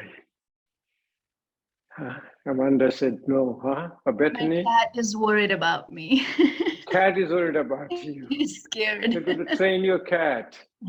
Okay, don't do it if you're not comfortable. One stage at a time. One step at a time. Okay, that's enough. You can come down now. Then, see, remember, I'm showing you in stages. If you look at my book, I have about almost 8 pictures how to learn a headstand. Now they're in the position, they're so fearful that feet will never go high up. So what do you do now? Yeah, we have steps. Don't give up. Tell them to get rid of the fear, what they will need to go against a wall. Okay? So, only thing you have to get rid of doing a headstand is called FEAR. I never heard that word before, you know? Okay, look at how the next step is going to come. Next step is going to come. You will go against a wall, put your head down, slowly come back high up, and slowly go high up. Tell them to put their head here, put your feet high up, and close their eyes and breathe. When breathe becomes normal, when the breath becomes normal, the fear goes away. Fear goes away, you'll be able to talk. Like what I'm doing. I'm breathing, I'm talking, my flushing in the head is gone.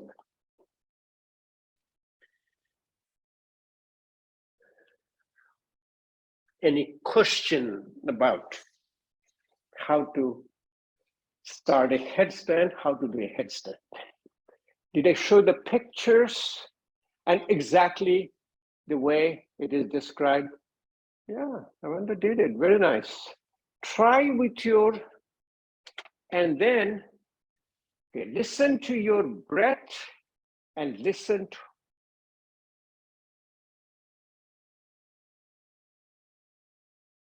Oh, this is Melinda. Melinda, keep singing now. Put your feet high up, you keep singing. If you keep on singing, I can sing. Your breath will be effortless. Yeah, the wall makes you get rid of the fear of falling over. Not that falling over is bad, but yeah. No. Falling over is bad, but initially, when you have that fear, you're not going to progress anymore. Right. Yes, to progress. Okay. So here it is. If you can guys see exactly what I was telling you. You start from Vajrasana this one. Second, the stance you come down. This will be a third, fourth, but all in every posture, your breath will be effortless and you don't have any more. It goes, half goes high. Next, full body goes high up. So it is not you are trying, it is what is coming to you. Any question? I have this DVD. You can go to my YouTube channel. You can put my full name. My full name is in the first page of all the sessions. DILIP SARKR. It is a very common name in YouTube. You might need to put either a yoga or Norfolk, whatever you put, you'll come back all high up. If you want me to continue asana practice, I'll be continuing whole day because I love this thing. But you guys are not used to it, huh? Do you feel you have done anything? I didn't feel it done anything. How long it is now? Almost an hour and a half. And Bethany is all trying to adjust her computer. His computer is all set now.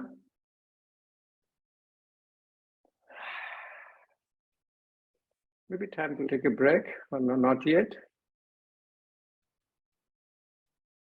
Dawn, tomorrow you'll be doing a whole headstand against the wall, huh?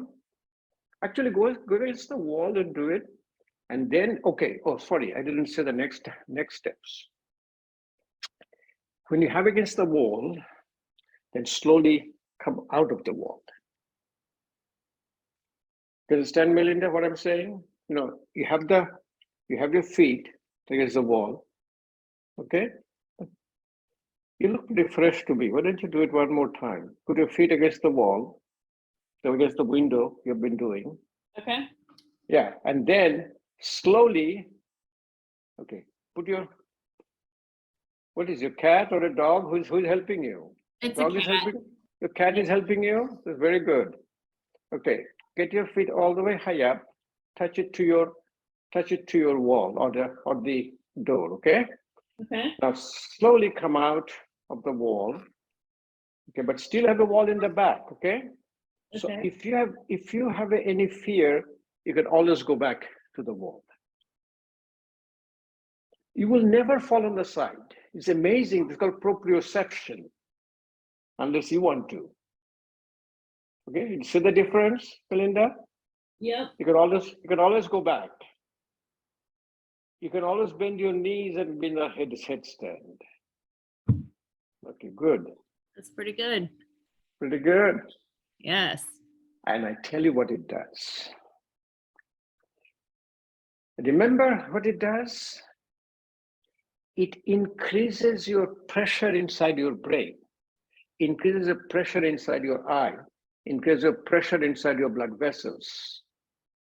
By the time you keep on doing the headstand, that pressure inside the brain comes down, pressure inside the eye comes down, pressure inside the blood vessel comes down, and the word is called baroreceptor sensitivity. What baroreceptor sensitivity means, I have a receptor in my body which controls my sudden rise of blood pressure, sudden rise of heart rate.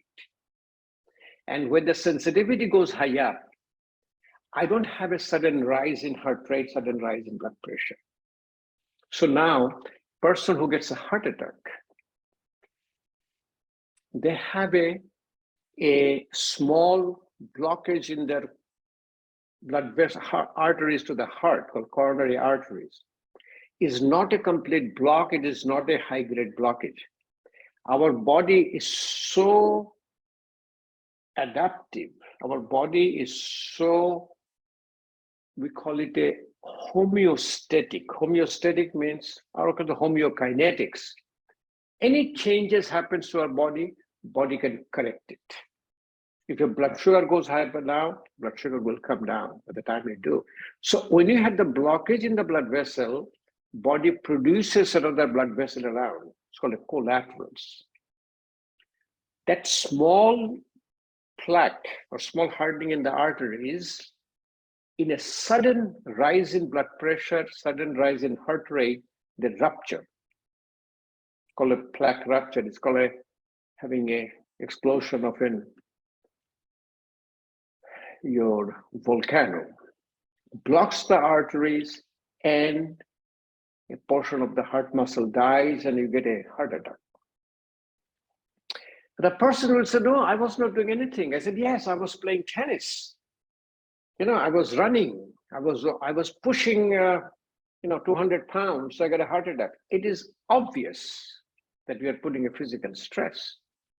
But what is more obvious that you don't know, that I have been screaming to my kids or my spouse, or I mean mentally, mental stress is more than a physical stress. Whole headstand protects you from sudden change in your heart rate, blood pressure, and protects your cardiovascular system and all. We as a Western trained physician, we don't understand. If you get my book, in my book, almost 5 pages is all about the headstand. And I have only one statement to make to you. If you can take the heat, get out of the kitchen.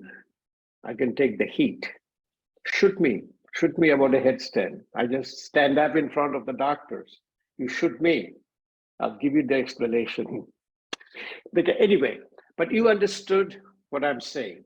It's a pure relaxation and you do in stages.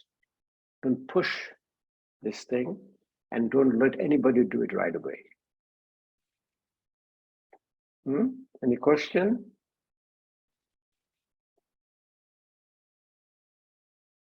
Melinda looks like she feels wonderful, huh? Her face is. I'm feeling pretty good. Her face is glowing now, huh? Your cat will love you. Okay. So after all these things, what we have done, again, this is a part of your timing. Don't worry about timing. Take it easy. Take some time off and stretching, yogic stretching, sitting down, getting high up. This thing is good. This thing, you do this, you do this. Nothing like going all the way down, going all the way high up. So let's call it a quit now. What is it now? 11:10 or 11 something. And let's come back around 12 and we'll go over with you the daily routine. Okay, at 1 o'clock, like yesterday, we'll have a lunch. And after lunch, we'll do little yoga philosophy. No, I'll do the yogic body type. That is very important. Yogic body types, not yoga body types, the yoga anatomy. 3 bodies, 5 koshas, and 7 chakras. And then we'll do another practice for pranayama meditation. We'll finish. By the time we finish, you'll be an expert Ayurvedic yoga therapist. Huh? Not even Ayurvedic, even yoga therapist. Any comments, questions? I don't see anything written in the chat box. I don't see anybody wants a chocolate. Nobody wants a chocolate today, huh? So I will get my chocolate and I'll eat in front of you. Make all of you jealous, huh? What chocolate brand do you eat? Anything? There's a brand of chocolates which is very good for yogis. And I'd like you, all of you, to Google the chocolate from the cocoa called mole sauce. Chocolate is never made to be sweet. We made them sweet. Okay, I'm going to put it down in the same way. Like my blood pressure is still 120/80, my blood sugar is 80, my cholesterol is 160. So what caused it? I think what caused it was called a stress sympathetic response, not have enough parasympathetic outbreak, parasympathetic activation. But when I started practicing it, slowly and slowly, all my numbers are better and better and better. So I started negotiating with my doctor. It took some time. It took 4 years. Because you see, the physicians, if a heart disease, Casey might understand what I'm saying, aspirin, statin, beta blocker, ACE inhibitor, 4 prescription, go and take it for your life. I've been taking this medication after that. Me, drowsy, wobbly, I could not even function. I became non-functional with the side effects of this medication. Anyway, so this is a very popular item in yoga therapy. It's called a daily routine. Recently, actually after pandemic, I was invited by a physician group in San Antonio, Texas. And they're in a wellness program. And my topic was the daily routine. I presented it many times. They're called International Association of Yoga Therapists, which I was the president for 5 years. And let me share with you so you will understand where I'm coming from. Let's see, how do I do it here? Okay, share screen. The one, share. Okay. Daily routine is called Dinocharya. It's a yogic lifestyle. And our chronic diseases are called lifestyle-related disorders. I just want to show you a thing. This is called Symposium on Yoga Therapy and Research 2017. It was the annual conference called International Association of Yoga Therapists. This was my topic. One day at a time, Dinacharya, yogic daily routine is the best preventive medicine. Dinacharya dosha, the Ayurvedic art of daily routine, that is you guys. Okay, the first thing you will need to know, there is a yoga term, new term coming up, is called salutogenesis. Salus, S-A-L-U-S, salus in Latin means health. And genesis in Greek means origin or creation. That means creation of health. And we as a Western trained physician, we know about disease. You ask me, diabetes, I can know the whole receptors, I can know enzymes. You talk me to migraine headache, I can tell you the neurotransmitter. You ask me about COVID-19, I can tell you the bradykinin theory, cytokine storm. But if you ask a Western trained physician what is health, they get, yes, health, Yeah, it's just it's a lifestyle, it's a diet, it's an exercise, but they have no idea what the real health is. Health, WHO, World Health Organization, Community of Wellness, stated health is a state of complete physical, mental, and social well-being, and not merely the absence of disease or infirmity. Later on, spiritual wellness was added. What is interesting is WHO has this definition, I think about 70 years back, around 1949 or 50, and they did not change it. So they're powerful. This definition came from Ayurveda. In Ayurveda, the health is defined as a balance of body, mind, and spirit, as simple as it is. But in a broader term, what Ayurveda says, this is a Sanskrit word, but I'm going to translate in English so you'll understand. Health is defined as a samodosha. Dosha means our body type, Vata, Pitta, and Kapha. All the three doshas are in balance. Sama, Agni. Sama means balance. Agni means my digestive fire, even the fire within me, that is in balance. Samadhatu, Malakriya. Dhatu means your tissues. There are 7 tissues, all the tissues are in balance. Malakriya means, Mala means your excreta. Your urine, stool, and perspiration will be effortless. Prashunna Atta. Prashunna means I'm very comfortable with my soul. Indriya Mana. Indriya means 5 senses. 5 senses are connected to my mind. Shastho iti ovidhayate. This is called health. Health is your balanced doshas, balanced digestive fire, balanced body tissues, proper elimination, a peaceful soul, and all the 5 senses connected to your mind. That is called health.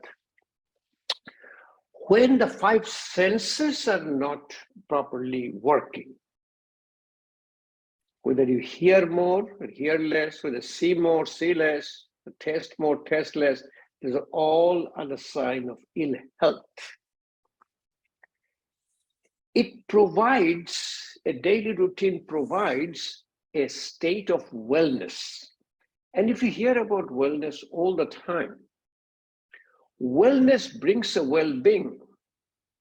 If you look at the word well, W-E-L-L space being, when the being is well, that is your well-being, that is your wellness. And it's totally based on self-care. I have a big sign, a big a slide, and the simple 2 words in the slide is called the healthcare is self-care. You can buy a disease care. You can buy a medicine. You can buy a doctor. You can buy the whole hospital. It doesn't matter. You can buy everything. You cannot buy health. Health you have to earn. Health you have to earn. So health basically is a state of mind, a self-awareness that we carry with us. People always ask me, what is wellness? So wellness is very simple. Wellness is within you. Wellness is your self-care. A physical wellness, mental wellness, spiritual wellness. Okay? Casey was asking me, what are the things you need to know? These are the things doctor needs to know. Otherwise, you are a legal drug dealer. I have a friend who is a pharmacist. So every time I ask him, or his friend ask him, what do you do? Pharmacist. And his answer is, I'm a legal drug dealer, Pharmacist is a legal drug dealer. So physical wellness, diet, exercise, and the deep rest, and restful sleep. Diet, what I told you yesterday, nothing to do with diet. Cut down your calorie requirement. The moment you cut it down, doesn't matter what you eat. What matters to what you eat, what we find it out today is that please cut down the white in your food. Instead of a white flour, use the whole wheat flour. Instead of a white rice, use a brown rice. Instead of a white sugar, use a brown sugar, or use a molasses. Honey.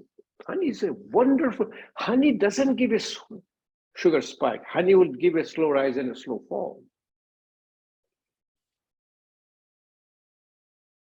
Exercise. Yoga says you exercise half of your capability and behind your breath. And will show you, when you come to your yoga anatomy, called physical body to your breath sheet. Any imbalance you create in a physical body, it shows up in your breath. If you are running and huffing and puffing, it is not doing anything for you. What is doing, the hypoxia, low oxygen, is bringing your strength and stamina. You're becoming powerful. You're becoming very strong. It has nothing to do with your healing. Healing comes from the mental and spiritual wellness. Healing comes when you exercise behind your breath. Like for me, I'll be getting into the treadmill or I will be running. I will be running initially as if I can talk, I can sing even on my treadmill.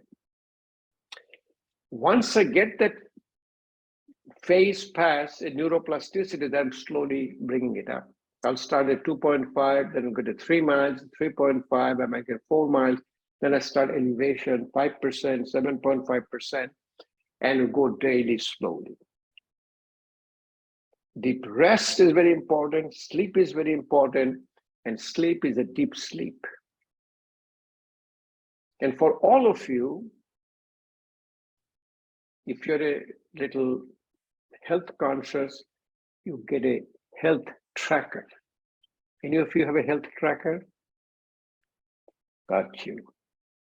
I have my Apple Watch, I do everything with my health tracker. And all of them goes to my cell phone. And these days, people says, gosh, price of a health tracker has boom, boom, boom, boom, gone down. You can buy a health tracker for now, a very good health tracker for even $30, $35. So it's not a big deal. Which will even connect you to the both, Android and iPhone, even both Samsung and an iPhone. Very important. So you know exactly where you are. Mental wellness is effortless ease. All these things you see here, relaxation response, let go phenomena, stress, stop, breathe, reflex, flexibility, creativity, all these things are fine. Effortless ease is your mental wellness. The moment your mother-in-law or your children will be able to raise your blood pressure, you are not in your mental wellness. Things will happen. People always ask me, everything is falling apart on me. I said, great. If you practice daily yoga, what will happen to you? You will stay calm in the middle of crisis. Temperature is 104 degrees outside. Your car broke down. You have a little kid behind you. What are you going to do? Jumping up and down, nothing will help. Get your phone out, call the AAA or call the local garage, come and help you. Talk to your kid, tell them, help is coming, or call 911, let the police come. You stay in that effortless ease. A lot of things are we can maintain youthful life, journalism, cognitive, but effortless ease is very important. Spiritual wellness is one of the most important wellness, which called impact of belief on physical body. The belief is your spirituality. Spirituality is connecting through your breath. It is called spiritus. There is a book. You might like to read that book. It's a very fascinating book. It's called, Bruce Lipton is a writer. I don't know if you heard about name, very famous guy, Bruce Lipton. It's called Physiology of Belief. If you guys are using your cell phone or using your laptop, you'll be able to Google it. Physiology of Belief. And he has shown a belief affects your emotional brain, which is called your limbic system. Sends a signal to your hypothalamus, pituitary gland, or pituitary adrenal axis, and it quiets down your autonomic nervous system, your hormonal imbalances. So, a spirituality is very important in the belief. When you're going to church, go to church, it's a support group. It is your belief. It's your faith. You are Christian or you are a Muslim, you are Jewish, not that you decided why you are have a faith, because my parent has a faith. If I don't have a parents, I don't have any faith, So belief is very important. There are two terms you look at disease. We can look at cardiac disease, treated by external intervention. And the illness, what you feel, that's what we call a mental illness. We call it cardiac disease, we call it mental illness, but the treatment is a self-care. Because illness, they say, the word starts with I and the wellness starts with we. We is the oneness. When I is replaced with we, illness becomes a wellness. And self-care is all about daily routine. See, this is a wonderful way of explaining. In our Western medical care, health is the absence of disease. I go to you, you're my doctor, you do my blood work, you do my colonoscopy, you do my mammogram, you do my cardiac stress test, and everything is normal, you are healthy. In yoga and Ayurveda, disease is the absence of a vibrant health. If you don't have a health, you get a disease. And wellness provides a health to resist disease. Yes, most of the yogis, even the spiritual leaders, you see, they live longer. It is their mind and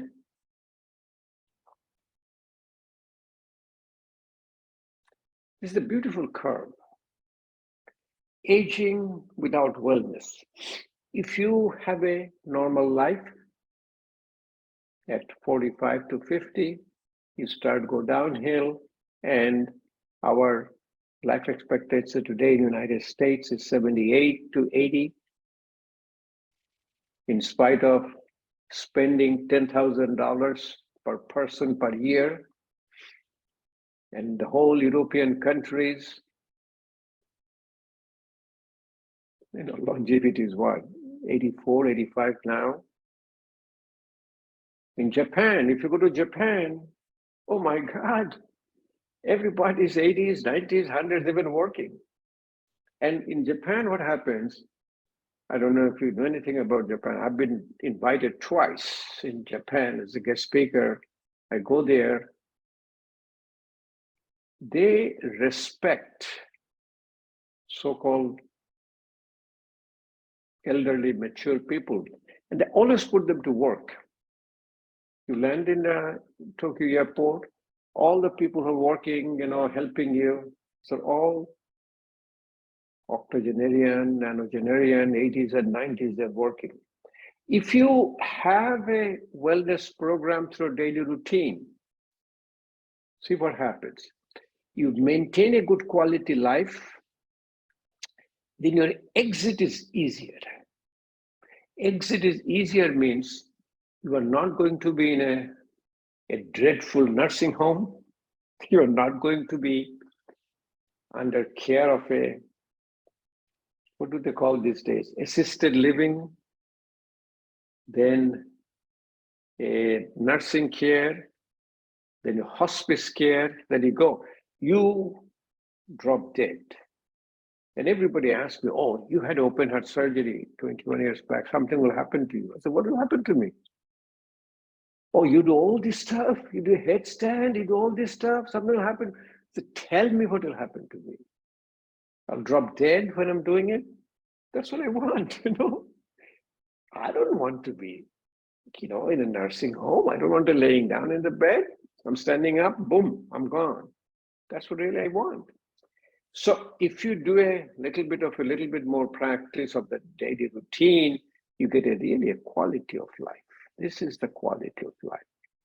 Like people who does, practice yoga with me, first thing comes up, oh my God, I can now get down to the floor. I can pick up my grandkid. I can enjoy them.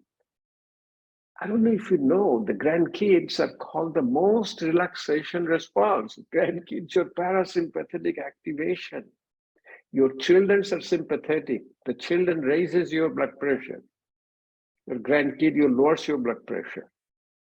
So it's a wonderful experience. Again, it's a sign of health. Strong digestion, easy elimination, good night's sleep. So let's look over what is a daily routine means. Dinacharya, din means day, charya means activity, is activity throughout your whole day. Ayurveda divides your body time, again, based on your doshas, Vata, Pitta, and Kapha.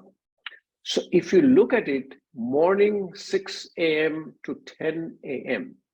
is called a Kapha time. Kapha is your digestive fire is very low. So, in contrast to your Western thinking, Ayurveda does not recommend a big breakfast.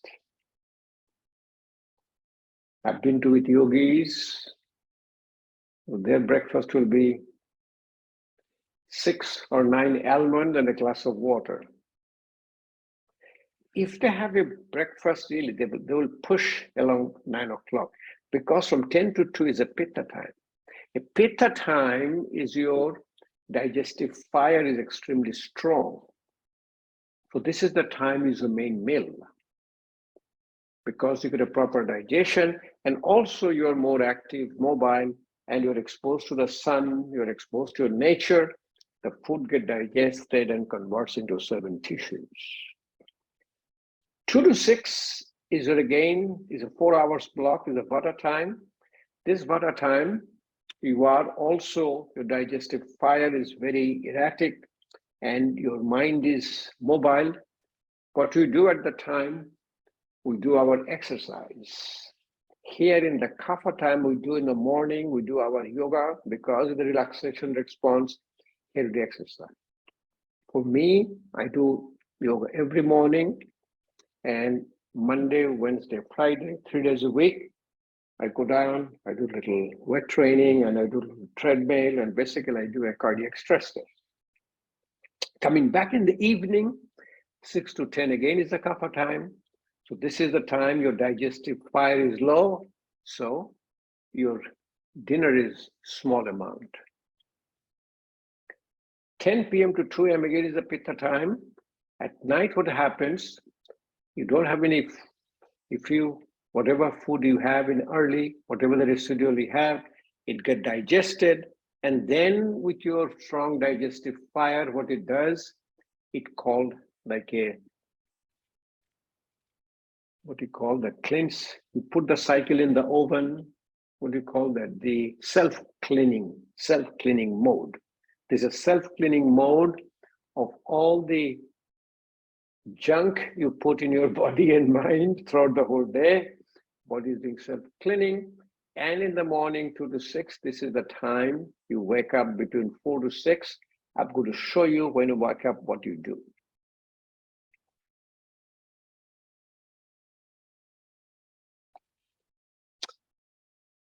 The recommendation is wake up about 2 hours before sunrise between 4 to 6 a.m. There's a lot of name called Brahma Muhurta, and there's a timing based on your kapha, but those are lot detailed. I generally wake up between 5 to 6, primarily around, I say 5:15, 5:30. No alarm. Just automatically your sleep cycle is over. According to Ayurveda, the first thing you do a salutation to your ground. But very important thing, when you get up from your sleep, you don't stand up right away. It's called the rule of 90 seconds rule. 30 seconds you sit down in your bedside. Because when you are sleeping, all of your muscles got relaxed, your inner body core temperature came down, and your physiology is not at par when you are awake and alert. So if you suddenly get up, you will be changing your body physiology suddenly, which you don't want. Then you stand up again after 30 seconds, also wait about 30 seconds and move slowly for 30 seconds. There is a term called a postural hypotension, especially for the people who are taking medication or people who are elderly age, and practice of yoga will control that postural hypotension.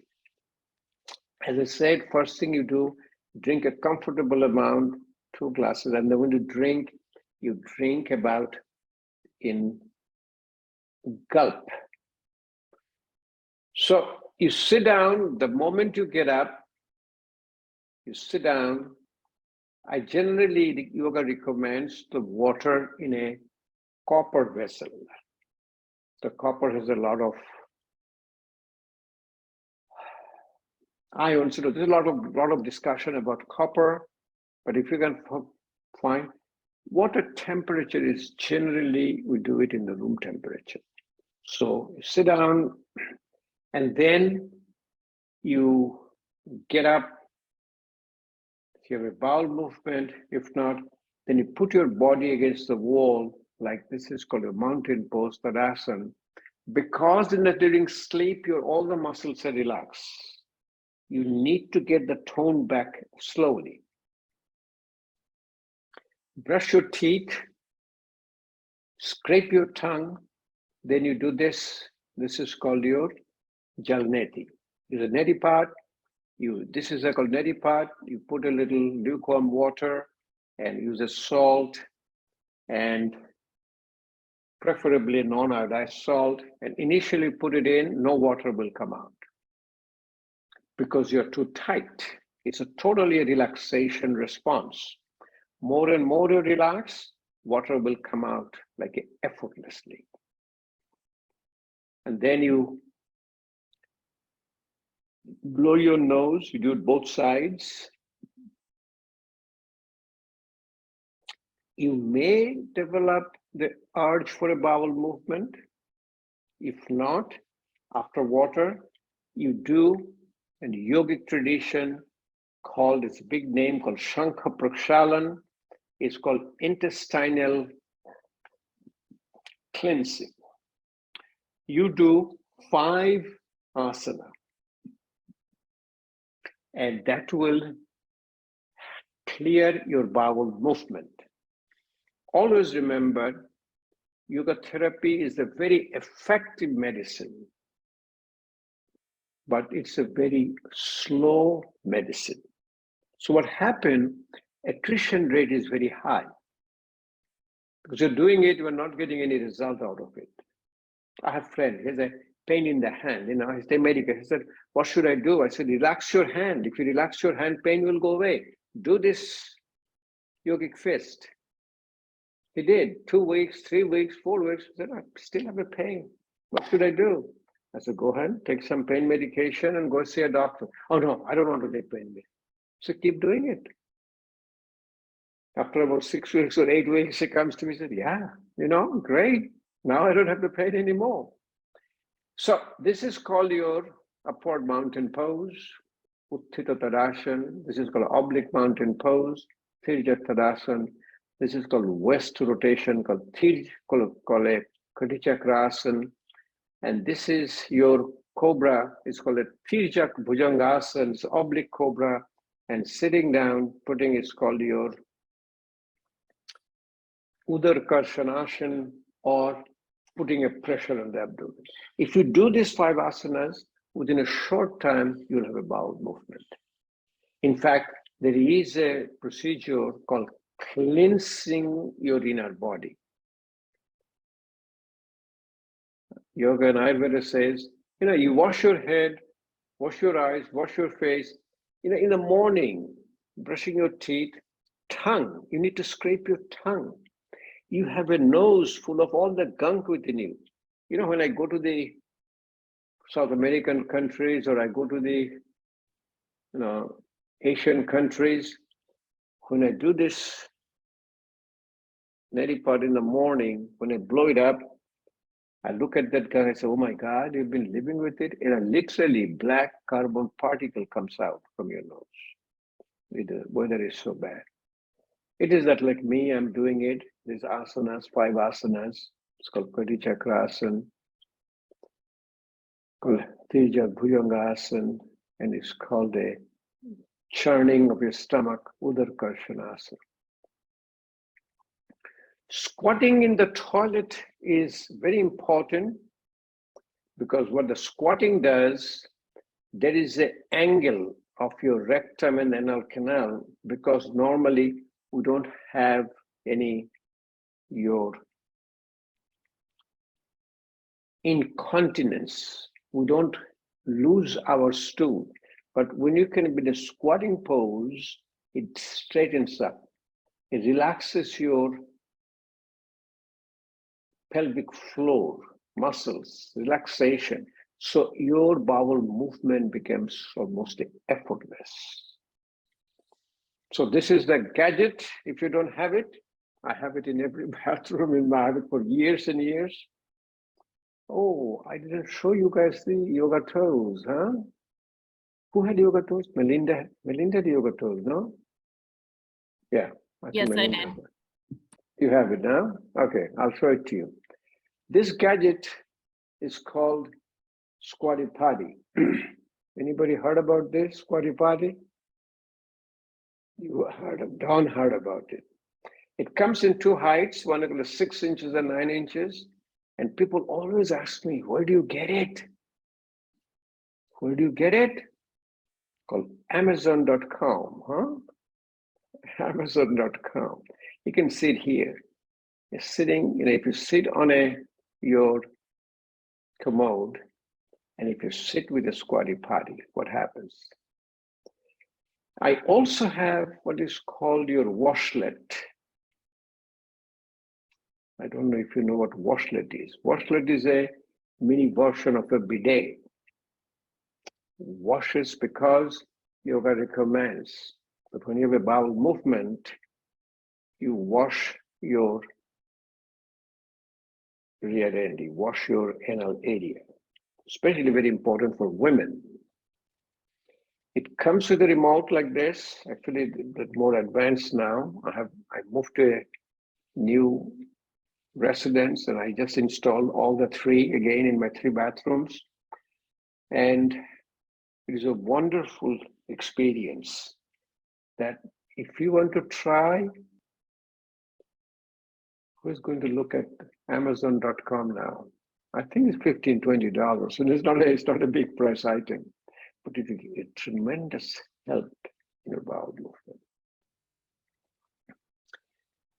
Okay, brush your teeth, and during brushing, what yogis do, they will massage the gum.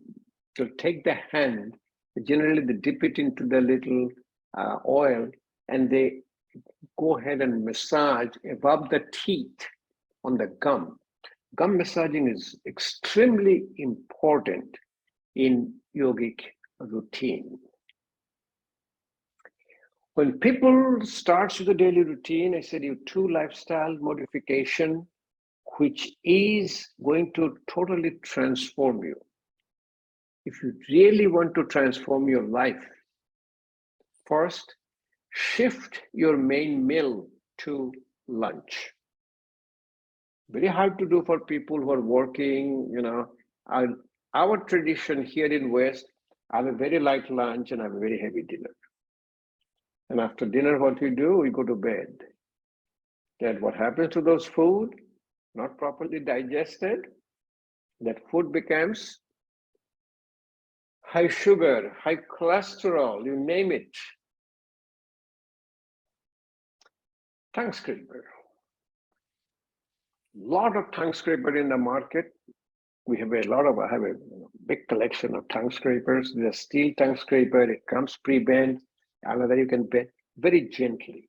Because tongue has also a lot of cilia. Tongue is very protective. Tongue is only one organ, which is both sensory and motor. Do you understand what sensory and motor means? Tongue will have a sensation carried into the brain, and tongue has a muscle, which is going to move your tongue. It's wonderful. Oh, these are all, I have one in the copper, I have one in the gold even, and it is according to the Ayurvedic routine. The simple neti part,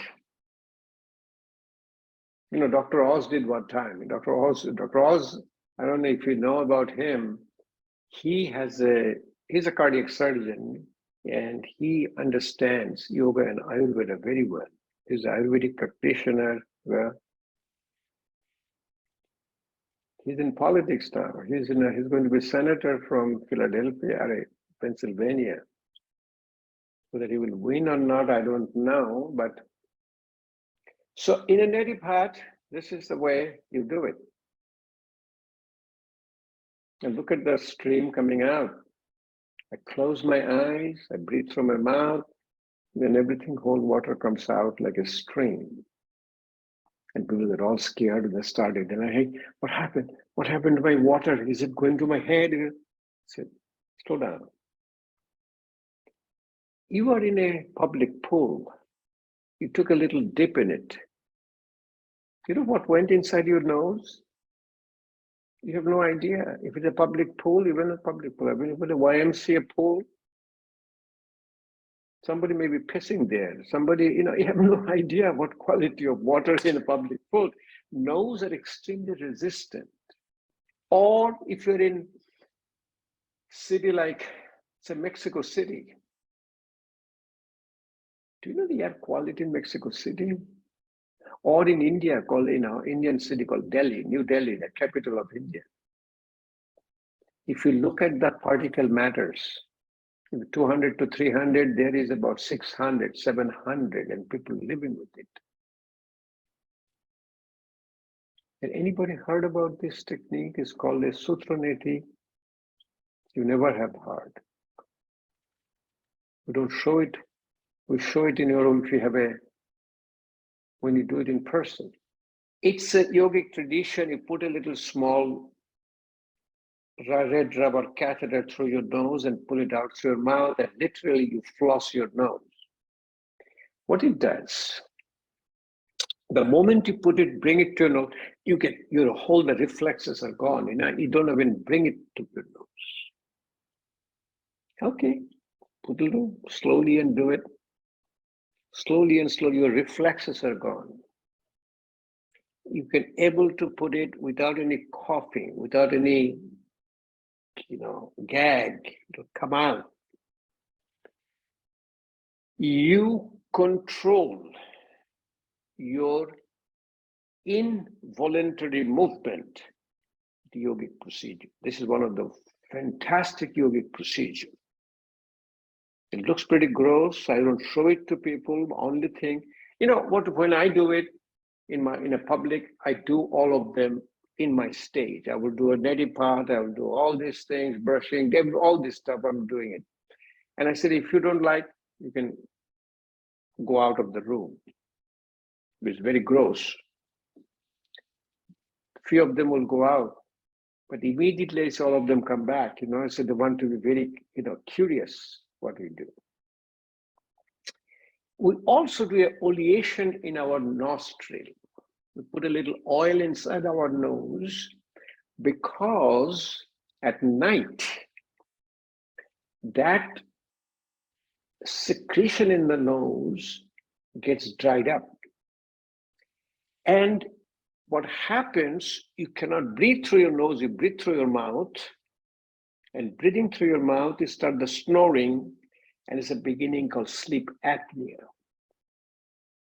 If you heard the word called sleep apnea, you stop breathing, your oxygen level drops, you get a fear, and the fear starts a cascade of phenomena.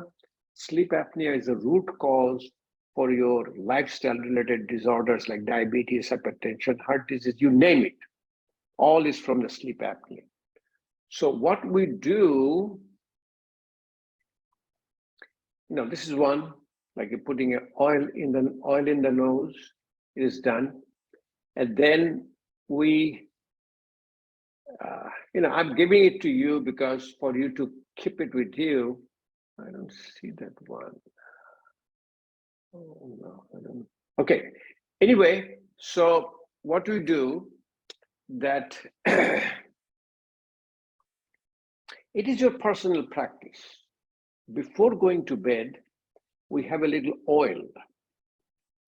And if you have a dosha-specific oil, the Vata uses a sesame oil, Pitta uses a coconut oil, which is cooling, and Kapha using a mustard oil. There is an oily substance which is very popular, you'll find it in Indian grocery store, called a clarified butter. It's called a ghee. I don't know if you've heard of that.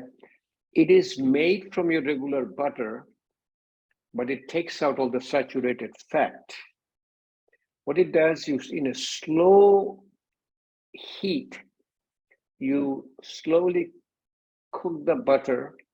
So butter slowly and slowly melts, and then all your saturated fatty acid slowly drops down in the bottom. Then they take a little bit of your cheesecloth, they strain it, and a strain comes out. That's called a ghee. The ghee, generally, you dip it in little finger and put it inside your nostril and keep the both nostril oily. When the oily, your nose doesn't get dry at night. You do not have much of the mouth breathing. You know, if you wake up in the morning, if your mouth is dry, you've been doing a mouth breathing. We do the daily practice, 25 minutes of asanas, 25 minutes of pranayama, 10 minutes of meditation, and we go through this pranayama, which will go slowly. If you do your balancing poses, you have all the poses here, which you have in your chart, but you do all meditations too. I just want to put some pictures to you. This is a yoga class in India. There's a Prime Minister of India, his name is Modi, he does daily yoga. And United Nations has declared, I don't know if you know, June 21st as the International Day of Yoga. In the International Day of Yoga, he is leading a yoga class. There is no yoga studio or a room to accommodate all these people. This is a wide road. He has blocked, this is called India Gate. This road is 120 feet wide. Guess how many people participated? 35,000 people. And they had this here, you know, those, what they call Jumbotron television, they're all watching it. God, if somebody send it to me, you know. I was in National Mall in Washington, D.C., in one of these International Day of Yoga, I was presenting. So, I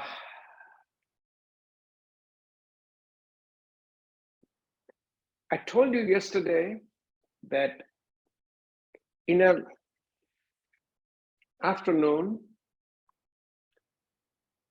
we eat fruit as a snack and try to do all coloring. This is actually my fruit intake. So I will have different color. Yeah, I may not get all the 7 colors of the rainbow every day, but I will mix and match and try to do it as much as possible. So wonderful experience when you do this. And oh, here it is. This is the thing I said, you do it in the selfie, don't show it to anybody. I have in my portion of the bathroom, you know, his and her. In his, I have this is called a clarified butter. I have a little non-iodized salt, I have a little red rubber catheter, the oil, and this I do at night. This is very gross. You don't do it in public. This is your own oleation of the nostril. So very important, the words to take home about diet is that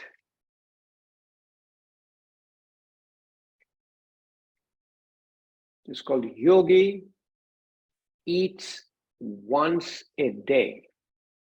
Generally, they eat 1 meal a day in the lunchtime. There's a word called bhogi, who's enjoying life, eats twice a day. The rogi, people who have a disease, keeps eating throughout the whole day. So cutting down food really helps you. And what more important is, eat little, mostly from farm, little from the factory, without a greed or desire. Eat half full of stomach. Eat less, eat healthy, eat according to season. So,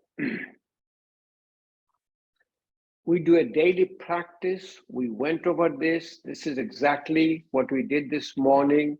We'll be doing, this is the relaxation of your hands, prayer pose to the back, shoulder rotation, neck relaxation, touching head to the ground, feet relaxation, knee and hip relaxation. This is your cow face. This is sitting down, getting up. So all these asanas we have, we do it every single day. And what we do, we change them daily. So I gave all of them to you for you to keep. These are the 12 asanas we have selected. And these asanas we rotate in different days. And this one covers from almost all the diseases. And your pranayama we do every single day. Pranayama is the relaxation and connector of your body. These are the pranayamas. It said first is the bellows, it's called Kapalbhati, forehead shining. These are the mudras we use. This is the mudra for balancing your pitta. This is your vata. This is your kapha. So all the mudras we do, and this we'll show it to this afternoon.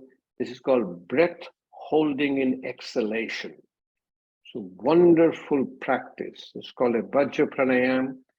This is a movement of your abdominal wall on breath holding in exhalation. And this is very powerful tool for your diabetes and for maintaining your health. Alternate nostril breathing, and we also do some breath holding in inhalation and breath holding in exhalation. This is called a bumblebee breathing, and this is your called Kulik breathing. We'll do it this afternoon. This is your Shankha, improving the function of your lung. This is Ujjayi Pranayam, victorious breathing. And these are all the bandhas. We'll show it to you this afternoon. And I'll show it to you one thing. Actually, I gave it to you what the yogic lifestyle means. We learn yoga from the babies. If you look at a baby, they're spontaneous. They will sit down in a Vajrasana, Thunderbolt, they sit down in a Sukhasana because they feel some activity going on in the body and mind. Because the mind is clear. The mind is not even corrupted yet. They'll get up in the cobra pose. They'll get up into the locust pose. Look at all the pictures she took, the downward facing dog in the cat pose. And you will see now babies, that's what they do. This is a Jathar Parivartanasana, stomach revolving pose. We try to do this and the babies does it spontaneously. See, this is the baby do, the head down all the time. If you look at even a 6 months old baby, they'll put the head down. We try to do child's pose and look how beautiful a child does, a child's pose. And these pictures were taken by candid camera, the child was not being trained to do this. This is the way baby sleeps. So put your feet together. So that's the way you need to sleep when you have not even insomnia, in a daily sleep. And I showed it to you yesterday on the boat pose. And this is the powerful lesson for you to take home. Illness becomes a wellness when it replaced I with we. So let's call it a little quit here now, and we'll come back again in after lunch, and we'll talk about yoga philosophy. Now, you need to set up your daily practice, and to show it to Melinda, let me see, give me a minute. Let me get all these yoga toes, yoga shoes, yoga socks. Let me see if I can find them.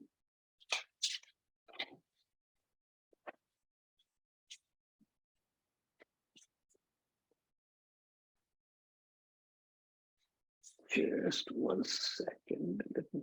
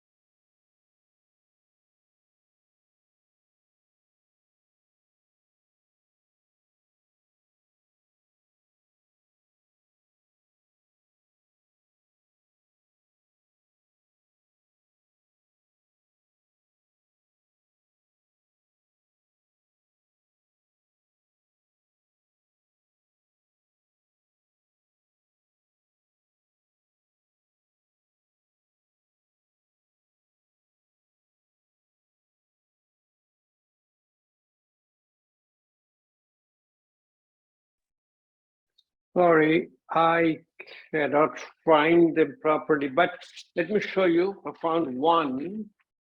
This is called yoga toes.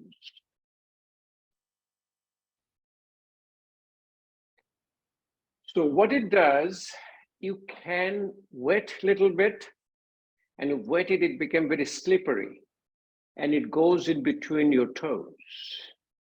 So it goes in between your toes, it separates your toes. I have two of them, you can put it on and you can sleep. Same way, I have a sandal, which I don't know, and I also have socks, but my shoes, these are called Vibram shoes. Melinda showed it to you. This is called your Vibram shoes. I do all my running, walking with this because it feels like you are walking on your bare foot. So whose turn is next to get a shoe like this? When you had it for 15 years, you said, this is the brand new. My one was all torn, so I had to get a new one. And where do you get it again? Called Amazon.com. Okay. Yep, that's where I got both my pair. Like this is hard. And yeah, this comes with a multiple color. Beautiful. Plus, it doesn't have any soles, so it feels like you're walking. And I also have the socks. I also have the I don't know what it is. Okay. Any comments? Any questions? You'll be starting doing the daily routine tomorrow, day after tomorrow, sometime this year, sometime in your lifetime. But don't push, please. Start very slowly, one step at a time. Just see if you can shift your meal. Very hard to do, especially in this lifestyle. And try to do the early dinner and smaller dinner. And do not do a bedtime snacks. I had the friends, what should I say? I shouldn't talk about my friends. They buy ice cream in a gallon because it's cheaper buying in a gallon. There is a study, very interesting study. They showed it. If you buy a popcorn and going to see a movie, if you give them, the person, for the same price, a little bigger portion, they will all finish them. Do you understand what I'm saying? If you buy this with $1, you'll finish it. But if you buy this much with $1, you also will finish it. That's called your eating with your eyes, not eating with your stomach, called intuitive eating. There's a movie called Super Size Me. Anybody has seen the movie? If not, you should. Because when they went to McDonald's, first question, for 39 cents, I can do supersize. And this guy ate only McDonald's. It was really putting a blow to the McDonald's. But after that, McDonald's also became a lot proactive. Breakfast, lunch, and dinner was his McDonald's. And then he started doing his blood work. I don't know if you've noticed. Took only 2 weeks to change. By 4 weeks and 6 weeks, all blood works were everywhere, So very important that you eat, and this is basically called intuitive eating. Listen to your body. Eat when you're hungry.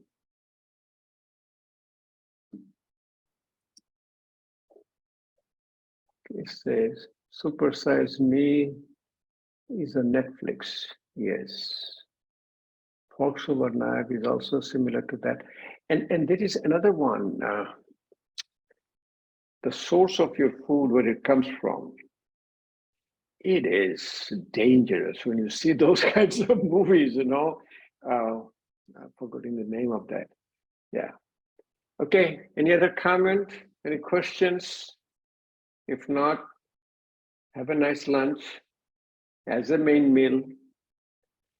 Come back to, I think, yes, Food Inc. You're absolutely right. Food, yeah, it's called a Food Inc., Melinda. Yes. If you watch Food Inc., you will never eat anything, you know, it is so scary, you know. So that one is about the source of food, yes. Okay, if there are no question, no comments, have a nice lunch. We'll come back at 2:30 again. Okay, good. You know, British does opposite. British says, after dinner, rest a while, after supper, walk a mile, huh? So dinner, their dinner is our lunch, their supper is our dinner. So after dinner, rest a while, you did rest and you took care of your, whatever you ate. Now you're going to eat according to your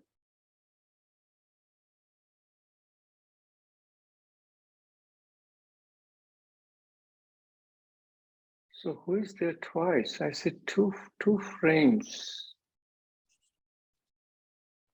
Is it Dawn? Twice. I think the other one's my computer that's still logged in at home. Oh, so is it Dawn outside and Dawn inside? No, that's Melinda outside and Dawn inside. Yeah. Oh, there's Melinda outside. So where is Melinda here? Oh, that is Melinda. Yeah, I think that's my laptop still at the house. Okay, got it. Now I'm clear. Okay, I'm looking at a gallery view. That's the reason. Okay, I know you are all becoming an expert yoga teacher, yoga therapist. Let me go over with you a little bit of yoga philosophy so you will understand where you are coming from. Primarily, when the question is being asked to you. Okay. As I told you, you have all these slides. You know, we said, when I share, I want to share everything, all my knowledge, all my experience with all of you, so you'll be able to use it appropriately. Hope you're seeing me, all of you. See my slides, hear me. Everybody is in a very relaxed mood, relaxed environment, and that is called outcome of yoga, huh? Outcome of a nice meal. You know, you should eat everything. You should go to every restaurant. Your only bottom line is portion size. People always ask, my wife always tells me, you know, you go to all these restaurants and you go and I said, you can bring the food. But only problem with the restaurant food, you know why? I know you're hard pressed, you can bring it. By the time you bring it home, they don't taste as good as what I'm eating in a restaurant. So I end up wasting a lot of food. Now, sometimes I bring it. The word yoga is an anglicized version of the main Sanskrit word called yog. It was primarily the Europeans. The Europeans have a hard time pronouncing yog, so they put one A after that, converting to yoga. My belief is in United States, everybody can pronounce everything except Casey's name. That's what she said. Her name cannot be pronounced, but I can pronounce her name easily. But fine, we use That's the what word I yoga. just said. I just said, accept my name, and then you said that too. Yeah, that's great, So yoga, for me, what I do, if I'm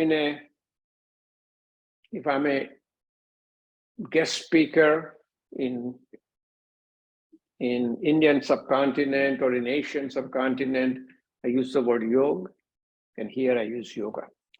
So it's a union of your body, mind, and spirit. The original scripture was a oral tradition. That means it was transferred from a teacher to the student. It was written by a person or a yoga or a sage called Patanjali.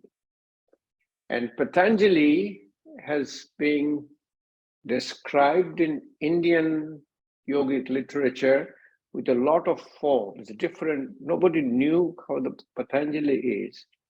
This is a statue of Patanjali, which I brought from India a long time back for myself and actually my friend of mine. You might have heard of name. His name is John Kepner. John Kepner was the executive director of International Association of Yoga Therapists. He'd been always pushing me to get a statue of Patanjali for his outside garden. This is a stone Patanjali. It weighs over 500 pounds. And they made two of them from a stone carving, and they shipped it. I have one, and he has one. So yoga therapy is based, as I said, philosophy of Ayurveda, the daily routine called Dinacharya. Yoga therapy is a lifestyle, and we call it a TLC, tender loving care, but therapeutic lifestyle changes. TLC is very important. In yoga philosophy, there are 4 yoga, the path. One is the union through your action called karma yoga, that is what you do. The union through your knowledge, which is called jnana yoga. Union through your devotion, called bhakti yoga. And practice of the 8 limbs of yoga, which is called the Raj yoga.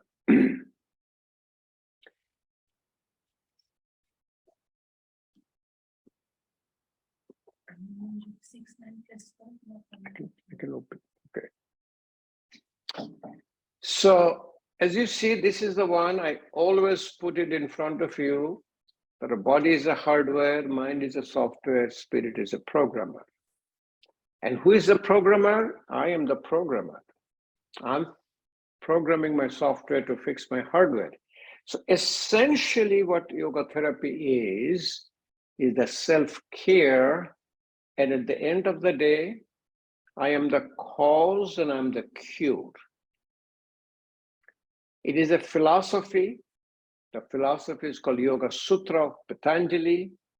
I have my book here. Let me see. I'm still unpacking, so I may have it here. Yeah, I think I have it here. Just one second.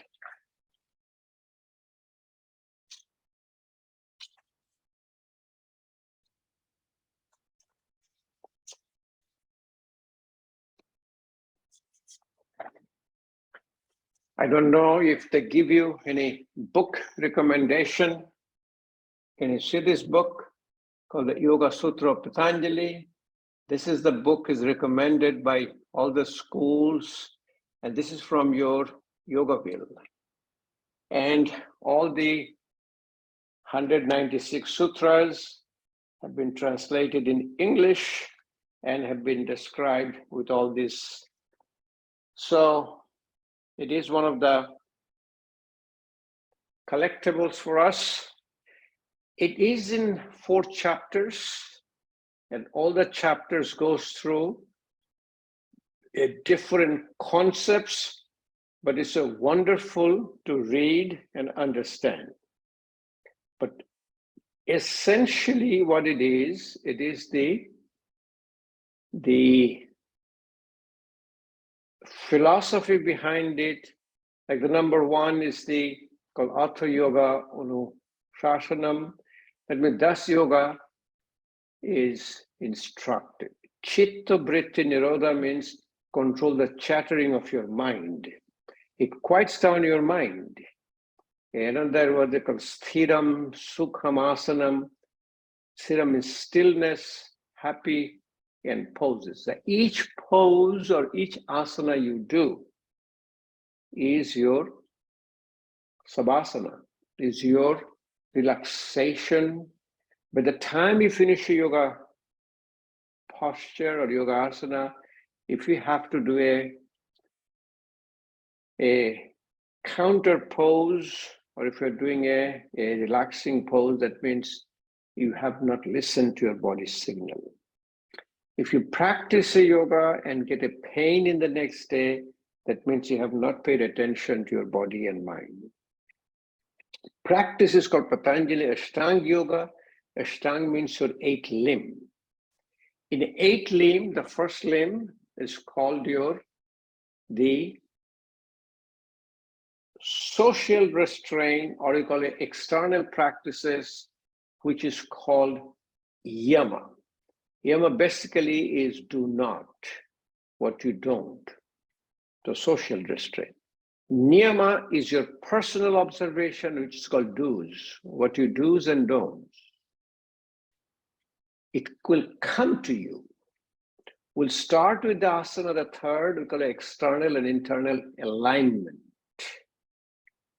Very, very important concept. It is not a grounding, sitting, it's alignment. Prana, yama. Prana is a life force. Yama is a control and restraint of breath. Basically, we call it a voluntary, regulated breathing. 5th limb is called pratyahara, called control of senses. Pratyahara means reject, ahara means input. It is controlling the 5 senses as an input. 6th limb is called dharana, which is called a concentration, which is the focus. And 7th is dhyan, called a meditation. So meditation is the 7th limb of yoga.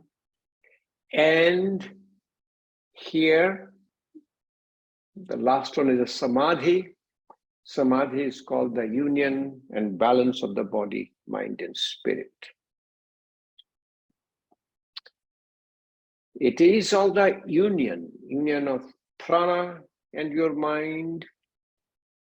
Individual unites with your mind, and ultimately it is the union of your individual self with universal self.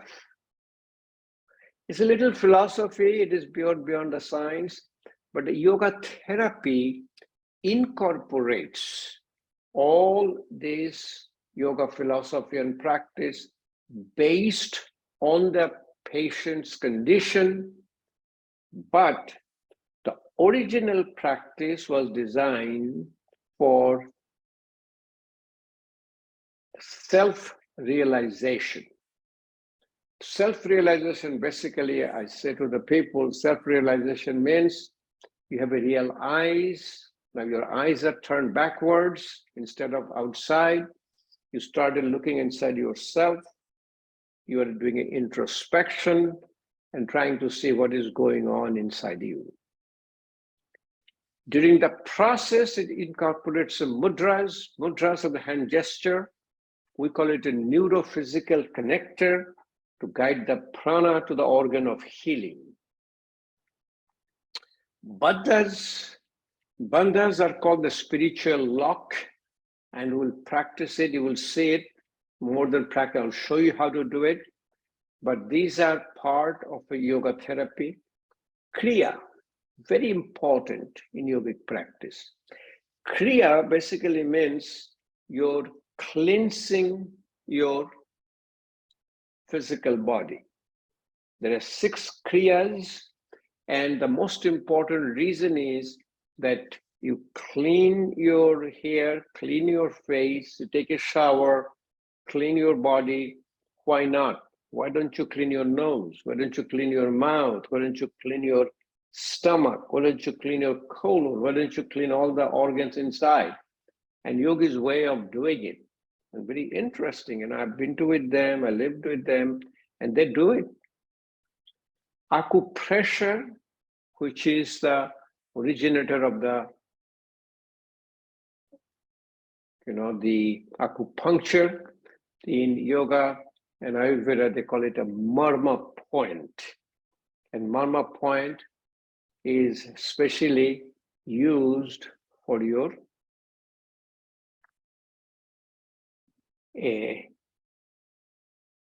healing process. Like if you're stressed, if you take your ring finger and press at the tip of your ring finger, is one of the marma point. Or if you have a back pain, you can take your hand and there is a marma point to relax your back. So the first, your limb, which is called yama, which is your do's and don'ts, is first one is called non-violence, ahimsa, truthfulness, sattva. Brahmacharya is the moderation. Brahma means your supreme being, charya means your routine, the routine of the supreme being. Asya, non-stealing and non-attachment. You don't do these things. In a niyama called do's, called socho means cleansing, santos means contentment, tapas is a austerity or burning of impurities, but basically it's a self-discipline. Shraddha is self-study, and Ishvara surrendering to the divine. As I said, it's a very, very important that a spiritual practice is surrendering to divine. Asana is a posture, but it's external and internal alignment for better function of the organs. And it's a part of the Hatha Yoga. Hatha means actually your balance, sun and moon balance of yoga. It is not the physical posture, and this is here, me doing the headstand as the asana. Pranayama, as I said, it is the prana is a life force, yama is a control and restraint, it is a voluntary regulation of breathing. The prana, breath is the carrier of prana, and also metaphorically, prana is like electricity and breath is like your electric cable. It connects the right and left brain through your alternate nostril breathing. And you will see there is a lot of things. You'll see that 21,600 breaths per day, we do it. And if you divide it, it will come to the point of 108. 108 is a very spiritual number. Mind controls breathing. Why? Because when you see something beautiful, something scenic, all like now fall foliage, what the word you use? Breathtaking. Why do you call it breathtaking? So breath connects with your mind. And in the animal world, as I told you yesterday, the slow breather lives longer than a rapid breather. The fifth limb is called pratyahara, control of senses. It's like a turtle withdrawing its head and in the shell, restrains senses from objects. Control of the 5 senses, not suppression, but right application, and use senses with attention, not distraction. Mind is the content of your 5 senses. Dharan is a concentration. Here is a concentration. You cannot do a rope walk unless you have the proper concentration. Very important. Seventh limb is called dhyan, is called meditation. Meditation is a state when your body and mind is connected and mind quiets down. Basically, the way meditation works, and once you understand, you will see, we have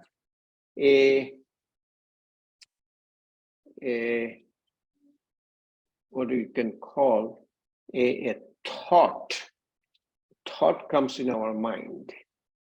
And when thought comes in our mind, that thought is in thousands. And interestingly, most of the thoughts are in the past. Why did he do it? Why did she do it? Why I'm going to do it? And lot for the future. What will happen to me? What will happen if I go there? What will happen if I don't see the fall foliage? It's all very little in the present. But yoga says you live in present. But also in the present, thoughts in your mind, you have most of the thoughts are a repeat thought process. What is a repeat thought process is, I have to come, I have to teach this Ayurvedic yoga therapy, I have to whole day continuously chattering me. That's called chattering of your mind. So yoga does controls the chattering of your mind. There is a gap in between the two thought process. So in a meditation, you access that gap and you create the little bit more and more space between the thought process. So your thought doesn't go away. So your thought process gets in like a file and a folder and assessing your gap. So meditation basically is an exercise in mindfulness. And you hear the mindfulness all the time in our present situation. There's a lot of meditative exercise you can do, meditative practice we do, which is called a concentrative movement meditation, visualization. Like I can sit down in front of a ocean, or in front of a blue sky, or in front of even a flame. I look at it, visualization, or I can close my eyes. I can do a called visual imagery, transformative, loving kindness. So very interesting that once you go into that meditative state, that your whole mind quiets down to the point, and we call the meditation is the medication. And we put the words side by side, you will see the only difference is meditation, there is a T, and medication, there is a C. We say T is for transformation, and C is for your choice. So samadhi is a union, it's a super consciousness, and that's the 8 limbs, yam, niyam, asana, pranayam, pratyahara, dharan, and samadhi. When you are in teacher, you remember all these things. So if you look at what is the outcome or what is the practice of yoga, as I said to you today, that sitting still is also yoga. Looking inwards is a yoga. Sukham sthiram asanam. Happiness, stillness in asana is yoga. Chitta vritti nirodha, controlling the chattering of your mind is yoga. Self-realization is a yoga. Spiritual liberation is a yoga. Yoga is a work in, not work out. People ask me, I'm exercising, why do I need to do yoga? Exercise is a muscle contraction. Exercise is a sympathetic overdrive. Exercise increases your heart rate, blood pressure. So what you need to do is that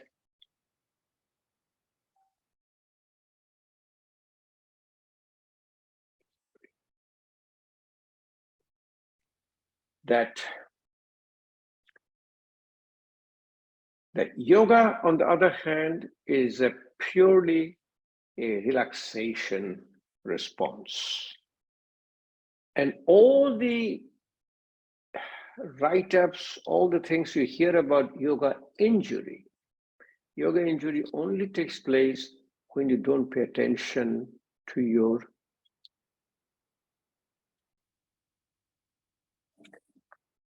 yoga practice, when you don't pay attention to your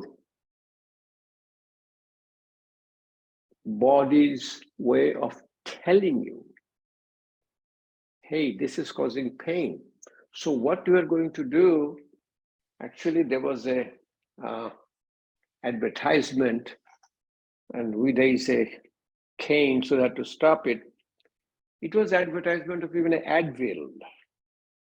I'm a yoga teacher. I take 2 Advil and I go and do yoga and teach yoga. I said, no, you don't take 2 Advil and go ahead and do yoga. Because you don't want the pain to get suppressed. So what are the benefits of yoga for a physical body? Body gets into shape. You'll see people doing yoga, their spine becomes straight. And if you look at a person 90, 80, 90, 100 years young, you'll always see the spine is straight. You will never see hunchback people living longer. Person who is depressed will have a hunch in the back. Flexibility. Body becomes so flexible. You know, before, if I pick up something from the ground, I have to think about 3 times. But now, yeah, I fall something, I just go down, pick it up. So it is a wonderful experience. And due to your, what you call your aerobic glycolysis, like oxygen combined with glucose, you get a very much of energy, body get energetic. So people like us, we are energizer battery, wake up 5:30 in the morning, go to bed at 10:30, throughout the whole day. Yeah, we enjoy our time. Pranayama, the voluntary control of breathing, increases oxygen, improve cell function and system. It exercises internal organs. Like when you do the Kapalbhati pranayama, it is called Kapalbhati, it massages all the internal organs. When I will show it to you, when I do it called Ujjayi pranayama, it massages your thyroid gland. And yoga said, when you massage your glands, massage your organ, its function gets better. And finally, the most important benefit of pranayama is it quiets down your mind. And just to what I just said, that exercise is a muscle contraction, sympathetic. And once you have a high sympathetic activity, our body has a homeostasis. Body comes down with your parasympathetic tone. So exercise is a high sympathetic tone followed by parasympathetic tone. But yoga therapy, on the other hand, is a muscle relaxation with a primary activation of parasympathetic tone without any sympathetic overdrive. So you will see, you are in a Virginia Beach, you will have your, what do you call, the marathon, Virginia Beach Marathon. And every marathon I see, at the end of the marathon, somebody either collapses, somebody even may die. Same thing happens in your gymnasiums when they try to. So when I teach them, I say, it's good you do your weight training. So you are doing a, say, good bench press, chest press. I say, bring it down. Instead of doing, don't do that. Breathe out, take a deep breath in, and when you push it up, with the breathe out. Breathe in, breathe out. The moment you can do that effortlessly, that even exercise is going to help you. So yoga therapy is what it is. It's a relaxation. It's a relaxation response. By relaxing the physical body, the mind is relaxed. It relaxes your blood vessels. When the blood vessel is relaxed, the blood vessel opens up. It brings more blood to the organ and better function of the vital organs. So brain function gets better, liver function gets better, kidney function gets better. And we are, at the present time, we are examining them with all the tools we have. Okay, and I have a lot of slides which showing it. Even people who are doing a headstand. During headstand, we're measuring the blood flow. It's called an ultrasound. We use ultrasound. It's called a Doppler blood flow. But checking the blood flow in your carotid artery, checking the blood flow in your eye blood vessel, ophthalmic artery, checking the pressure inside the eye. In the stages of asanas, very important, at the beginning of the asana, your muscle contracts. But if you stay in the asana with your proper breathing, you develop a stability. That means that fasciculation slowly goes away. And finally, it's called the third stage, called Visarjana, called a surrender. That means you're in a profound state of relaxation. And you saw me this morning, I was sitting in a lotus pose for a X amount of time. During the asana practice, you pay attention to your breath. Exhalation longer than inhalation, and you say about twice or 1.5. If you get a 3 seconds inhalation, you get a 6-second exhalation, 2-second inhalation, 4-second exhalation. Exhalation is parasympathetic, inhalation is sympathetic. When you understand this thing, you will be able to practice your own personal transformation or sharing your knowledge as a teacher. So people come and say, I'm going to teach yoga. I said, you don't teach yoga. You know what you do? You share your practice. If you don't practice, you are not going to be a yoga teacher. Reading books is not possible to teach yoga. Closing eyes is very important during yoga practice. I always recommend to closing eyes. What you as a teacher need to know, what is the most important, the age of the asana. What is the age of the asana? Most important age is no pain, but a comfortable discomfort. Keep this thing back of your mind. In fact, keep all these slides before you do a teaching. So wonderful information, and this information you will never get anywhere. I collected all this information throughout my whole life. I put it in my book. My book has most of this information. Stability. The moment you are having this fasciculation, you have crossed your limit. And the effortless breathing. Very, very important concept. Your breathing has to be effortless. What are the signs that you have to watch during the practice? Especially your students, or especially your clients, pain during asana. If a person is saying, I'm having pain during asana, you say back off. Don't progress. You're going to hurt yourself. Unsteady pose. If somebody, gets into a pose and gets into asana unsteady, and breathing difficulty. So it'll happen to you. Like even myself, if I'm sitting in a chair, if I start doing a spinal twist, I'll put my hand, I turn myself, and a certain period will come when my breath will be interrupted. Before my breath is interrupted, I back off and I stay in the posture. And then it will slowly I'll go back in. So if I'm doing more, I can feel my breath is getting, in an effort. When I'm talking to you guys, I'm having a little effort.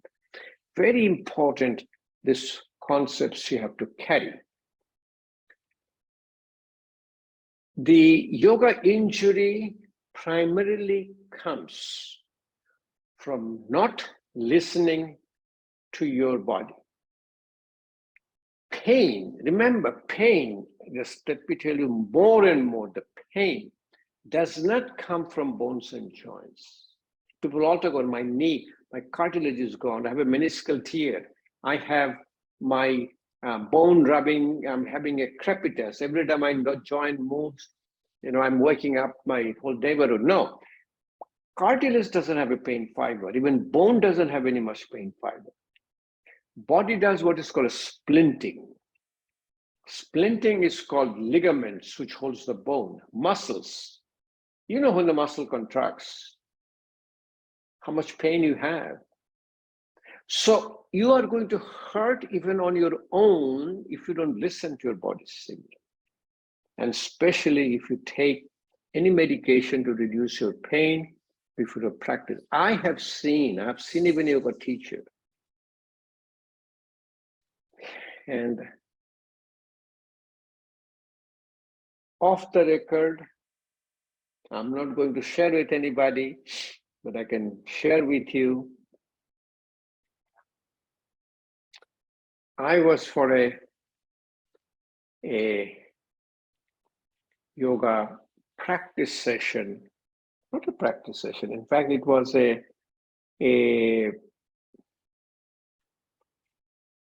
what was it? Was it a picture taking? That we will take my yoga postures and a picture taking for some magazine or some books.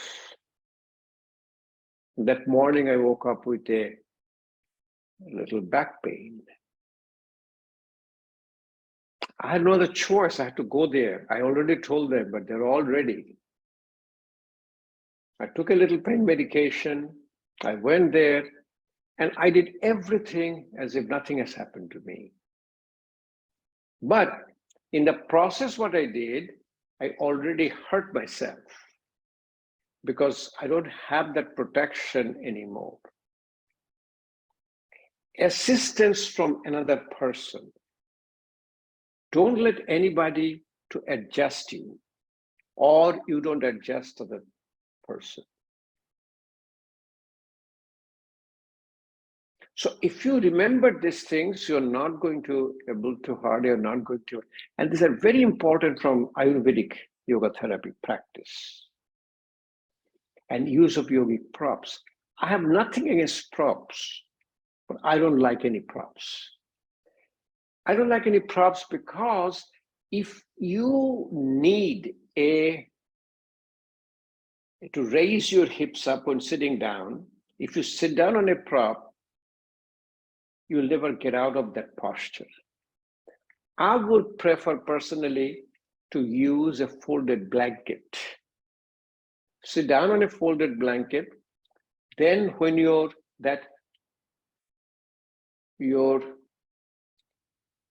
neuroplasticity or your body get used to it, you can take off one layer at a time. I don't mind putting a hand on a prop, but I tell all these prop makers, why don't you make a prop in different sizes? If it is 6-inch prop, then make a 4-inch prop, then make a 2-inch prop, so that you can get rid of your prop slowly. And it happened to all of us. It happened to us.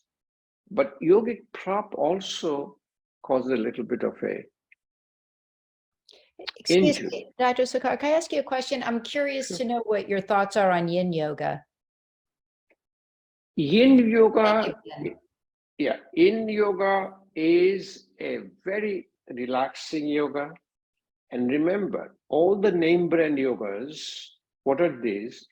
Basically, it's an asana, pranayama, meditation. It's a permutation and combination. It is a breath, like say Vinay yoga. It's a breath-centered asanas, which you do it all the time. Yin yoga is primarily a meditation-based asanas, meditation-based practice. So me as a yoga practitioner and you as a yoga teacher, you practice the philosophy of yoga and the 8 limbs of yoga. How you use them, see, even today in the morning practice, you saw we have used a asana, pranayama together, or you use 2 asanas, 2 pranayamas, and we can put any name on that. We can put these names. Who asked that question? So Dawn asked me? Dawn. So you can put a Dawn yoga, you know, I can put down your name. It'll be famous, you know, it'll be making world famous too soon. I see the name Chopra yoga even, you know, I don't know if you know Deepak Chopra. Chopra has one called Chopra yoga. Hot yoga, you know, this was, I don't know if you know him, was You talk about Bikram? Bikram, yeah, Bikram Chowdhury, you know, he was the, what his nickname was, what is his name? He was the McDonald of yoga. Do you know where the McDonald of yoga came from? He had a franchise. Like all the Bikram yoga, like a hot yoga, if you have one, then you have to have a training from Bikram and you have to pay a franchise fee. There is a movie about him in Netflix. I don't know if you've seen it. If you've not seen it, take a look at it. Very, very disturbing movie. Anyway, so I have nothing against of any name brand yoga, but people ask me what brand you practice. I practice 8 limbs of yoga from the scripture. All the books we have, the books, like if you ask me, see if I have the book here. No, I don't see it. It's called Hatha Yoga Pradipika. You know, like Hatha Yoga, H-A-T-H, Hatha Yoga. The second word is called a Pradipika. Do I have the, no, I have the mudras. Just 1 second, I may have it. That is the real textbook of yoga.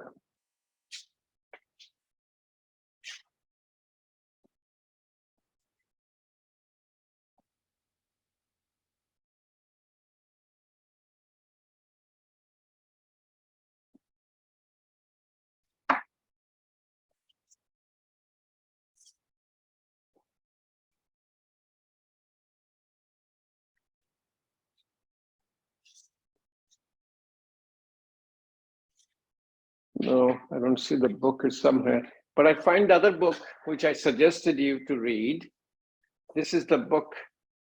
Can you see it on the small screen? Or should I put in the big screen to see? This is called The Biology of Belief by Bruce Lipton. Take a look at this book. It's very, very interesting book. So,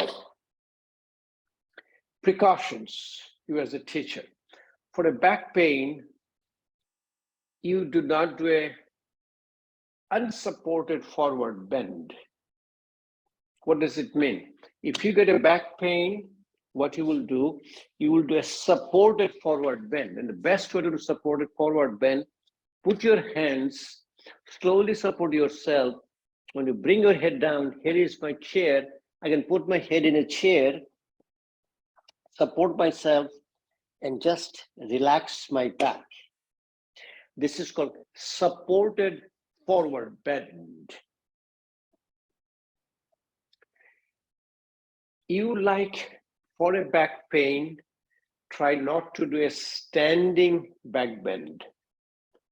But the most important therapy for a back pain is your back bend. But back bend on a mat. What is a back bend on a mat? On a mat, when you put your face down, you can do a cobra pose, bhujangasana. You can do a locust.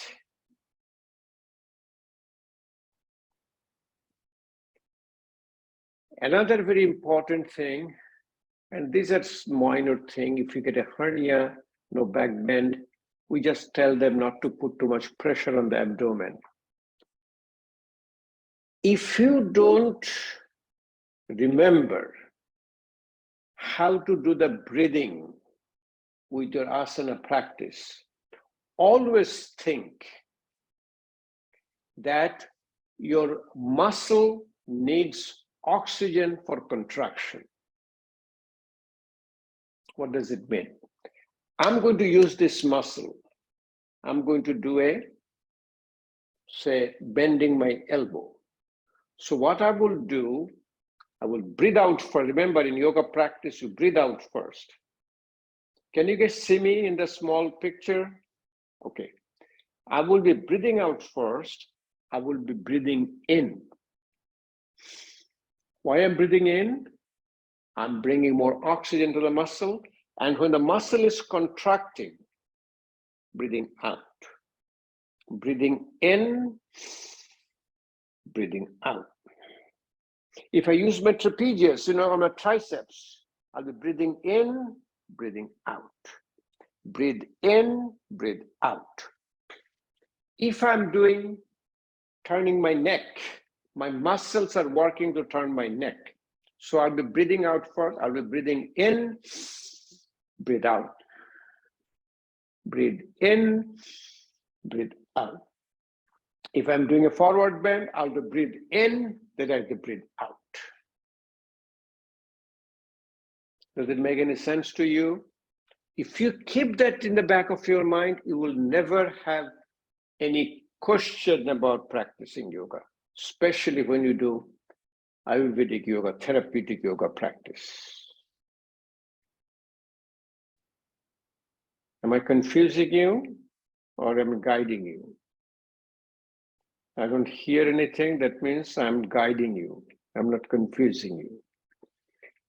Muscle needs oxygen before contraction. You keep it to the back of your mind, you will have no problem doing asana practice or your, okay. Any question from you? Let me see if I can put it. We've already gone through the philosophy of yoga. We could do a lot of talking, but your most important in therapeutic yoga is paying attention and also you practicing every single day. Doesn't matter how long. I personally, for me, doesn't matter where I am. I'm in the plane, I'm in a train, I'm in a hotel, I'm in some friend's house. I never miss a single day.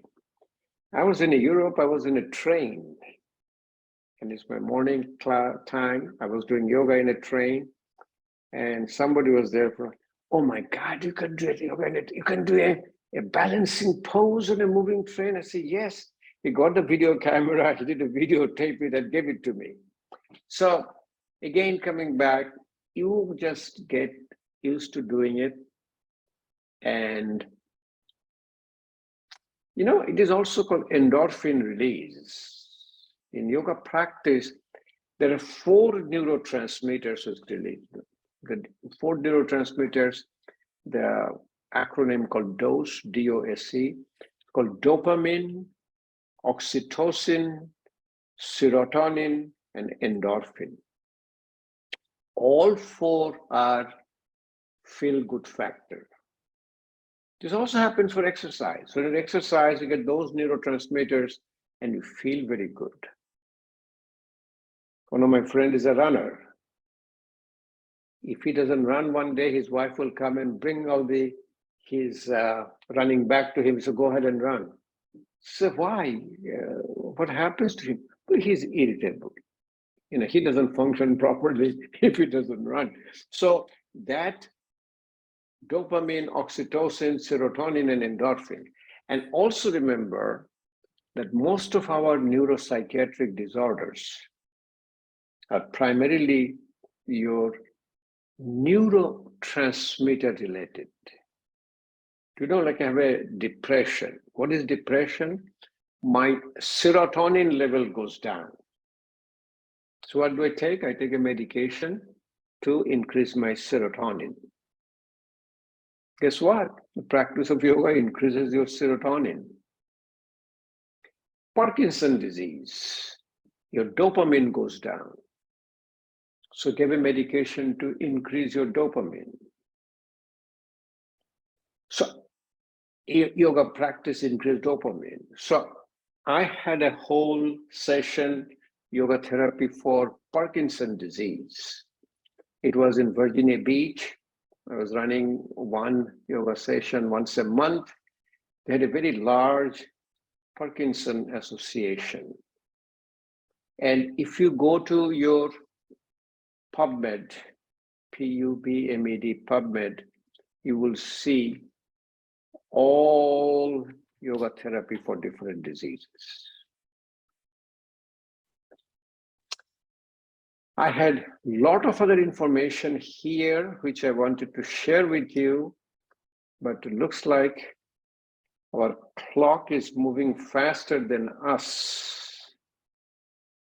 Let me take a look at one thing, which I'd like to share with you.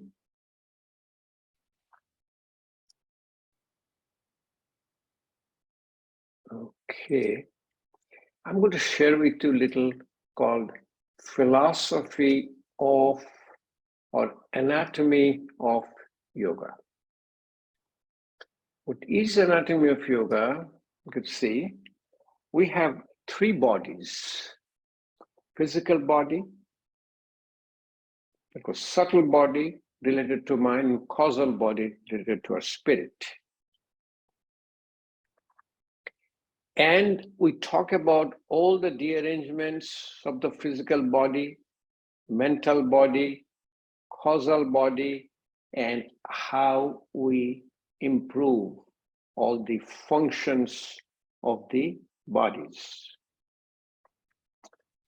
I gave it everything to you when your spare time, when you have some time, maybe sometime in your next life, not on this life. Nobody has a spare time. Nobody has a time. You say, I don't have any time. What happened? It's 24 hours for everybody. The next yoga anatomic concept is called a kosha. It's called a sheet. This is absolutely very important. You have to understand this. The first sheet is called a foot sheet. There's a Sanskrit name called Annamaya kosha. Next one is your vital sheet called Pranamaya kosha. It is your breath. And if you create any imbalance in your physical body, it will show up in your breath. Next one is called a mental sheet called Manomaya kosha. Next, Manomaya kosha is your intellect sheet called Vijnanamaya kosha. And finally, blissful sheet called Anandamaya kosha. Now, if you see what happens in a disease, okay? Suppose I have asthma. Many of the people, I don't know him, a lot of people will come to you, they have asthma. Asthma is a physical tightness of the channel which carries the oxygen. The bronchioles get tight up. When you cannot breathe properly, when the food gets tightened up, physical imbalance, your breathing is improper. You cannot breathe properly. When you cannot breathe properly, what happens? You become anxious. Mind doesn't work. That is your mental sheet. When you're anxious and restless, you cannot make any judgment called intellectual sheet, intellect sheet. It takes care of a blissful sheet. In a blissful sheet, you are completely in balance of your body, mind, and spirit. On the other hand, an imbalance in your body, mind, and spirit will create a disease. So in a blissful state, you are in a balance. In intellect sheet, your imbalance starts, but your intellect says, don't do it. You're going to hurt yourself. It is in the mental sheet, all the imbalance starts. When the imbalance starts in a mental sheet, it will show up in your breath. So somebody who comes to you, sit down in front of you, if they have a mental imbalance, you will see in the breath, they're either breathing very fast or they're breathing improperly. They will have a physical posture going down. By looking or just assessing, you will know the person has an issue on their mental sheet, which is the root cause of all the diseases. So yoga therapy, quieting down your mind, causes the balance of all the 5 sheet called the koshas around you. And this is a basic yoga anatomy you will learn when you've been doing 200 hours of practice. So another concept is called the chakras. In chakras, there are 7 chakras. What the yogis saw that when they closed their eyes, they saw some color in front of their eyes. The color, only color they could see in the nature, the color of the rainbows. If you look at the color of rainbows, the 7 colors is called violet, indigo blue, green, yellow, orange, red. They assigned those colors along the line of your spine and they connected them with the energy centers. These are potential energy centers. Root of the spine, which is red in color, is called the root chakra. Muladhara chakra is connected to a musculoskeletal system. It has 4 petals, and there is a sound which is called lam. Lam balances that chakra.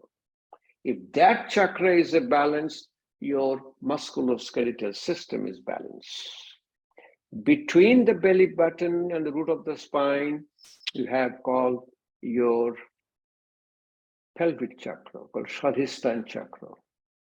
It is have 6 petals, orange in color, and connected to your reproductive system.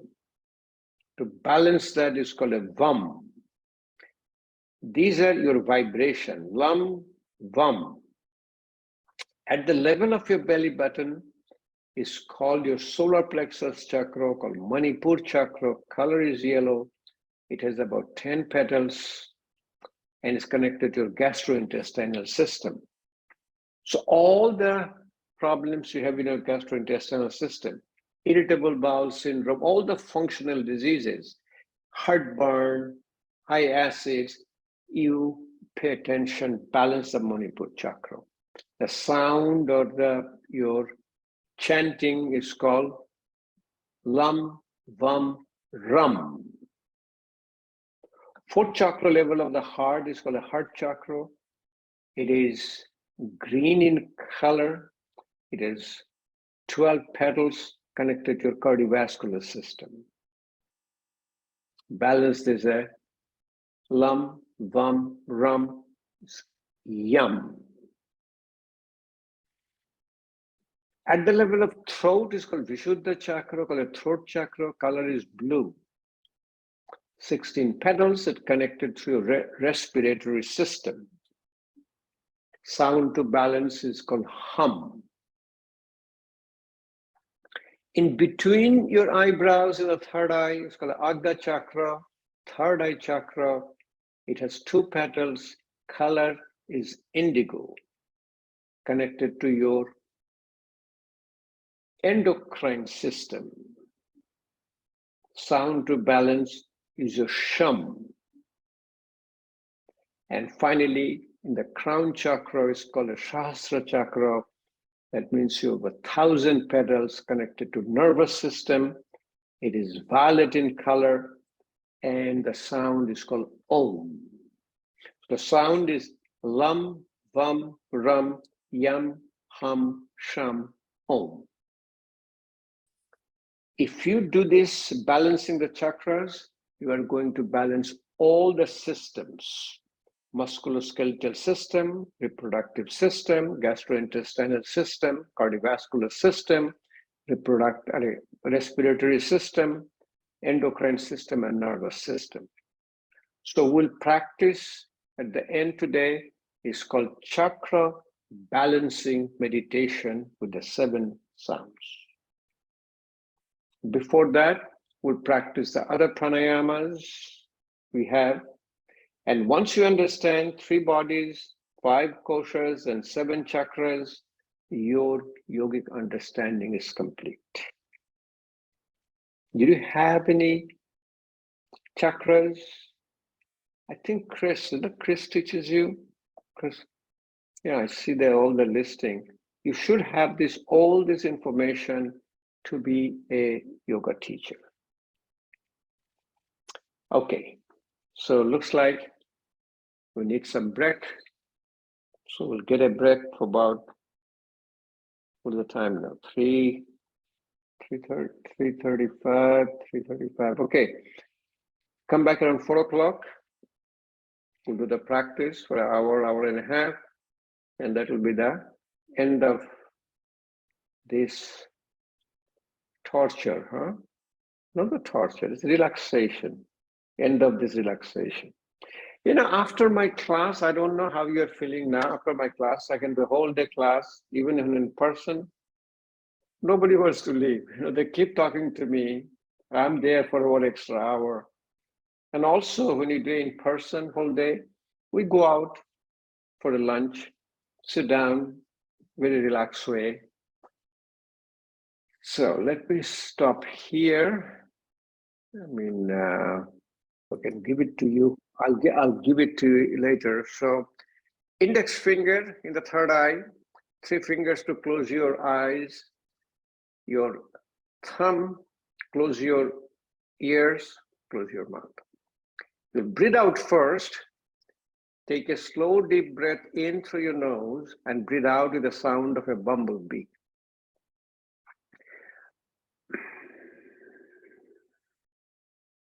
Take a slow, deep breath in.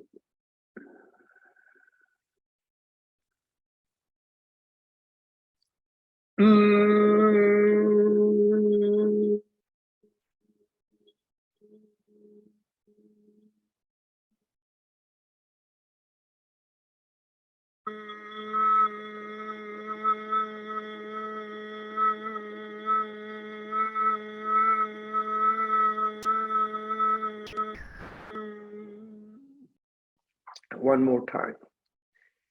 Breathe out first. Slow, deep breath in Followed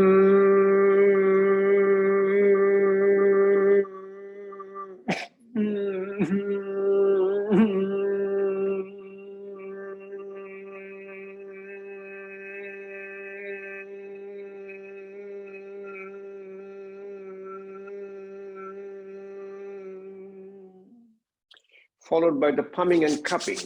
You keep on rubbing your hands, rubbing your hands. When you feel the warmth in your hand, take both the hands, put it over your eyes. Let the eyes take all the heat from your hand. Let the eyes get relaxed and massage your forehead, massage your arms, massage your face. This will remove all the wrinkles, massage your ear, behind the ear, in front of the ear, inside. It stimulates your vagus nerve. Take the hand massage on both sides of your neck. It's called a carotid sinus. Take the hand to the back, massage all the muscles in the back. It's a wonderful relaxation response, wonderful quieting down your mind. When somebody comes very anxious, and literally what it does, it totally shifts your consciousness. You have no idea even what you are doing. When I do it in a big group, it's amazing. I need a video camera to do it. I'm doing it. All of them are doing it. By the time I'm doing it, they're doing all different direction. They're doing all different. They really don't know even what they're doing. It's a total shift of how to control your mind. You do it about 2, 3, 4 times. You absolutely have no idea even where you are, what you are doing. Probably you forget your name, I make a big joke about when I do a big session. So by the time you finish a good pranayama session, if we ask you what's your name, you say pranayama, that becomes your name. Bandhas are called the spiritual locks. There are 3 bandhas, very important from therapeutic purposes. First one is called a root lock. What is a root lock is, it is like you're called the Kegel maneuver, and it is a pulling up your pelvic muscles and the anal canal. Like what you do, you breathe out first, take a deep breath in, breathe out completely, then you hold your breath, then pull all the pelvic muscles high up and hold it as long as you can. According to yogic tradition, it helps you in your pelvic floor. It helps you, especially the women with all of their issues, and it moves the energy from your lower chakras to the upper chakras. Every chakra, like root chakra, called Muladhara chakra, and the pelvic chakra holds a potential energy. This one pulls it up towards your 3rd chakra, Manipur chakra. Abdominal lock, you breathe out first, take a deep breath in, completely breathe out, suck your stomach in and hold.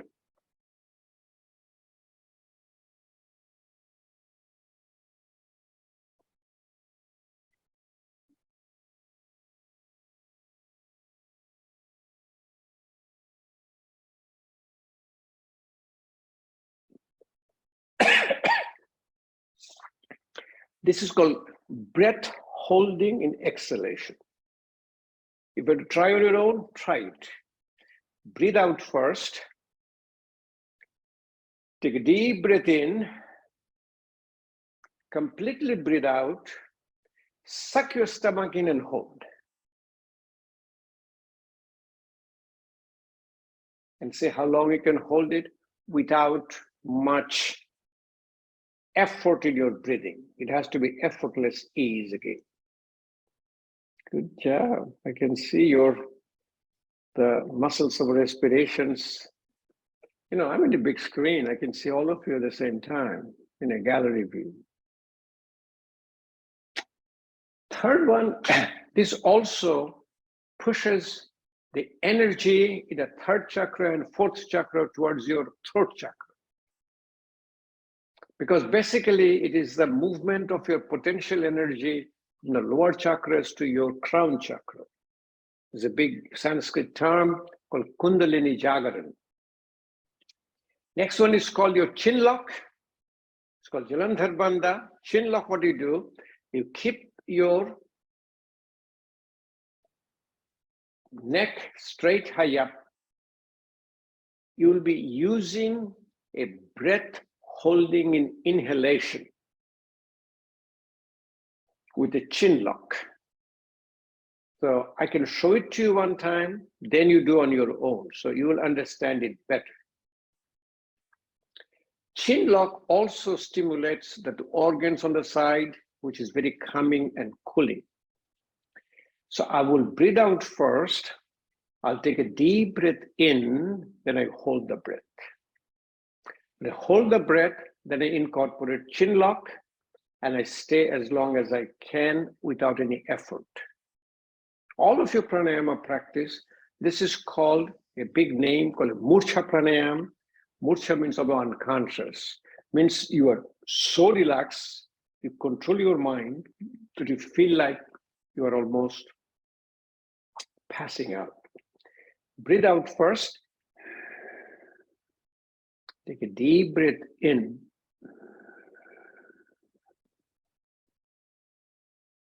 Hold your breath. Drop your chin down without bending your neck. Bring your chin close towards your chest and hold your breath.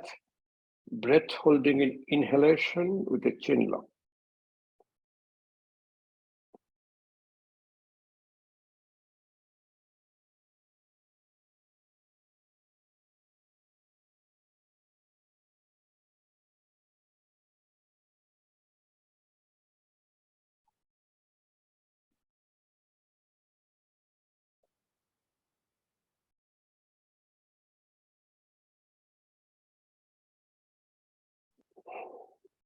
It's a wonderful experience. Why don't you try, see, okay? Breathe out first. I'm going to watch you, see if you do it. Breathe out first. Take a deep breath in. Hold your breath and slowly drop your chin, touch the chin towards your chest. And stay there as long as you can with your breath holding. Drop your chin down towards your chest.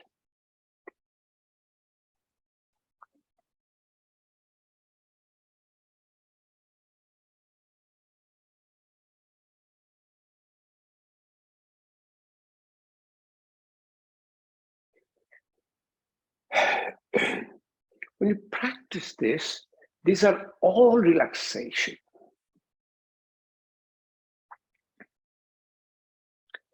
You do a Ujjayi pranayam. Ujjayi means victorious.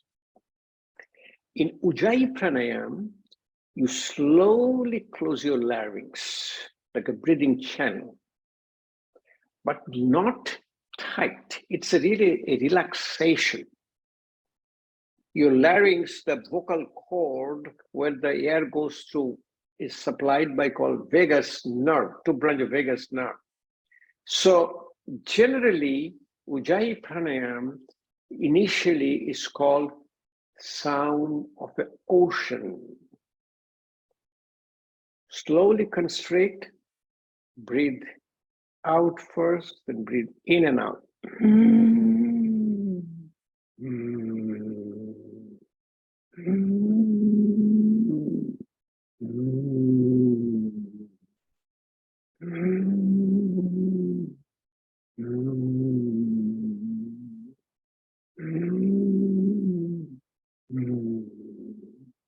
Do you hear the sound, or it doesn't go through my, did it go through my microphone? The sound of your throat, it will be sound like an ocean.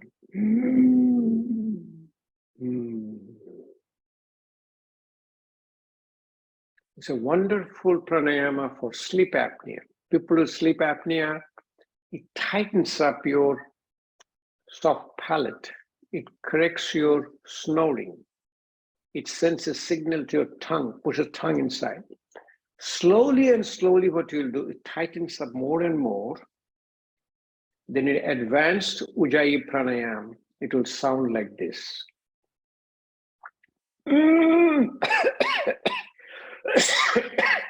If you get a cough, it's entirely normal because what you are doing, you are constricting the area where the cough comes from, the vocal cord.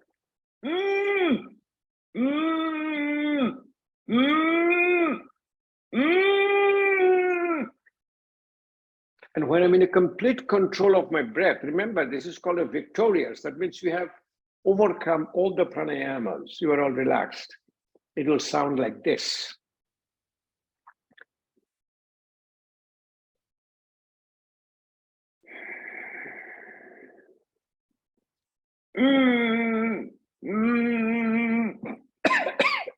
Sorry.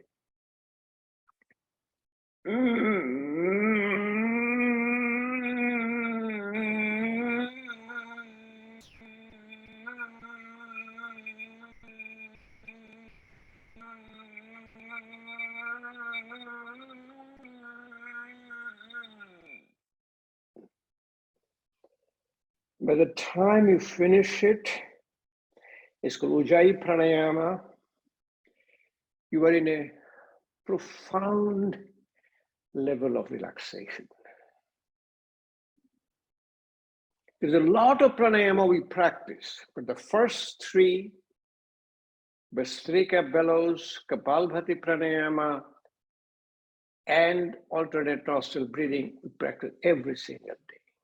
These pranayamas, first one is called a bumblebee, it's called Brahmari Pranayama.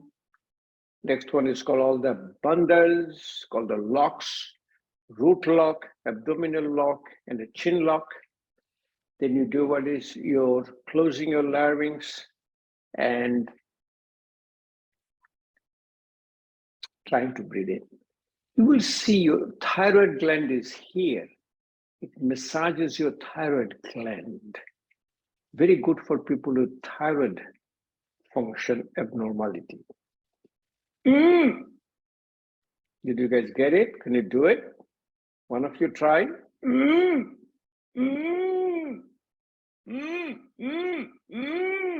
People say, how do you do it? They ask me. I said, why don't you keep trying? I'm trying, I cannot do it. I said, keep trying. One day it will come to you. Don't push yourself. Who didn't get it? I can see who didn't get it. I'm looking at all of you at the same time. Okay. What a practice. And then all of them are there in my DVDs, in my books, everywhere. And also there is, what is the indication doing it? How you do it? What is the outcome? For Pitta, we do a cooling pranayama. It cools down inside you. Now, as you heard repeatedly, I'm telling you, do not breathe through your mouth. You only breathe through your nose. When you breathe through your nose, it goes directly into your lung. Breathe out, it goes out into your lung. Now, if you have to use your mouth to breathe, then what do? You breathe in, breathe in through your nose, breathe out through your mouth. A lot more physiological. But we use the mouth here now for breathing purposes, not for the breathing, but to cooling your body. So how to do it? Remember, my hand, when I'm doing pranayama practice, my hand always in this relaxed hand called, baby fist or yogic fist, Adhi Mudra. It really relaxes your whole body and mind. I keep it both over my knees. You stick out your tongue, roll it, and breathe through a rolled tongue like this.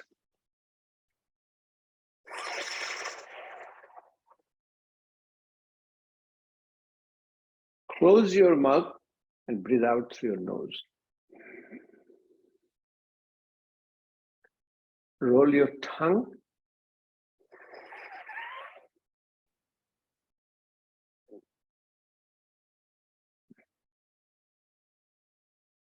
Within a short time, your whole inner part of the body will cool down.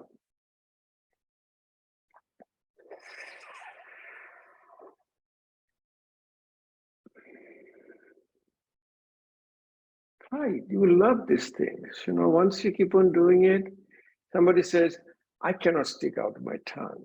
It is not good to stick out your tongue in public. That's okay. You have to stick your tongue out. Put your teeth. It's called Sitkari Pranayam, cooling. Breathe through your teeth. Okay, your teeth.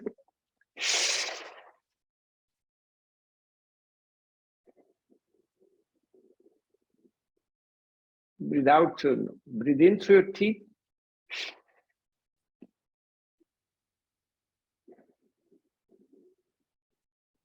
Doesn't take much time. You get cooled down.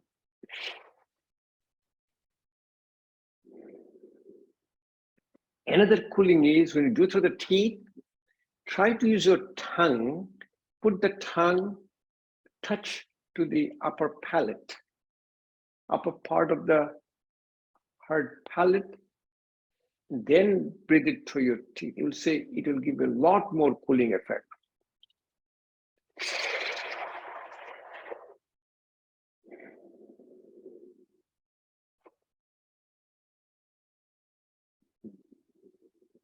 Continue as long as you can.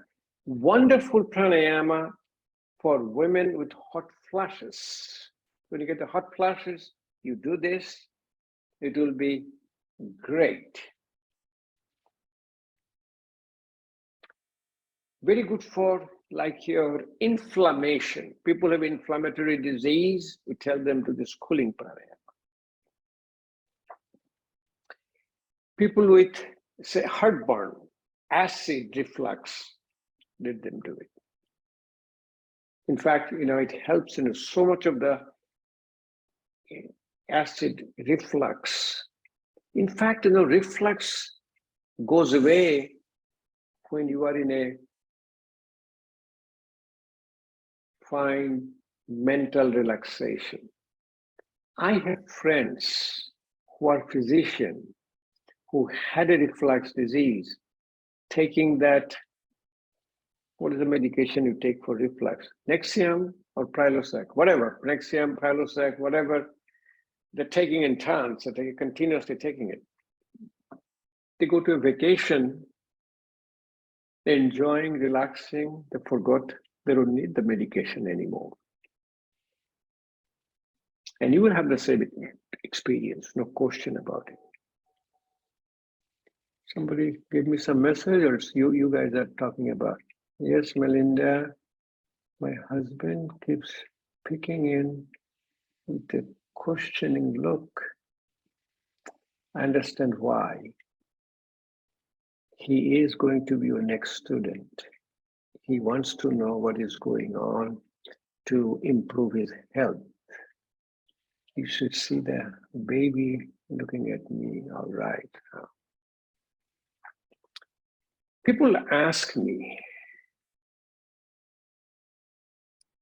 I see it all the time. There's a lady in my class. I'm here. I want to learn everything. You know why? I want my husband to do it. There's a man in my class. I'm here. I want my wife to do it. My question to them, why? Why do you want to? I want to change him. I want to change her, you know. I have an answer for you, and you will love this answer. Yoga says he cannot change anybody. You are stuck with your spouse. But yoga says the next important word, listen to this one. If you change yourself, which you can do, you can change yourself, people around you also changes. That's what Hillary Clinton said, it takes a village. You know, it takes a village means You cannot change anybody, you can change yourself. If you change yourself, people around you will change. And best example is the husband-wife. I've seen so many. Wife is doing it, she's feeling better. Husband comes and says, honey, what you're doing? Can you show it to me a little bit? She shows it to him. Wow. My children, they're in mid-40s now. My wife always told me, why didn't you tell them to do it? So, honey, I can guarantee you, if I tell them to do it, they will never do it. Our children are anti-establishment, you know that. If you tell them to go right, they'll go to left. They'll never listen to you. That's okay. But when you saw me doing it, my daughter she was in the law school. She was here, she was in Washington, D.C. She was born, raised in Hampton Roads, so she went to Norfolk Academy, then went to college. Anyway, one day she says to my wife, Mom, I'm going to be a yoga teacher. I want to enlist myself in a yoga teacher's training course. My wife said, okay, go ahead, do it. I'll take care of your room. I take care of your house. Whatever you want me to take care, you go take the class. So what I'm trying to say, okay. Then when she finished her course, she was doing some voluntary yoga classes for the community. And one day she says, Dad, I have a news for you. So what is that? Well, I got two new person came to my class. You know who are they? My brother and his wife. His son and his wife also showed up in her class. So exactly what I'm trying to say. Don't try to change anybody. Do it yourself. He, she, children will change yourself. To improve your lung function. This is also improve your lung function. This is actually what it is. It is a resistive inhalation. You are trying to breathing in against a closed pipe.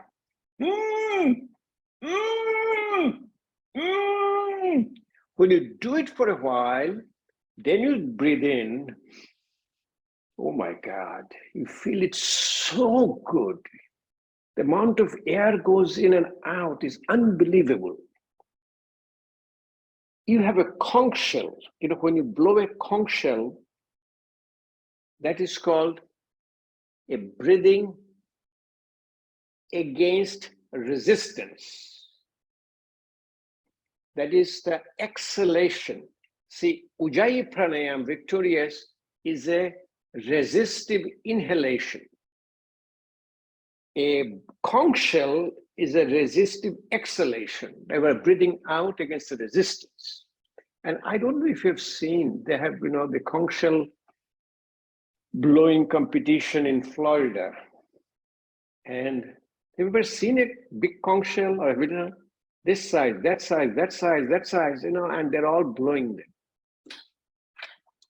So we don't have any conch shell. This is called a conch shell breathing.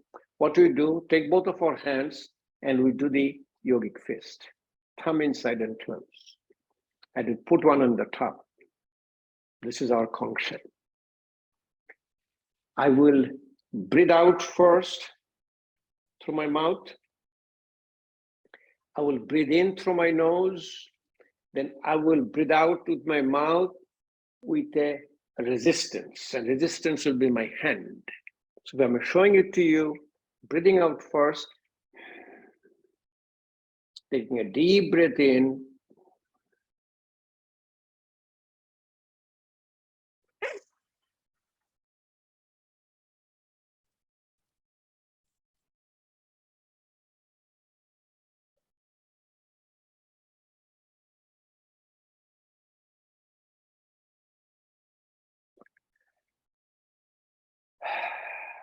take a deep breath in and out. Try this one more time. You'll see the difference it makes in your breathing. Breathe out first. Take a deep breath in. Breathe out against resistance.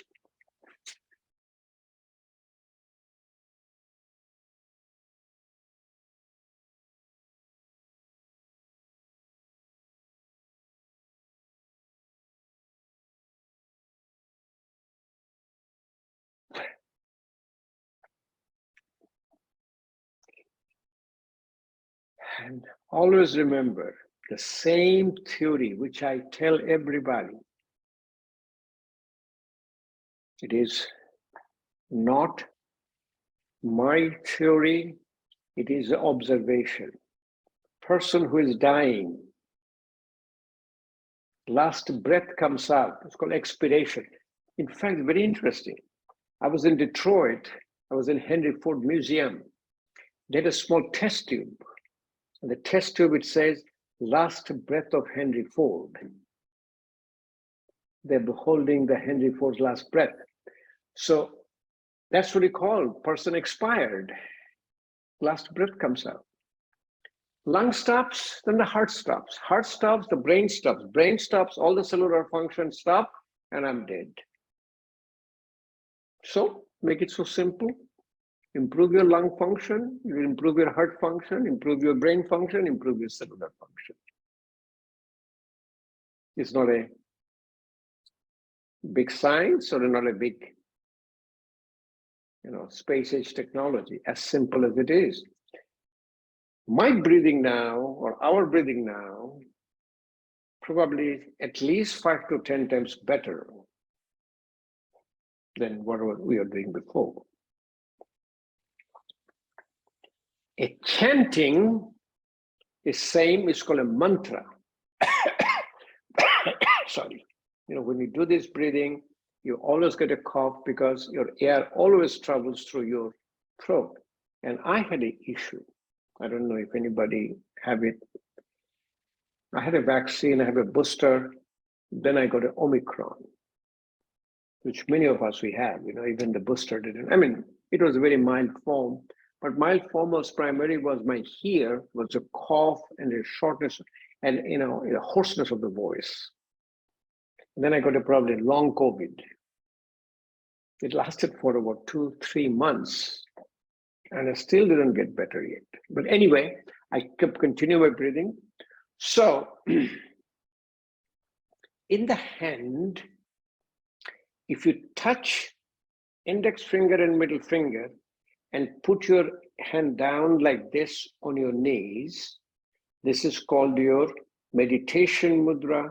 It balances your pitta dosha. But if you turn your hand down, it's saying, this is called a chin mudra. It opens your lower part of the lung. If you keep closing your other 3 fingers, it's called chinmay mudra. It opens the middle part of the lung. Then if you do the yogic fist or a baby fist, thumb inside and close, it opens the upper part of the lung. The sound, yogic sound of your chanting is called Om. Om is the most primordial sound. Om has a 3 component. A-U-M, A-U-Ma. This pranayama is called a pranobho pranayama or your chanting pranayama. So technique will be that I'll be sitting down with first a chin mudra. Chin mudra means touch your index finger and thumb, put your hands both the knees with the palm facing down. I'll breathe out first, take a deep breath in, and I'll breathe out with the sound of an ah, which is lower part of the lung. So you can do with me, or you can see me how to do it. I'm breathing out first. Take a deep breath in.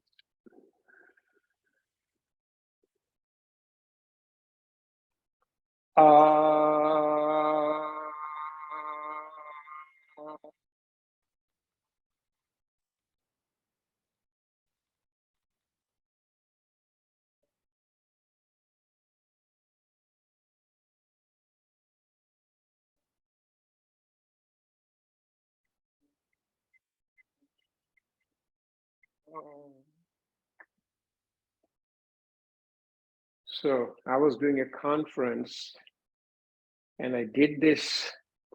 I was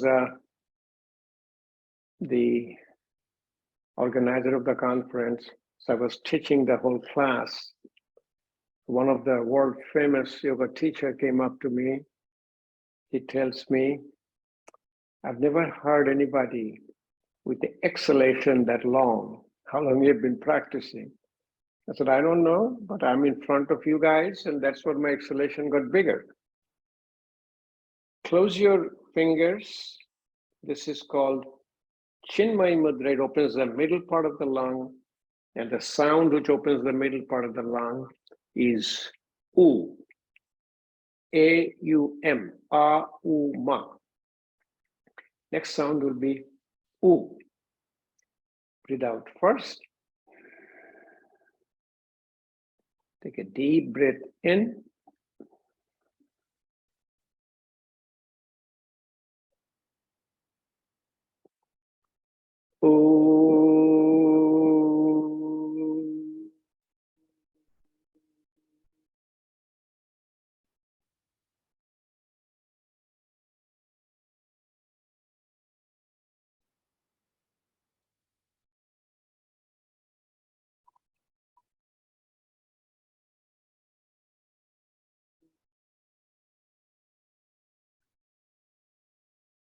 When you do this, you will be doing with your eyes closed, and you immediately enter into a state of meditation. It's a wonderful meditative practice. Finally, is like an Adhi Mudra, yogic fist, baby fist, thumb inside and close, put it over, and this is your Ma sound, A-U-Ma. It opens the upper part of the lung. Breathe out first.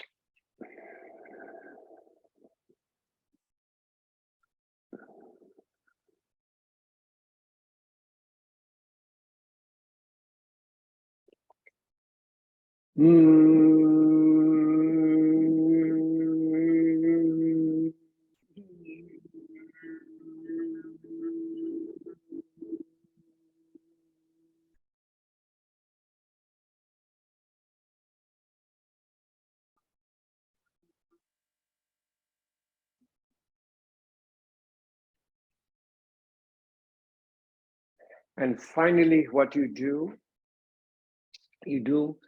called chakra balancing meditation, which will balance all the systems of your body: musculoskeletal system, reproductive system, gastrointestinal system, cardiovascular system, respiratory system, endocrine system, nervous system. And I will be doing it. If you want to join, you can join. And I'll be guiding you through that. And that will be our final meditative practice, because this is going to correct all the imbalances, all the systems of your body. You will bring one of the healthiest body. What happened to all of your dogs and cats and everybody? Everybody left. You've been here so long. I don't see those dogs anymore. Huh? Who had the Mine's in cat? the corner meditating. Meditating. That's what it. See, when you change, people around you also changes. You know, huh? He loved it. He loved it. Okay. Loved the class today. So there is different. Oh, here he comes. You know, oh, there's a cat. So you will be doing the mudras based on the connection of the chakras. 7 chakras, lower 5 chakras are connected with your body. Body is made of space, air, fire, water, earth. So the lowest chakra is connected to your earth. Pelvic chakra with your water. The belly button chakra is with the fire, heart chakra with your air, and throat chakra is your space. 6 chakras connected to your mind, 7 chakra connect to your spirit. So sit down with your spine straight and touch your ring finger and thumb. Put it over your knees with the palm facing high up. Close your eyes and bring your awareness in the root of the spine. Visualize a wheel. It's like a chakra. Chakra is called a wheel. It's red in color. 4 sides of 4 petals, and it is in an imbalance, and it's connected to your musculoskeletal system, bones, joints, knee pain, hip pain, back pain. Balance this chakra, the sound is a lum. So I will do the same way. I breathe out first, take a deep breath in, I breathe out with the sound of a lum.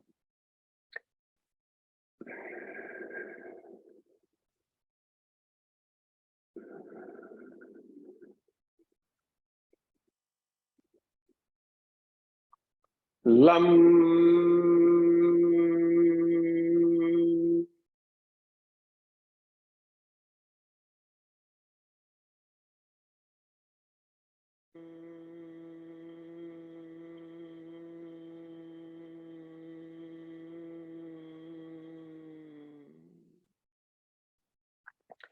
Change your mudra to the water mudra. Touch your little finger and thumb. Put it over your knees. Eyes are closed, spine is straight.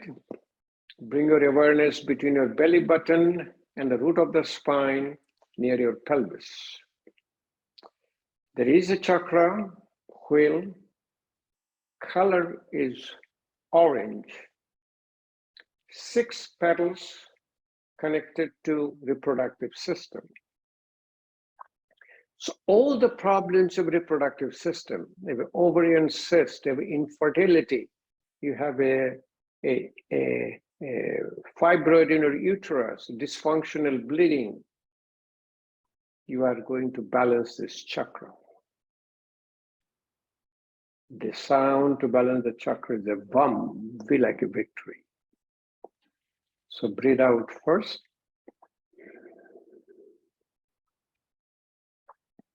Deep breath in.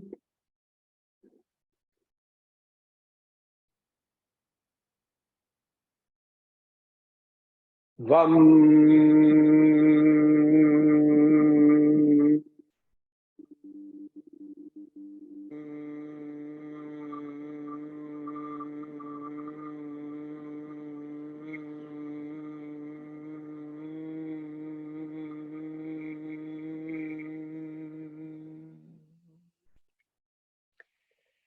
Third chakra is Manipur chakra. You do with your strength. Little finger, ring finger, and thumb. Because the fire is getting balanced with your water and earth. Put it over there. The eyes closed, spine straight. Bring your awareness towards your belly button. You have a chakra there like a wheel. Color is yellow. 10 petals connected to your gastrointestinal system. sound to balance this called rum, or like a Robert. Breathe out first. Deep breath in.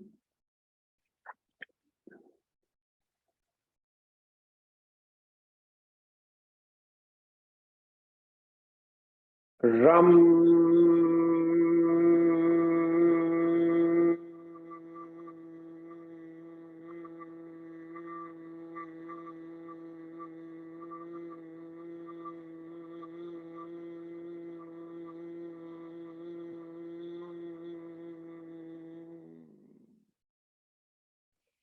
Take your hand, put your index finger down and put your thumb in the top.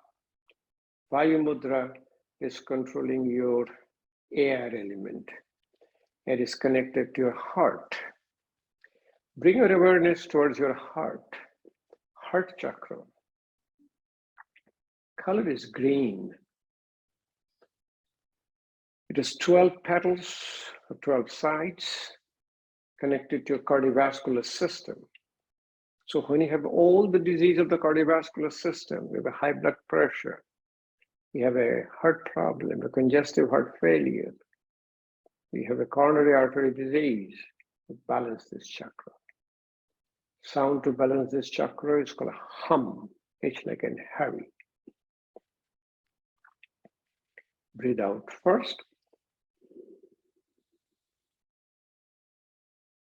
Deep breath in.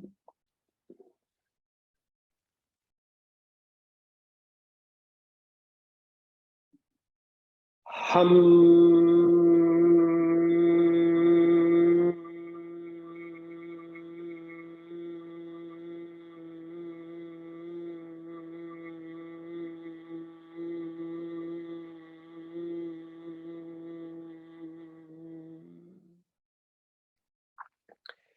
Touch your middle finger and thumb. It's called a Shunda Mudra. This is to space. Space is connected through your throat chakra and your respiratory system. Bring your awareness to your throat. There is a whale chakra which blue in color. 16 petals connected to respiratory system and also function is communication. All the respiratory problem, asthma, COPD, pulmonary fibrosis, you balance this chakra.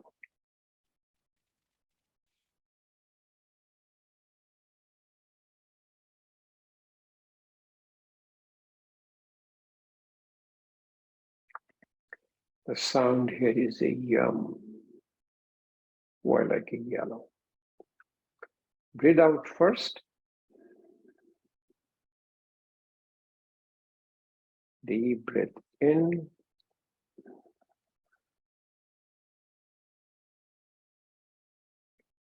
Yum.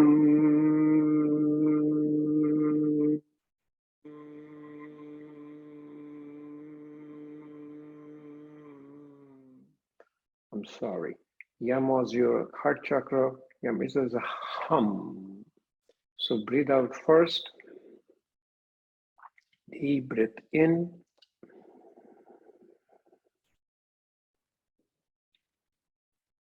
Hum.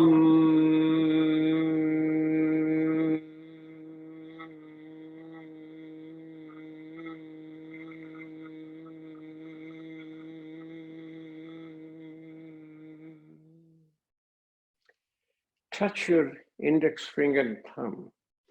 Your mind gets so quiet down, sometimes you don't even remember what you are doing. Bring your awareness in between your eyebrows, third eye. Color is indigo. 2 petals connected to your endocrine system, like your thyroid, parathyroid, and adrenal glands. Sound to balance this chakra is a sham, S-H. Breathe out first. Take a deep breath in.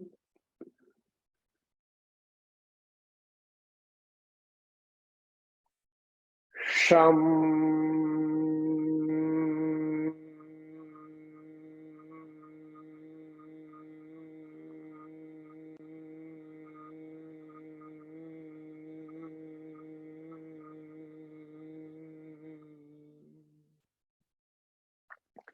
Keep your same mudra, touch the index finger and thumb, put it over your knees.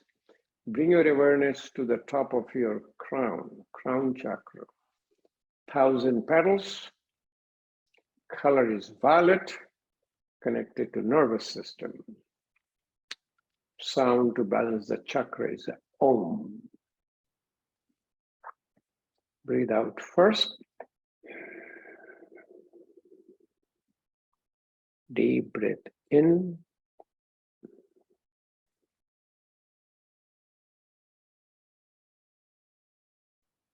Om.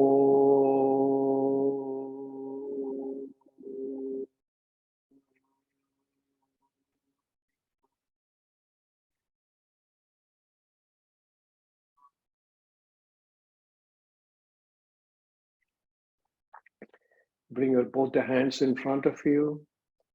Touch your little finger and thumb. Separate your ring finger, middle finger, and index finger.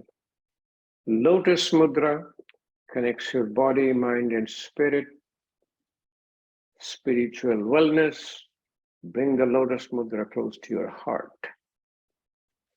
You have understand, you practice yoga therapy, Ayurvedic yoga therapy.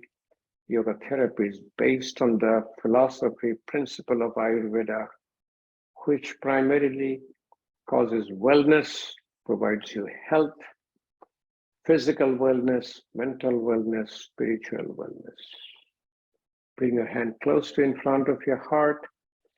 Bend your head down. Say namaste. I honor the divinity within you.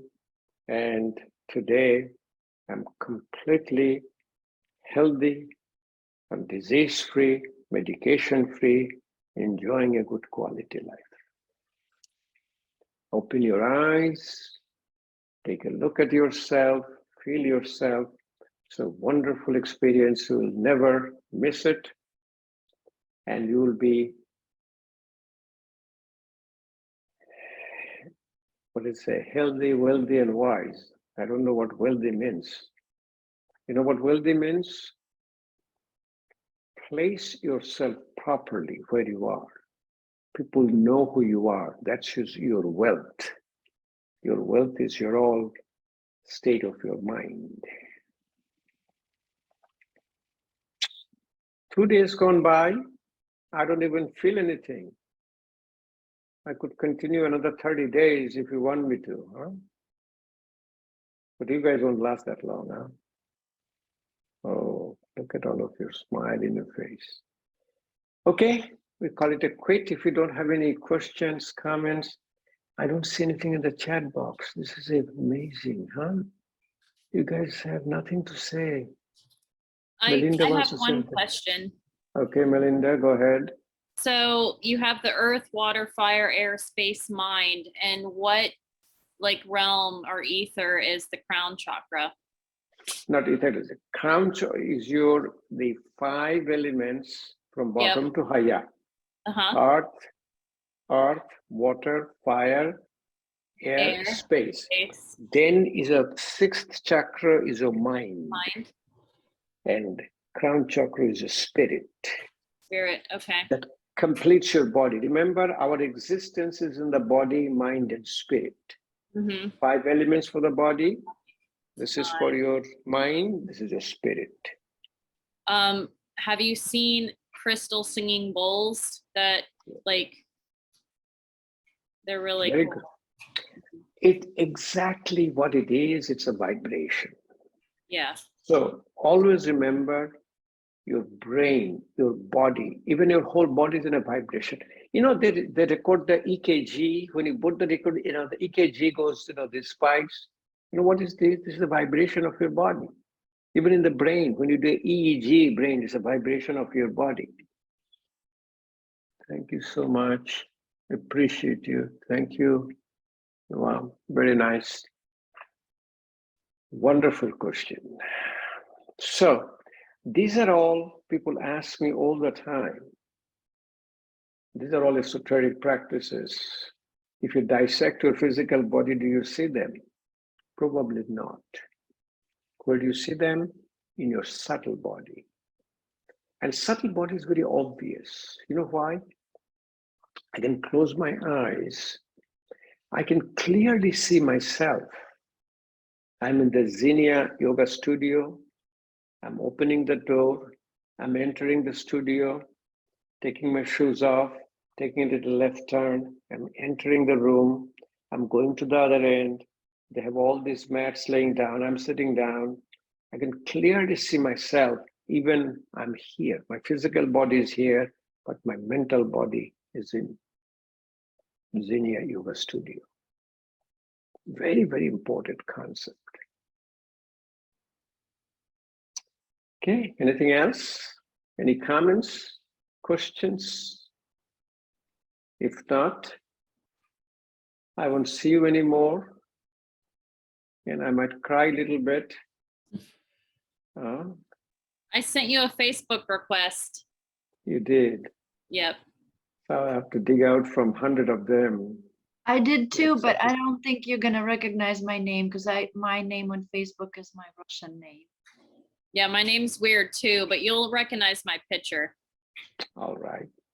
I'll be paying extra attention to accept. I don't want to overload myself. You know why? What is that? 5,000 is the member maximum. I'm already close to 2,500 or something. Anyway, I will accept all of you.